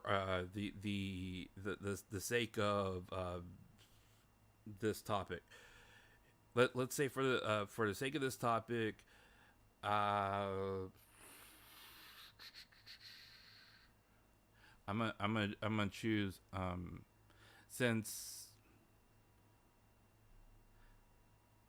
okay, so for the sake of this topic, I'm gonna choose Roboco. Okay, just for the sake of this topic. Not because she's my favorite, because she is. Not because I would love to date her, because I would. Not because I'm in love with her, because I am. Okay. You saw how I snuck that in there. Okay. Anyways, but because this is how I would want this. This is how I would want this to happen. Okay. Let's say, for the sake of this topic in conversation, I had the chance of a lifetime. I had I had one opportunity to make an impression and have a date with Roboco. Okay? To make an impression and, like, you know, see if I could, like, make some kind of impression on her. Okay?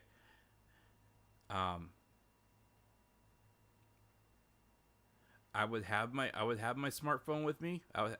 So I could, like, figure out, like, where we were going, or how to get to where we were going or whatever. Ringer would be off. I would not ever chat. I would not ever tweet. I would not ever check my messages. Ever. I would not ever answer any phone calls. Nothing. I would only look at my phone only for directions, and that how to get to where I was coming and going, and maybe, like, to help me, like, if I was having trouble communicating with her. That'd be it. That's it. Yeah. And maybe if we were taking pictures together. That would be it.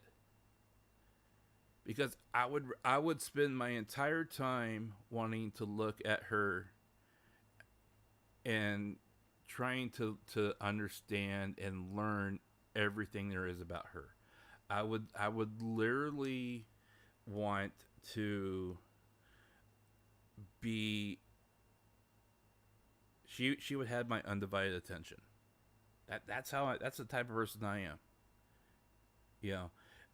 If we were, if we went to the movies together, I mean, I would want to, like, literally, I would literally be like a robot. I mean, I would literally be, like, memory engramming, recording every single instance of, like, how it was to be in the movie theater with her, what was like to maybe hold her hand while we were watching the movie together.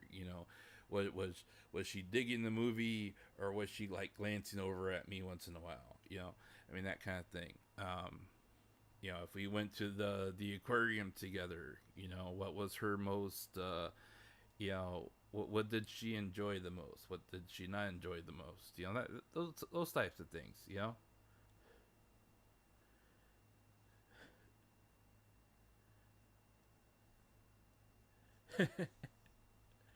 I mean, I love her wheezing laugh too. I mean, for me, I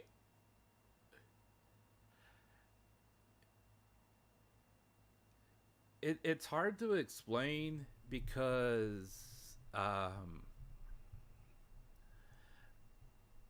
I grew up.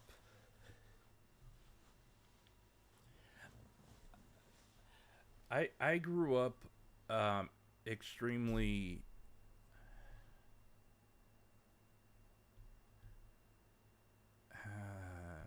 How can I explain this?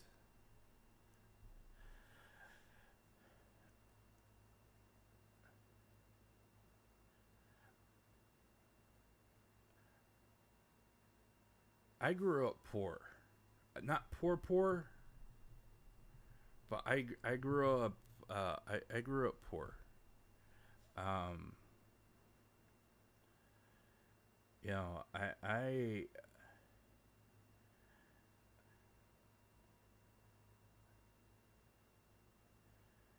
I didn't get a lot of stuff as a kid. Um,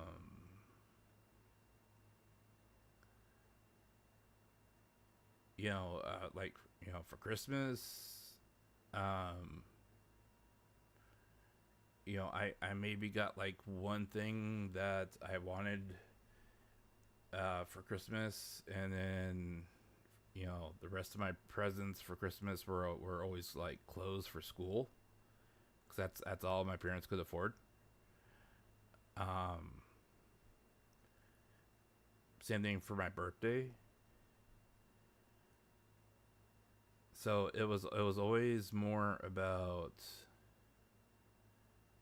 um it was always more about you know the memories. The memories were what was important. You know, I mean, material things come and go. They break. They fall apart. You throw them away. You know, you forget about them. They get stolen. Whatever. You know, memories can fade, but the important memories you always keep forever, right? Especially the ones that are the things that are important to you. The important memories. The ones that you hold the most precious are the ones that you always hold closest to you. You never forget those. You always hold them inside of you, right? So you always hold those close. You always hold them inside. You never forget about them. And the same, like for me, is the same like with if I were this is the same with a woman.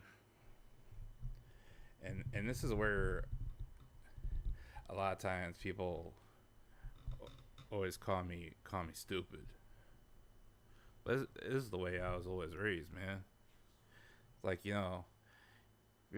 you're gonna spend your time on taking out a woman, you treat them right. You don't it you can take out a woman just to get laid, or you can take out a woman, you know, and show her a good time because you actually want to be with her, right? But one way or the other, you're gonna be putting some time and effort into it, so you might as well do it right.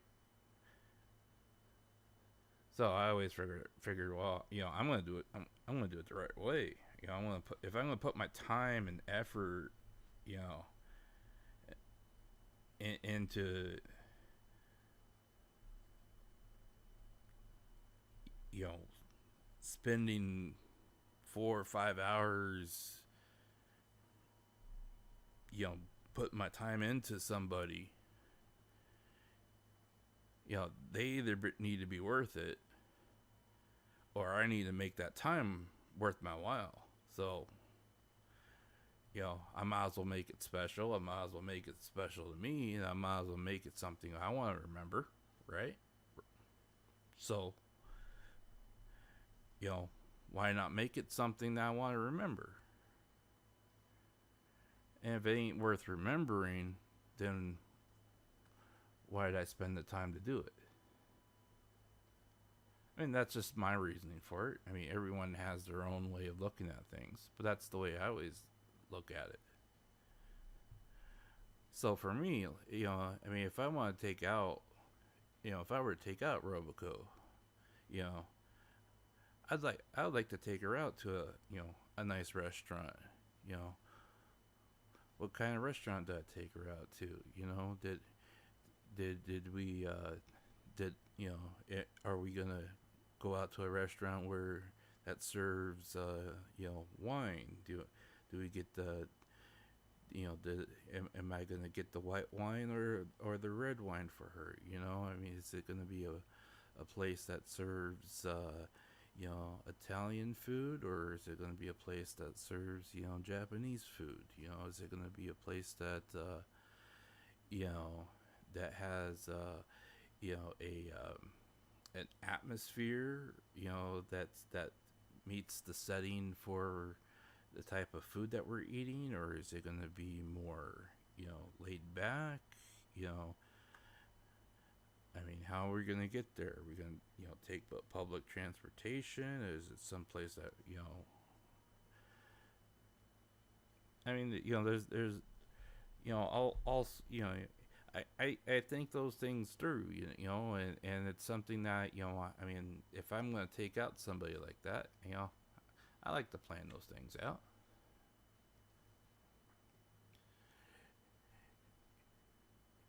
You know? But if I want to blow off a woman, the simplest way that I would figure to blow off a woman,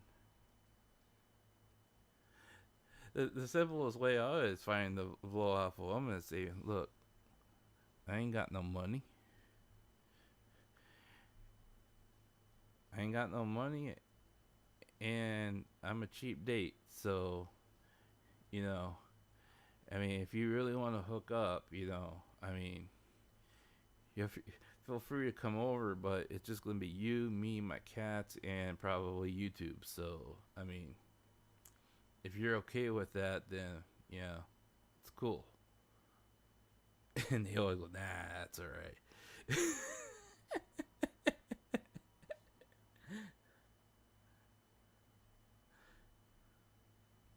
Or go find what. See, no, Calvin, no, man, no, Calvin, no.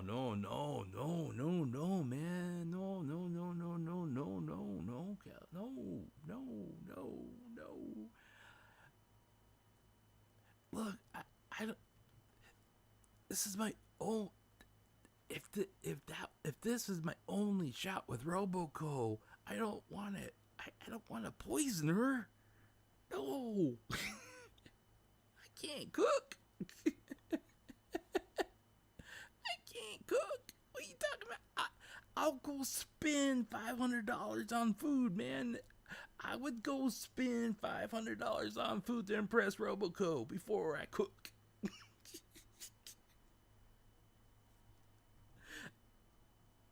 I would literally go max out every credit card I have to impress Roboco before I'd spend money cooking for her because I can't cook. You crazy? No, I can cook, but let's just say I can cook for me. I can't cook for her. Man. Well, let me rephrase that.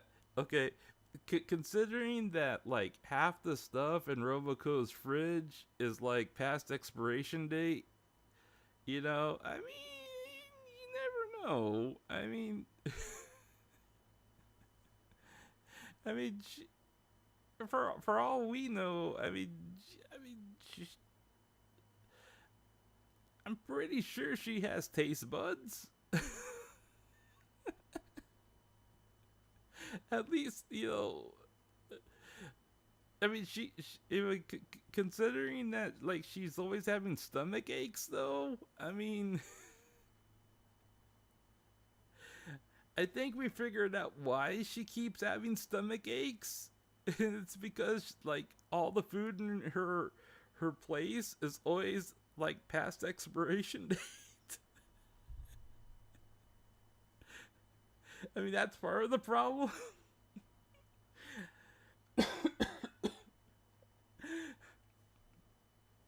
I mean, if she would just like check the dates on her food to and make sure she like either throws her food out on time or eats it. Yes. So, she did an off collab with uh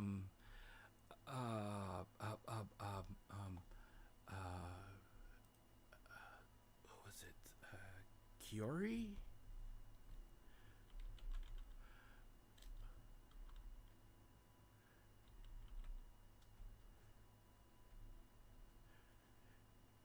Yeah, she did an off collab with Kiori back in May.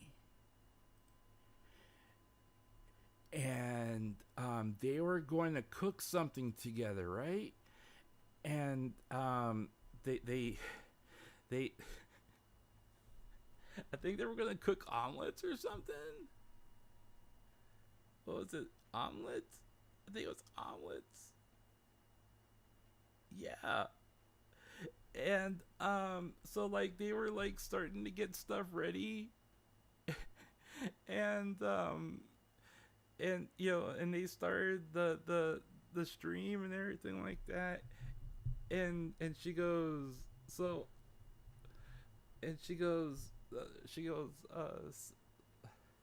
so Roboko senpai, we have a problem. And she's like, so I was looking at the ingredients, and so this, and this are all past the expiration dates. And she had like 4 things that are like past the expiration dates. And like the eggs were like extremely close.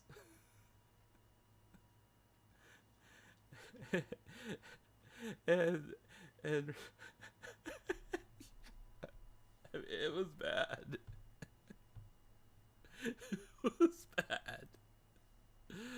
Oh, let's see here. Let's see if I can find the clip real quick here. Hang on. It was bad. It was bad. It was so bad. I was laughing my butt off, but it was so bad.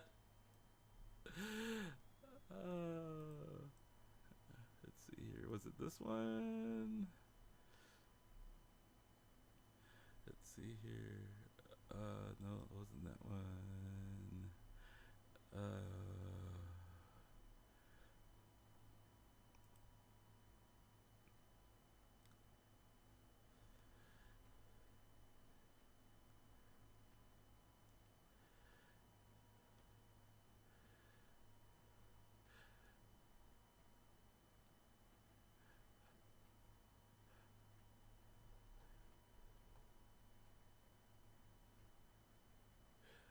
Or was it the milk? It was like the milk or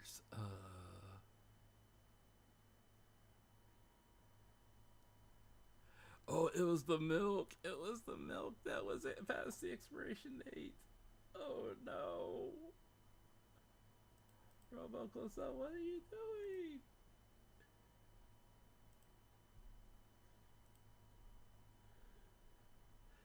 Let's see here.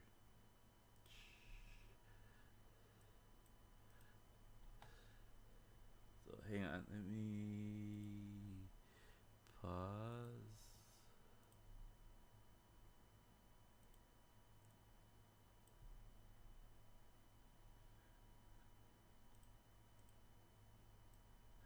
And move myself over.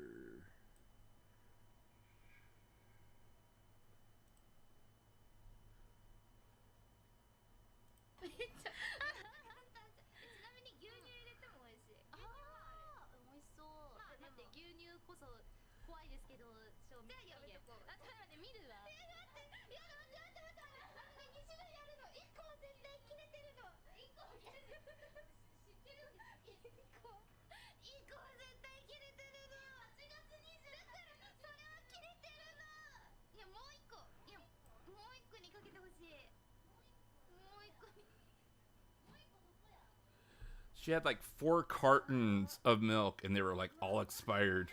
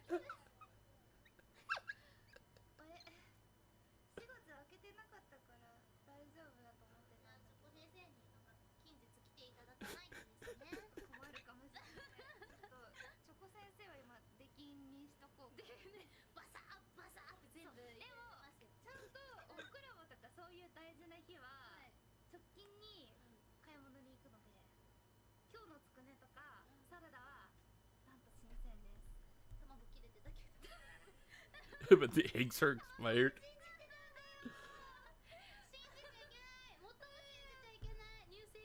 So the eggs were expired, the cheese was expired, the milk was expired, and the jam was expired.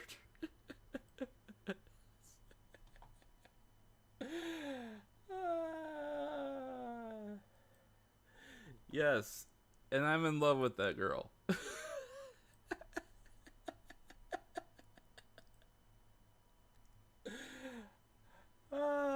Yes, I love that girl too. Yes, I do love that girl.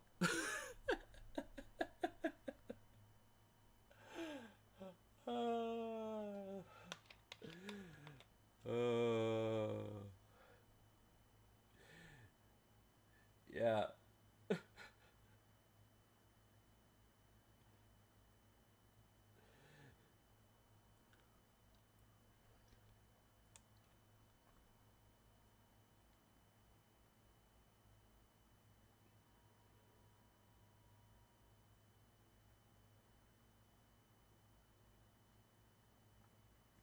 Typically, I would agree. Um, food, and it really does depend on the type of food as well. If it's one day past the expiration, typically it's still okay to eat, as long as it smells and looks um, you know edible or fresh. If it smells and looks edible, then it's fine. If it's something that can be like reheated to like serving temperature, or like reheated or recooked to a certain temperature, then it's recommended that you do reheat it. Um,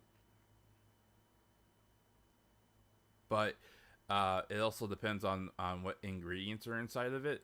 If it's if it's something that can spoil, um, oftentimes they do, or if it's something that that can develop bacteria, then they do say that um, you know and it also depends like on what part of the world that the food is being prepared in as well. Like if you were to buy um if you were to prepare certain types of fish in the United States, um and then refrigerate it and let it sit for like 2 days in your fridge, they recommend that you throw it away. But if you were like to prepare fish and put it in the fridge and let it sit for a couple days, and like in like Japan, it's prepared differently. So it would be different, and then plus also people in Japan, they're because fish are prepared differently in Japan, your body has become um, adjusted to certain types of bacteria, and more tolerant towards it. So you don't have nearly as many reactions to it. Whereas if like I went over there and ate that same fish, I would get sick. Well, see, part of the problem that Roboko has is that she goes out and buys food, right? She goes out and buys food and then brings it home. But then she gets really busy with her,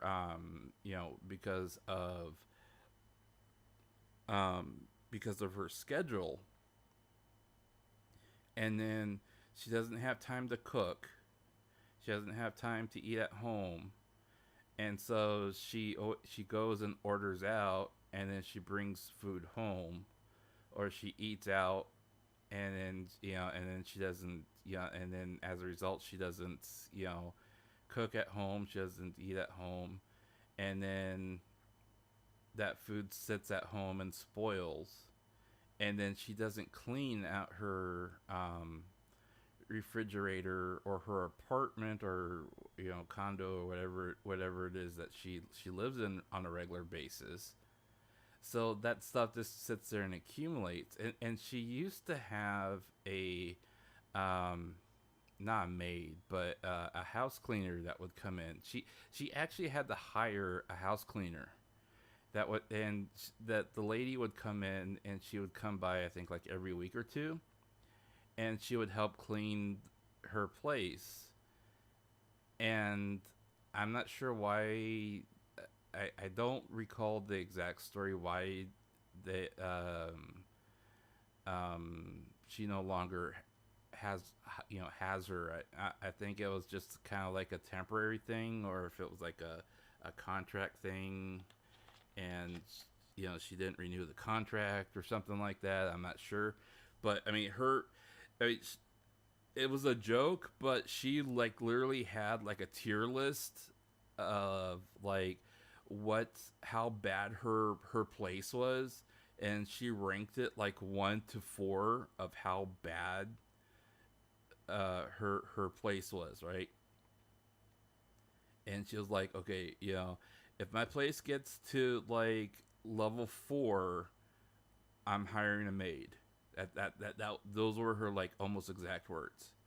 And it like got that bad. It was like, the literal meme of, where's Roboco? Because we can't find her in her own apartment type place. That's how bad it was.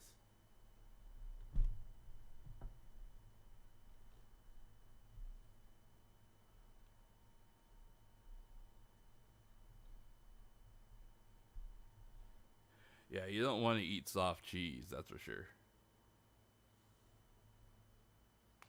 I I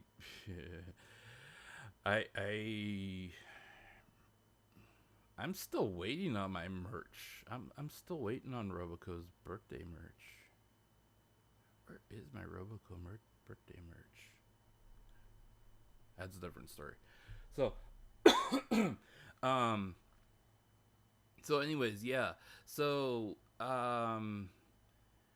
yeah, but part part of the problem that she had with this house cleaner that she had was she would get annoyed with her because um her house cleaner would like go through her cabinets, right?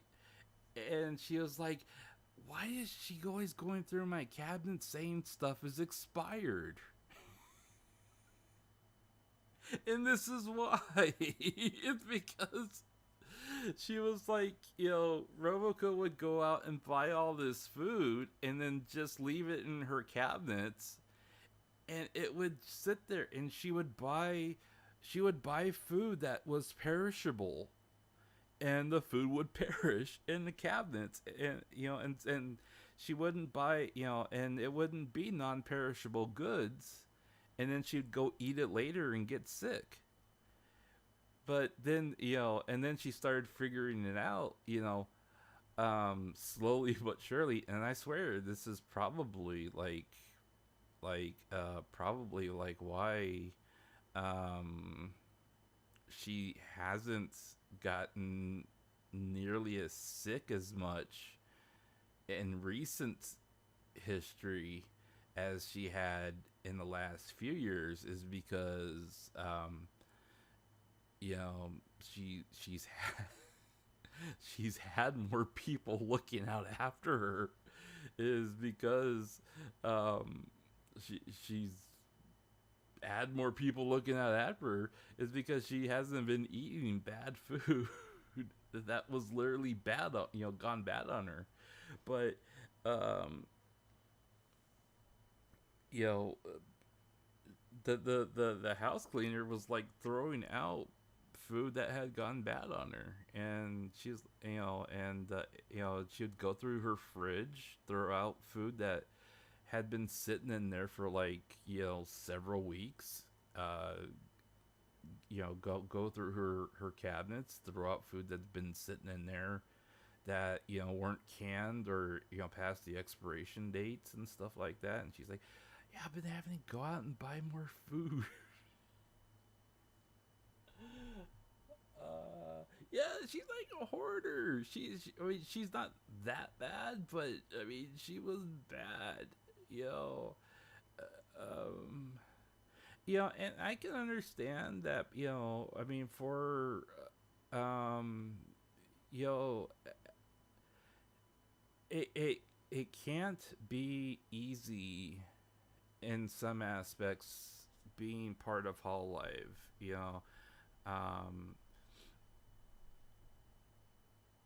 I mean, I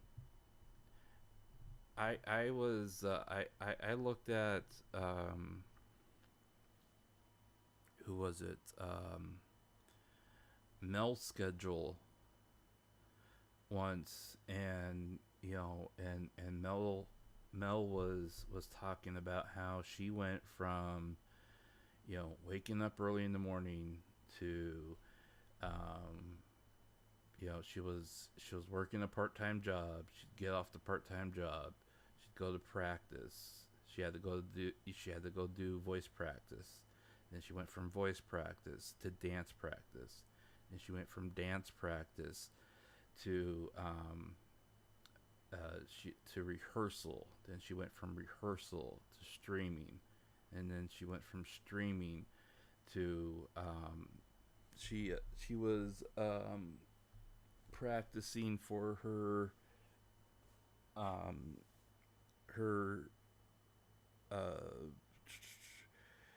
what was it, her second or it was her the third year anniversary, something like that,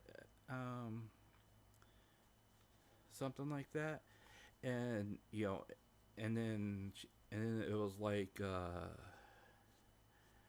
an hour or two. I think it was like an hour or two ride to and from on public transportation at the time where she was living, something like that. It was like a long trip. I mean, there was just like, I mean, it's a very rigorous schedule. I mean, considering that for people like me, who I'm able to jump in my car and within 20 minutes get to where I want to go work for 8 hours, take an hour lunch, jump in my car, drive home, stream for however long I want to stream, and then eat and do whatever I want for the rest of the day.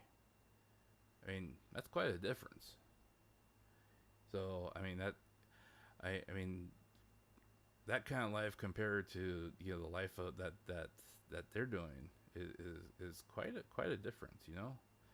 So I mean, I can understand where they may not necessarily have the time every single day to to do a lot of those things, but I mean, still.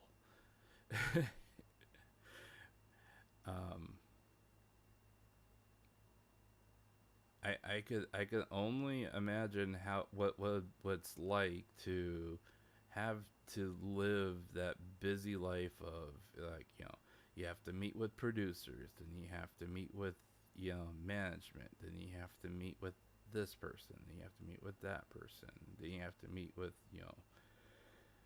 whoever and talk about, marketing. And you have to talk about, well, we don't like this design. Then you talk about, well, you know, we want you to do this song, and then blah blah blah blah blah. How do you feel about this? And we want some of this time, and we need you to make this appearance. And yeah, that's why I don't care to be famous. I don't want to be famous. I'm okay just to be like kind of known, maybe one day, sort of. I mean, just the fact that, like, in some circles, people like recognize my name is fine. And as long as like people recognize my name once in a while, it's like I'm okay with that. you know, I mean, I when when I pop into somebody's chat and introduce myself, and then ask if I can, like, join in their game or something like that, and then they look me up and they like, Marko-san, you're a VTuber. Oh, okay, and they're fine with that. I mean, I'm happy. I'm just happy that they like acknowledge that, and they're like, oh, you're a VTuber. Okay, cool, because then there's at least some kind of camaraderie there, that's why there's that kind of acknowledgement, and I'm happy with that. So, anyways, but let's take a quick look at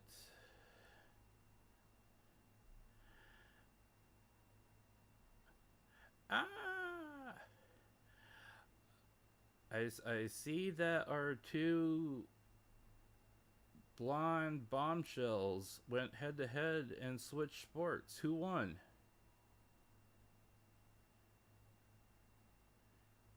Ooh, I want to know who won. I want to guess. Considering that Mel is just as competitive as Ame, I want to.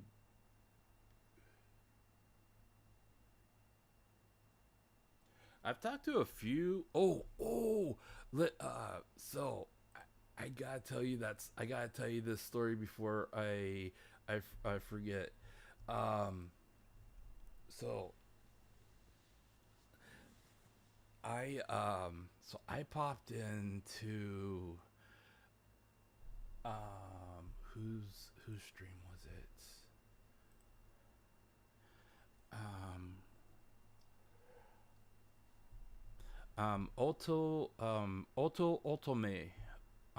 Otome Sama. I popped into her stream. She was playing Splatoon 3, and she was collabing with three other VTubers, and two of them were males. And she was she was doing audience participation, and her instructions were, I've popped into her stream, not her stream, but her chat a few times, and she's pretty fun to watch. She her instructions were, if you'd like to participate again and challenge us, because they were playing as a team, go to go to this person's stream, type in that you would like to participate, and send them a friend request, right? And it was a male VTuber. So,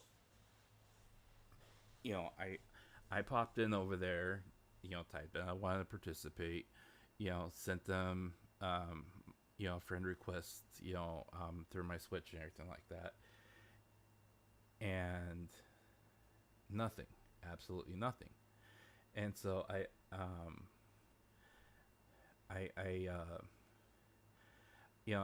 typed in the chat. Excuse me.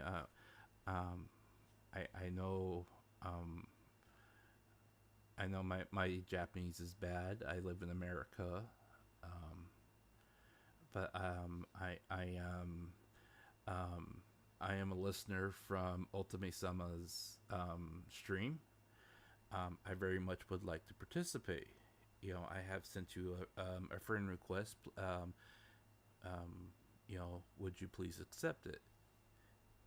Absolutely nothing. He said absolutely nothing. Again, just completely ignored me. I was like, oh, what the fuck, man? And so I typed in her chat. I said, I'm extremely sorry, Ultimate-sama. I said, I sent Haru-san a friend request. I have explained that I am an American, that I am a listener from your channel, and that I want to participate. However, he has not accepted my friend request. And so she questioned him. She said Marko-san has sent you a friend request twice, and you have declined him twice. Is there a problem? And he's like, he never sent me anything, And she's like, Hara-san, the only way he can send you a second friend request is if you decline him the first time. Is there a problem? And you can hear him going,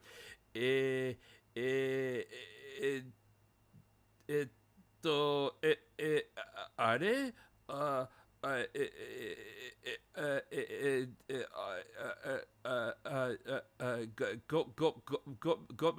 Marko-san, onegai,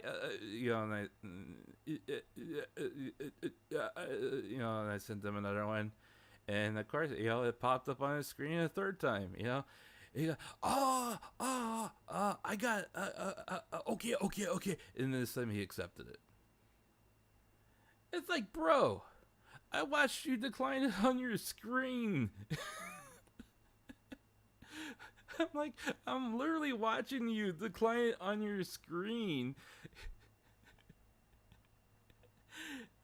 It's like, don't lie just because I'm an American and think that you can lie to your other collaborators and say that you never got it. I'm like, come on, man. It's like, just because I'm an American doesn't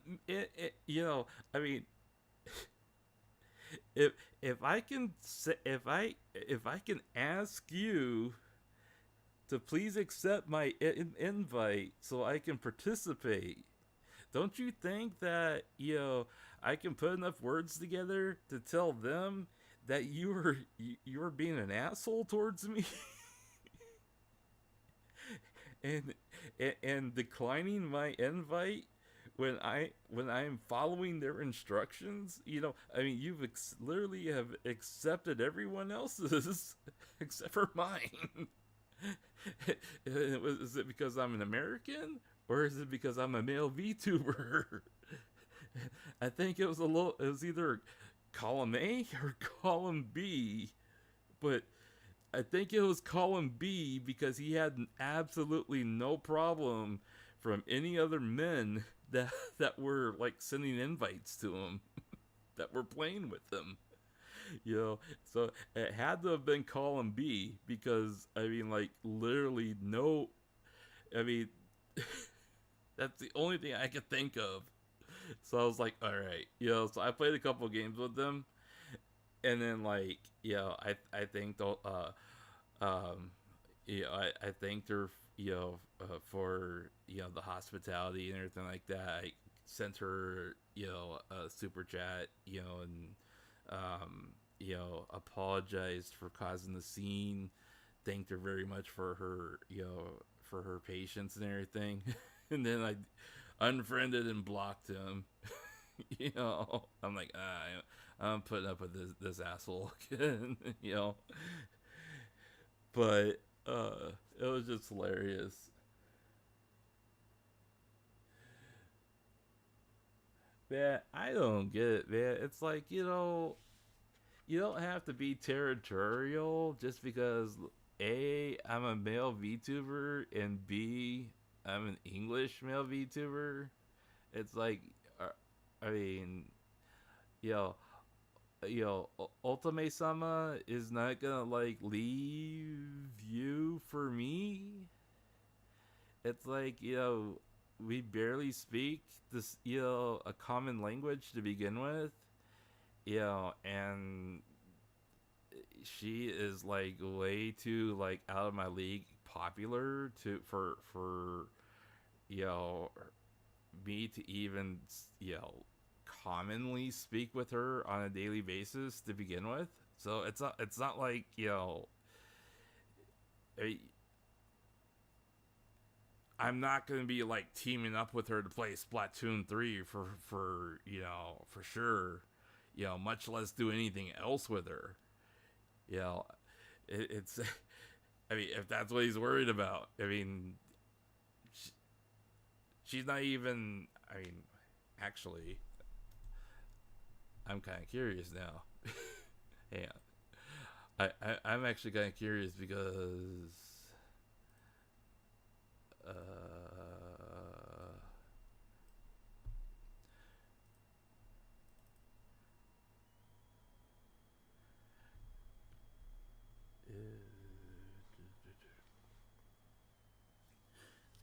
it's kind of amazing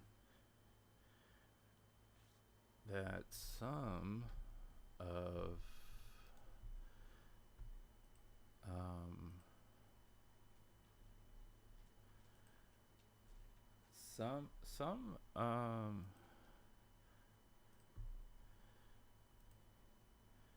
some of the people I run into, if they find out that once they know that I'm a VTuber, they you know, if you do audience participation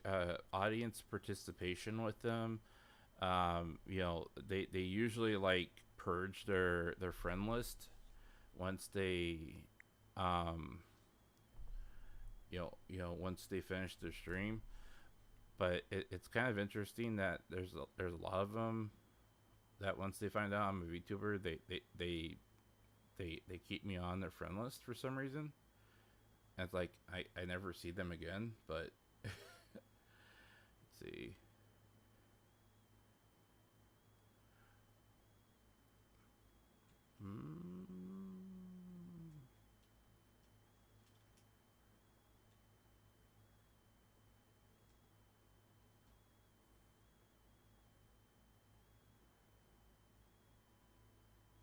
Huh.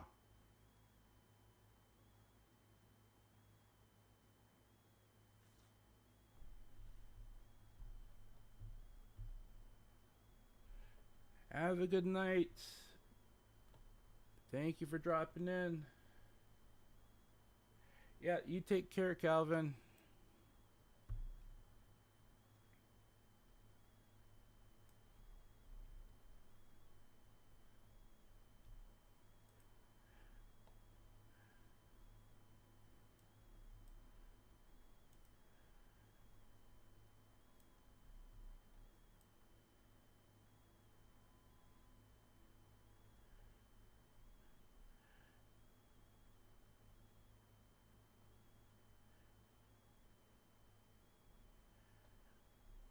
I actually have 1, 2, 3, 4, 5.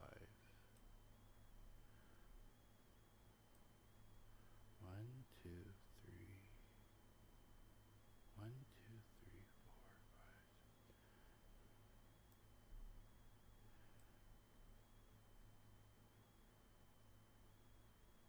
5. Huh?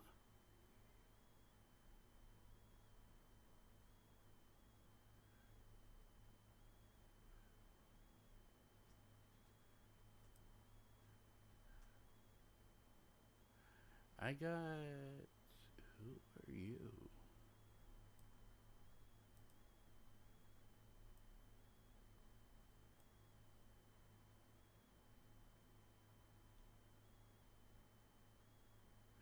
Oh.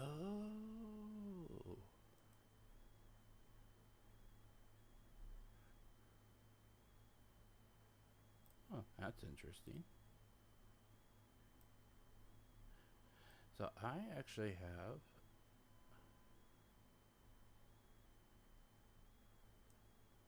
I apparently made a couple of friends while I was playing Splatoon 3 with a few people because they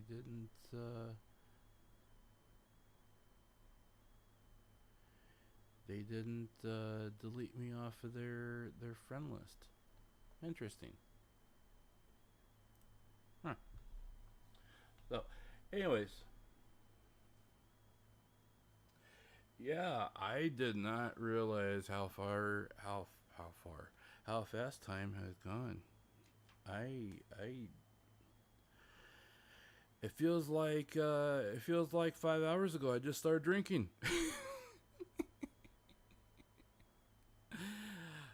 Ah, man, that was some good stuff though. That was some real good stuff. Yeah, I think I'm actually gonna. I think I'm actually gonna call it a stream though, and finish sobering up, make breakfast for myself, and then catch the first part of Hoshinan, playing Earth Defense Force, and then between finishing sobering up and eating breakfast, I need to work on figuring out what to say to Miki Nico, because I want to try to put something constructive into words. So I want to figure out exactly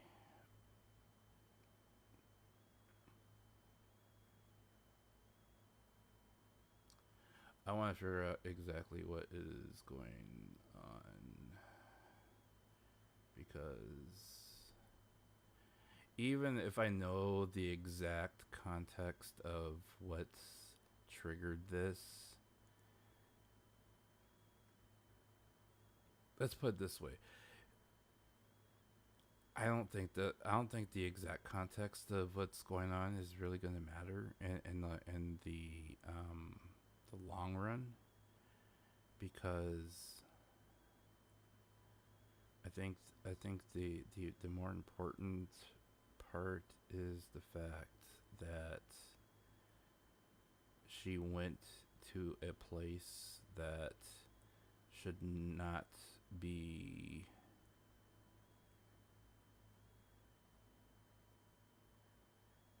She went to a non-rational conclusion in her thought process, and that should not be the outcome of her thought process. And we need to change that, or we need to at least maybe change, maybe changing her thought process is the wrong way of saying it. We need her to admit that she drew the wrong conclusion in her thinking, her thought process.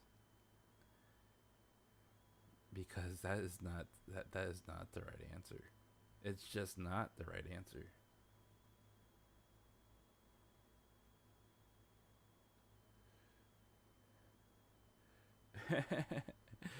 Well, for me, it's breakfast. I mean, it's 5 a.m. here now, so it's very much breakfast. But I mean, for me, it's actually gonna be more breakfast lunch, because like most of the time I'll eat breakfast and then I'll eat like a very light lunch and then I'll eat a good supper. So it's very much kind of like a brunch, but I usually eat like a more I eat a healthy breakfast and then I eat a light lunch and then I eat like a relatively satisfying supper. Not a heavy supper, but just like a fulfilling supper. So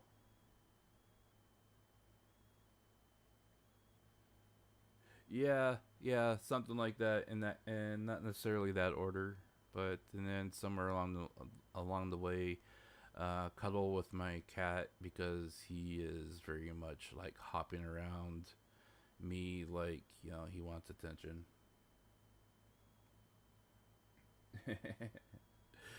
So, so anyways, guys, thank you so much for hanging out with me all night. Thank you so much. It actually felt good to hang out, vent a little, drink a little, and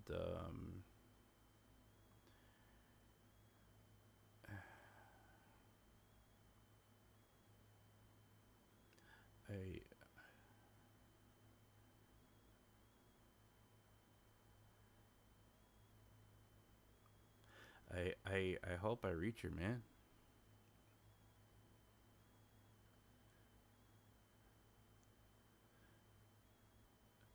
I'm not a savior. I'm really not. I'm not a savior. I'm not trying to be a savior. I just hope, man. I just hope that